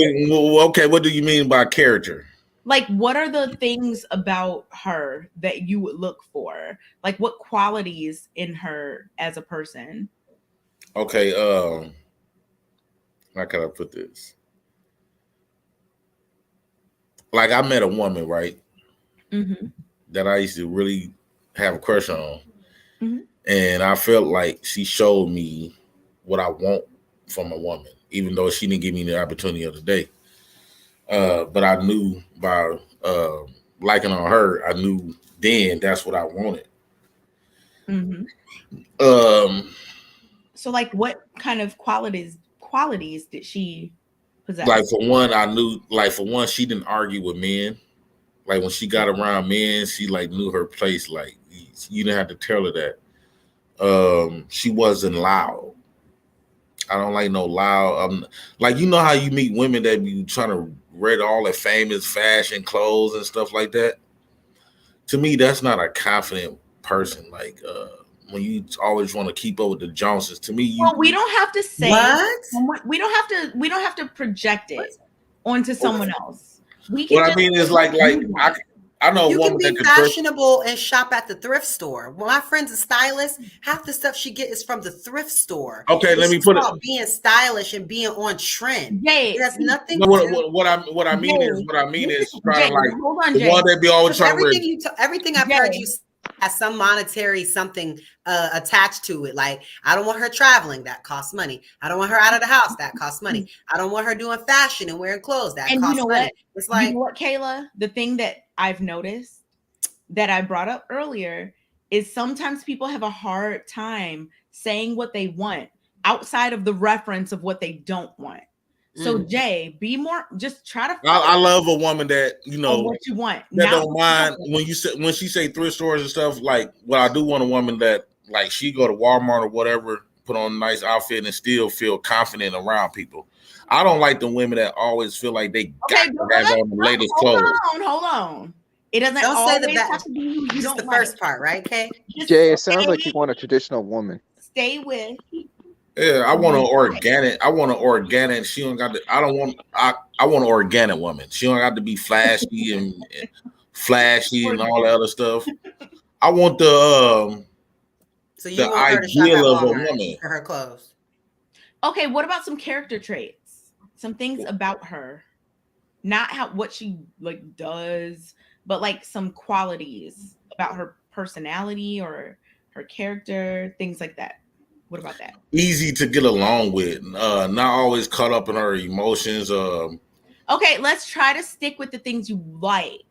We don't have to keep adding the things you don't. Okay, a cool type You of see woman. how Like I met women. I met women that was very cool, like very relaxed and confident within themselves. Like okay, so confidence. yeah, they low key, quiet, Chill, fun, funny. funny. Yeah. Okay. What else?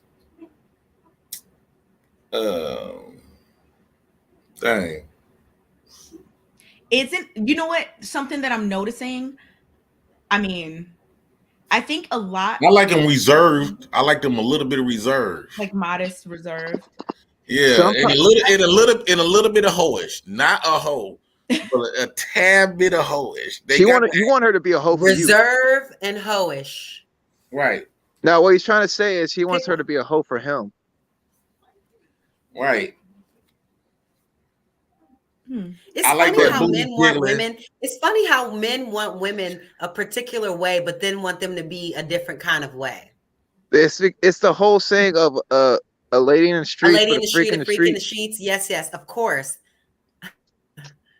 I just think that y'all ideology of this homely woman that knits and just sits at the house, you expecting her to be a super freak. All right. I mean, the one that's always gone, eventually she's gonna be. They're the ones that be eventually gonna cheat on you.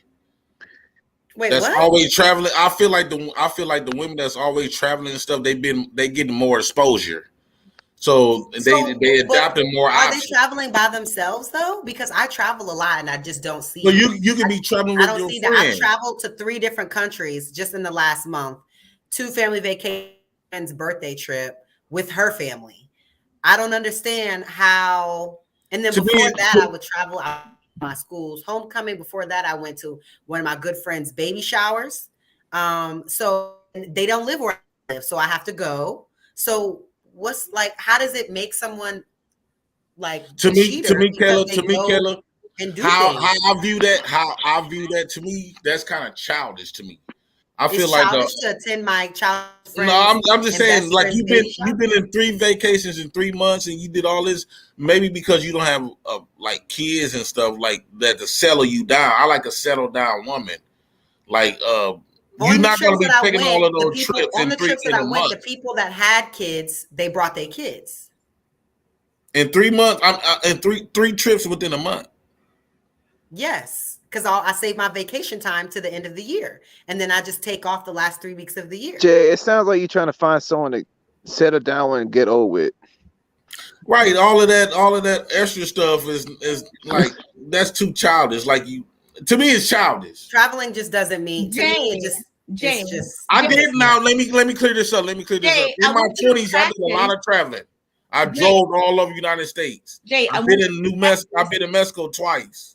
Jay, I want you to practice not criticizing other people who may not fit into the thing that you want, because everyone is different. Like, remember what I travels doesn't mean they're immature, doesn't mean they're out here doing certain things.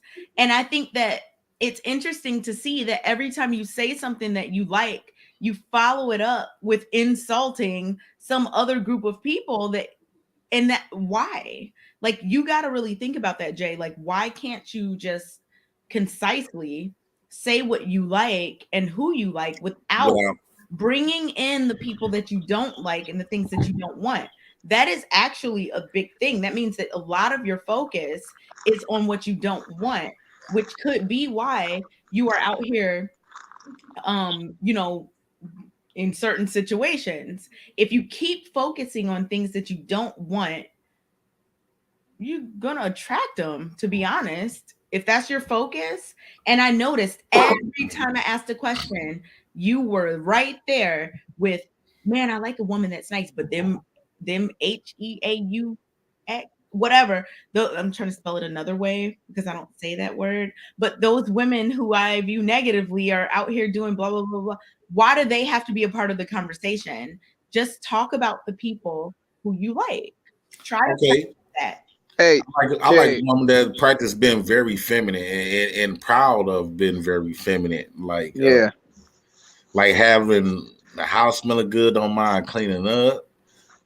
Take pride traditional. in it. Take pride in it. I like a woman that's very supportive, like you know, of her man and stuff, and believe in her man. And So can I ask a question? yeah, go ahead. The woman that you're speaking of, Uh-huh. I think she's a particular kind of woman, right? She So is. I think that when we're thinking about the kind of woman that we want and who we are, that kind of has to align.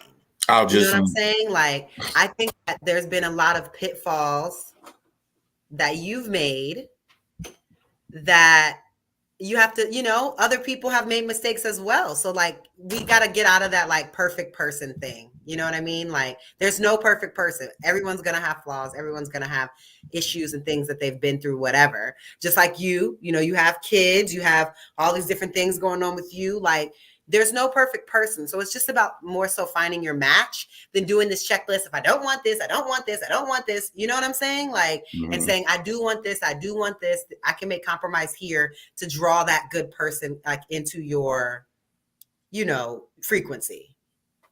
I feel what you're saying, but I'm very firm. Yeah, and with the ideas, what I see that I want from my woman to settle down with. I'm very firm on that. And I mean, like a traditional family.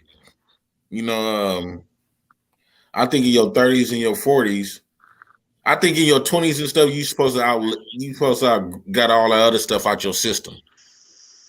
The traveling, the name brand clothes, and trying to look good and impress people. I think that's supposed to get out your system in your 20s. I would agree. How? When you're 20s, you don't have no money for no name brand clothes. You don't have no money for no traveling.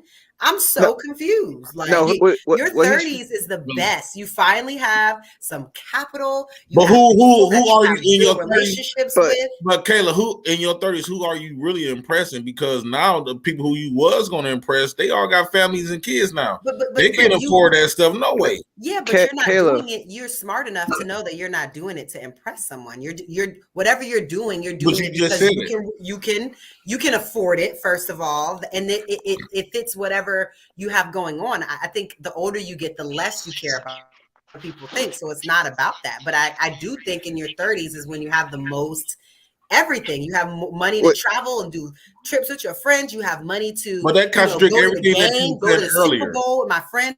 Finally have money to do all these things. Like, that contradicts people are not doing that in their 20s. They don't got it like that. But what he's trying to say is that he don't want to have someone his age having a 20-year-old mindset.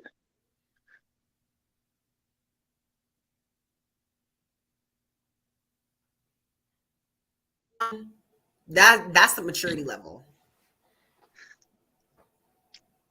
Like, he doesn't want someone who's still worried about going out and trying to do this, trying to do that. He's trying to find someone who's like, all right, cool. I'm at this age. I'm just trying to find someone to settle down with, have a few kids, grow old, and enjoy life. That's it. Like, I'll be 30. Okay, so why does that mean that we stay in the house and we don't do nothing and we don't go nowhere and we don't travel? Why does settling down mean that I literally settle down into my house and I don't do anything? Jay comes off as very introverted. He likes to stay home. There's some people like that. It's just a difference in people. Like, okay, what I say, stay in the house, right? I do I'm on couple trips. I'm on. Okay, to me that's a young person thing. Now, trips?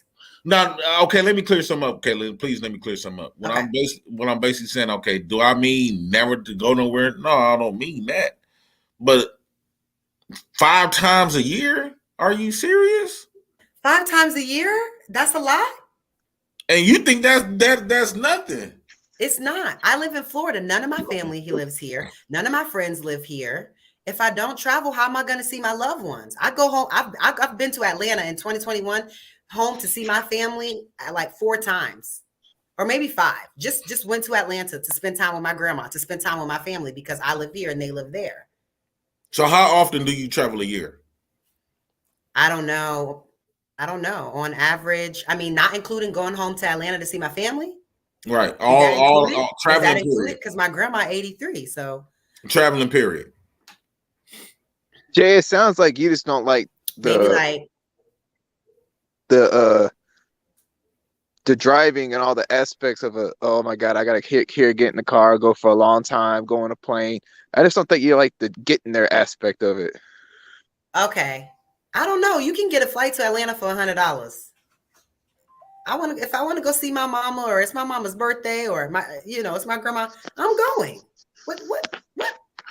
My grandma's 83. She has a lot less time ahead of her than in front of her. And I don't live close anymore. So any opportunity that I have that I can go and be with them, I do. And then my closest friends, we're all 30 and we're in this new time. People are getting married, people are having babies. So I'm going to weddings, I'm going to baby showers. That's what's happening at this age. That's what's, you know how many friends I have from college that have gotten married in the last 2 years?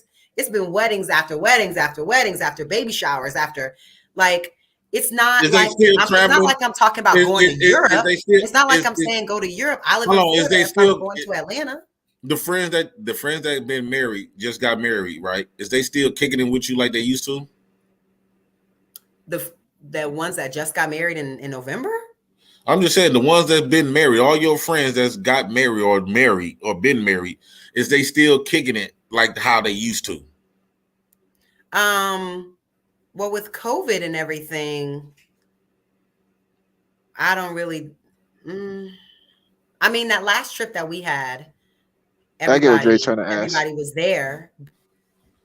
But the couple trips tend to stay couples trips, and then the friends trips tend to stay friends trips. So some people will bring their spouse. Most people bring their spouse, and like the single people just be single. But the rest of us bring our spouse, and then and we all. I think what you doing is single behaviors. Going on trips with your spouse is single behavior. If you're traveling 10 times a year, that's single behavior. How is that single behavior? I could be just wrong then. I mean, that's just something she likes to do. That's just her. I like to go see my family. Different people have different things they do, Jay. It's okay. Right. My wife tried to go to Virginia every chance she gets. That's what I just said. It's only an hour and a half flight. It's not like I'm going to Europe. It's one state over. My wife goes to Virginia every chance she get. Yeah, and see her people, right? Yeah.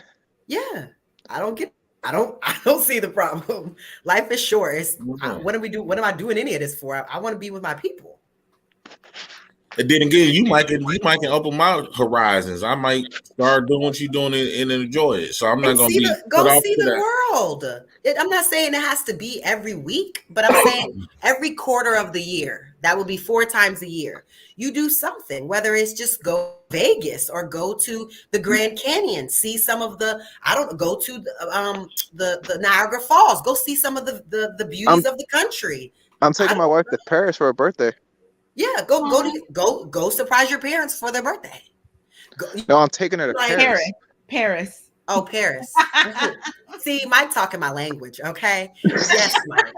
Yes, Paris for my birthday. Yes. So, but I was trying to keep it light for Jay, that like it's not hard as like you know what I'm saying? Like our country has lots of beautiful things you can see right here in the US of A on an hour and a half flight. And Jay, even if you don't want to travel, which I'm not mad at all, it doesn't mean that. I just think it's problematic for you to have these views of people based on whether or not they want to travel somewhere. Like, oh, they're a H word or whatever. No, I didn't say that. You kind of did. You did. You said that was. Didn't you say it was H word behavior? Hey, Jay. I did. I feel like the more what I usually. Oh, you said they were loose. That's loose. Yeah. Okay. Well, he did say that. They put themselves in a position to be you know, if they was married or had a man at home or whatever, and they always traveling, they placing themselves in position where cheating like this will happen. But that's what I'm Jay, saying. You can travel with your spouse. Because But there are also when I used to travel, I done traveled on Greyhounds. I done drove. I never caught flights, but I done drove all over and I traveled on Greyhounds. I used to do a lot of stuff on Greyhounds. Oh, so you're projecting your behavior. Right. I did. I projected. But what I'm saying is, now this I was still young. I was in my early 20s. Okay. So hey, that's Jay, just remember what I said this morning.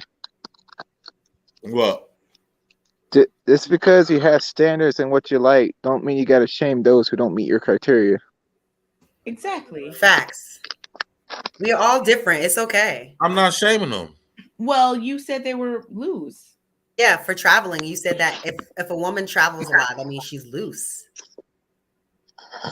Well, and I'm like, if she's traveling with her, they taking couples trips. I think that's keeping the relationship spicy. I don't know what you're possibly but now about. we've gotten to the bottom of it. He is saying this because when he used to catch a Greyhound, he was doing he had a bad experience. He was so he's projecting it. So now he thinks that's what other people do, and it's like an experience that he is having. My thing is, Jay, I think you're a good guy, to be honest. But don't project like the things that you've done onto just innocent people who might not even on that at all. Yeah. You know? That's something you really got to recognize within yourself. Like, okay, this is what I've done. So how can I get past this so that I don't think everyone else is doing what I did? You know? I mean, a lot of people do that. I'm not saying that means that you're. Jay, were you speaking on the cheating as it's a high possibility of it happening? I just feel like, you know, when you get in your 30s, like your energy for stuff kind of drops. Like when I was in my 20s, I did all kinds. Traveling would be right up my alley. Yeah, I get you. I'm in the same boat as you. Yeah, when I was in my 20s, I was just like Kayla. Always loved to travel. That's what's right up my alley. But as I got older and started maturing, like I started settling it down, like I don't know, like being at home or whatever, or doing stuff in my city. No, I get that. It's out of my system already. I done did all the traveling that I was gonna do. Yeah, like I said, it's out of your system, so you don't feel the need to do it no more. Right. That's just like me trying to go clubbing in my mid 30s. Yeah. I done did all the clubbing already. I done did all that. I done been to all the clubs. I done experienced the club life, bar life. I mean, I shouldn't remain doing the same stuff that I did in my 20s. I just feel like you should never. I feel like when you get your 20s, your 30s, your 40s, your 50s, each one of those, your 20s should be the starting of 10 years, a decade of what you're going to do your 20s. Yeah, you're right. But there's change. But there's a difference between going to see your folks versus just going to Las Vegas to have a good time. Right. Going to see your people, that's no big deal. But I guess Kayla, she was coming from a mind frame that she just like to go kick it everywhere in the world. Nah, she just have a whole bunch of people everywhere. No, it's not like she's going to Vegas or New Orleans just to kick it and have a good time. She's actually just going to go see family. No, I don't think that's what she was saying. She said she go to Atlanta to see family, but the majority of the time she like to go kick it. There ain't nothing wrong with what she's doing, but I just feel like a lot of times people did a lot of that stuff in their 20s. I just think it's weird to say that any kind of traveling is specific to age to go see your people. I think you have more money generally as you get a little bit older, so you're more able to go. I did it for free. Points. You've collected I've been there, points. done that. Well, I had my own business. I had my own business when I was in my 20s, so I was making pretty much money. And then I didn't have no kids, so we did our thing. But when I started having kids, and when I got in my 30s, I'm starting having kids, and I'm not gonna go to no club like I used to. Do Okay, you? clubbing, that's something different. How many kids do you have, Jay? I got 3. So do you want ideally a woman that has kids too? So that you can kind of be on the same like wavelength or whatever. Just somewhat, yeah. Okay, that's what it sounded like. Because a woman that don't have kids, might still want to. She still wanna like my ex fiance. She came, she tried to visit me. We try to work things back out. After 10 years later, and she still don't have kids, and now I got 3. But when I was kicking it with her, she just all about like kicking in and having fun, and she's not grounded. And I think kids make you more grounded.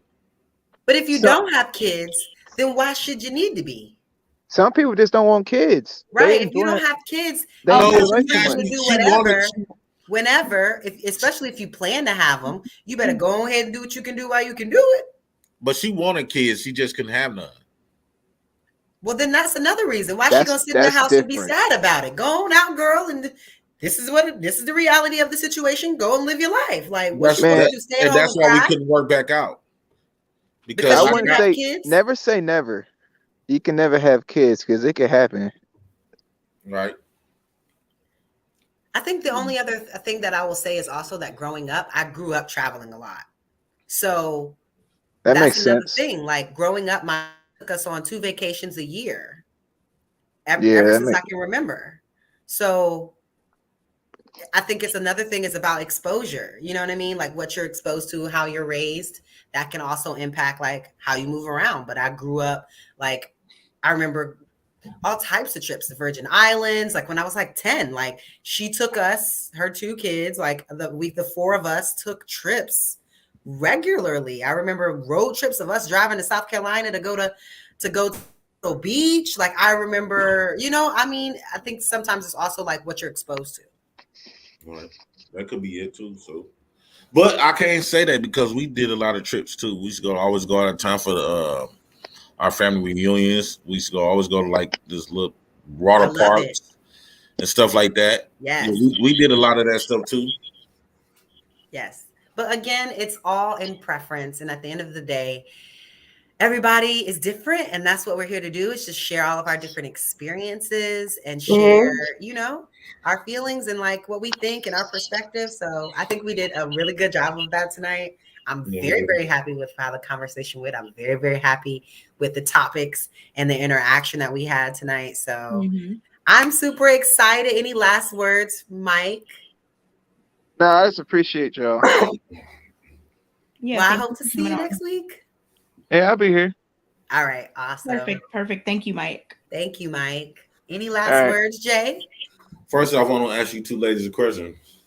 How do you feel about me being on the panel? I think every time you come, sometimes I don't agree, sometimes I do. It's fine. Like I like how you're always pretty respectful no matter what. Yes. The chat loves you. Yeah, and honestly, Jay, you make a lot of good points. You do. I'm not gonna lie. You make a lot of good points. So I'm not mad at it. You, Kayla? I think it's very interesting. I like you. You give a very different perspective. I never know what you're gonna say. And that's good. You know what I mean? That's what we want. We want different opinions. We want to hear about, all these different perspectives. So I enjoyed you on the panel this week and last week, and I think it's been super cool. I'm cool. I think it's dope. And no matter how much you don't agree with either of us, you don't insult us and just start talking all types of you don't. You just disagree and then just keep it pushing. And we're still allies. We still respect each other, and I appreciate that from you. That's the whole point of a conversation. Because I don't attack the person, I attack the argument. Amen. And I'm learning. I had to learn, I was that guy, but I learned over the years. I love my women, my black women, and I don't want to see I know how fragile my black women heart and soul is. It's easy to, I do too. It's very fragile. So, but it's not fragile to the word they just going around and can't any little thing that you say you can hurt them. But I want to show my black women a different image of a black man. They done took so much beatings from us for so long. I mean, me coming in beating them some more, that's kind of like crazy. Like I want to show them a different way that how a black man can treat them. Maybe I'm looking for the same thing out of my black women. Like, I think if the topic is about meshing us back together, I think we should invest in that more and be happy being around each other and be unapologetically like I want my black woman, she want her black man. Yep. I want to treat my woman good. She want to treat her man good. And we shouldn't have to give them labels or call them mammies or names for, pick-me's and stuff like that because she want to praise her man. Same with black men. We shouldn't have to get called simps and all this other stuff because we want to treat our women good. I feel like this how we put on here to treat each other well. Well, you've definitely treated us well. We appreciate you. And it's been an awesome night. Yeah. So we're gonna bid you a farewell, bid everyone a farewell. We're wrapping up the show for the night. But I think it's been a really good show. And I think that, I'm happy every week to be here with you guys. Yeah. And Kayla, I think you very fly. You and Kay. Thank you. Oh, thanks, Jay. Now I'm not trying to butter up. I know people be saying that in the comment section, like that's what they was telling me last week. Do you, boo? But I do. I think y'all two ladies is fly, and a lot of stuff that y'all was talking about earlier. I was like, wow, I didn't believe y'all had that type of mindset. Like, I didn't know y'all thought like that when we was talking about. I forgot whatever the subject, but Kay, you did your thing. I'm like, man, it was Kay. But I didn't know you thought like a lot of stuff. Misunderstood, but thank you. Yeah. What's your zodiac? Or can I ask y'all zodiacs? I'll tell you in the chat. I'm a Gemini. Gemini. Oh, my best friend is a Gemini. Yes. That's my what they call that one sign. You got your regular sign, then you got your moon sign. Oh, sun, moon, and ascendant. Sun, rising and falling. Yeah, rising, ascendant. My moon sign. I'm a Gemini. Yeah. I'm a Gemini on my moon sign. I'm really a Taurus. Okay. Geminis and Taurus get along. Y'all bring us balance. Yeah. But y'all still spicy like sometimes. Y'all know. So yeah. A little bit of spicy, stubborn at the same time. But yeah. But we deal with it because we know y'all always coming from a good place. Oh yeah, we is. Man, I appreciate y'all for inviting me on y'all show. I enjoy every time I get welcome. And we appreciate you, and we appreciate all you guys for watching. Yeah, thanks. We love you guys. Thank you all. And we will see you guys next week right here on the Lapeef Network. Yep. Bye. See ya. Hey.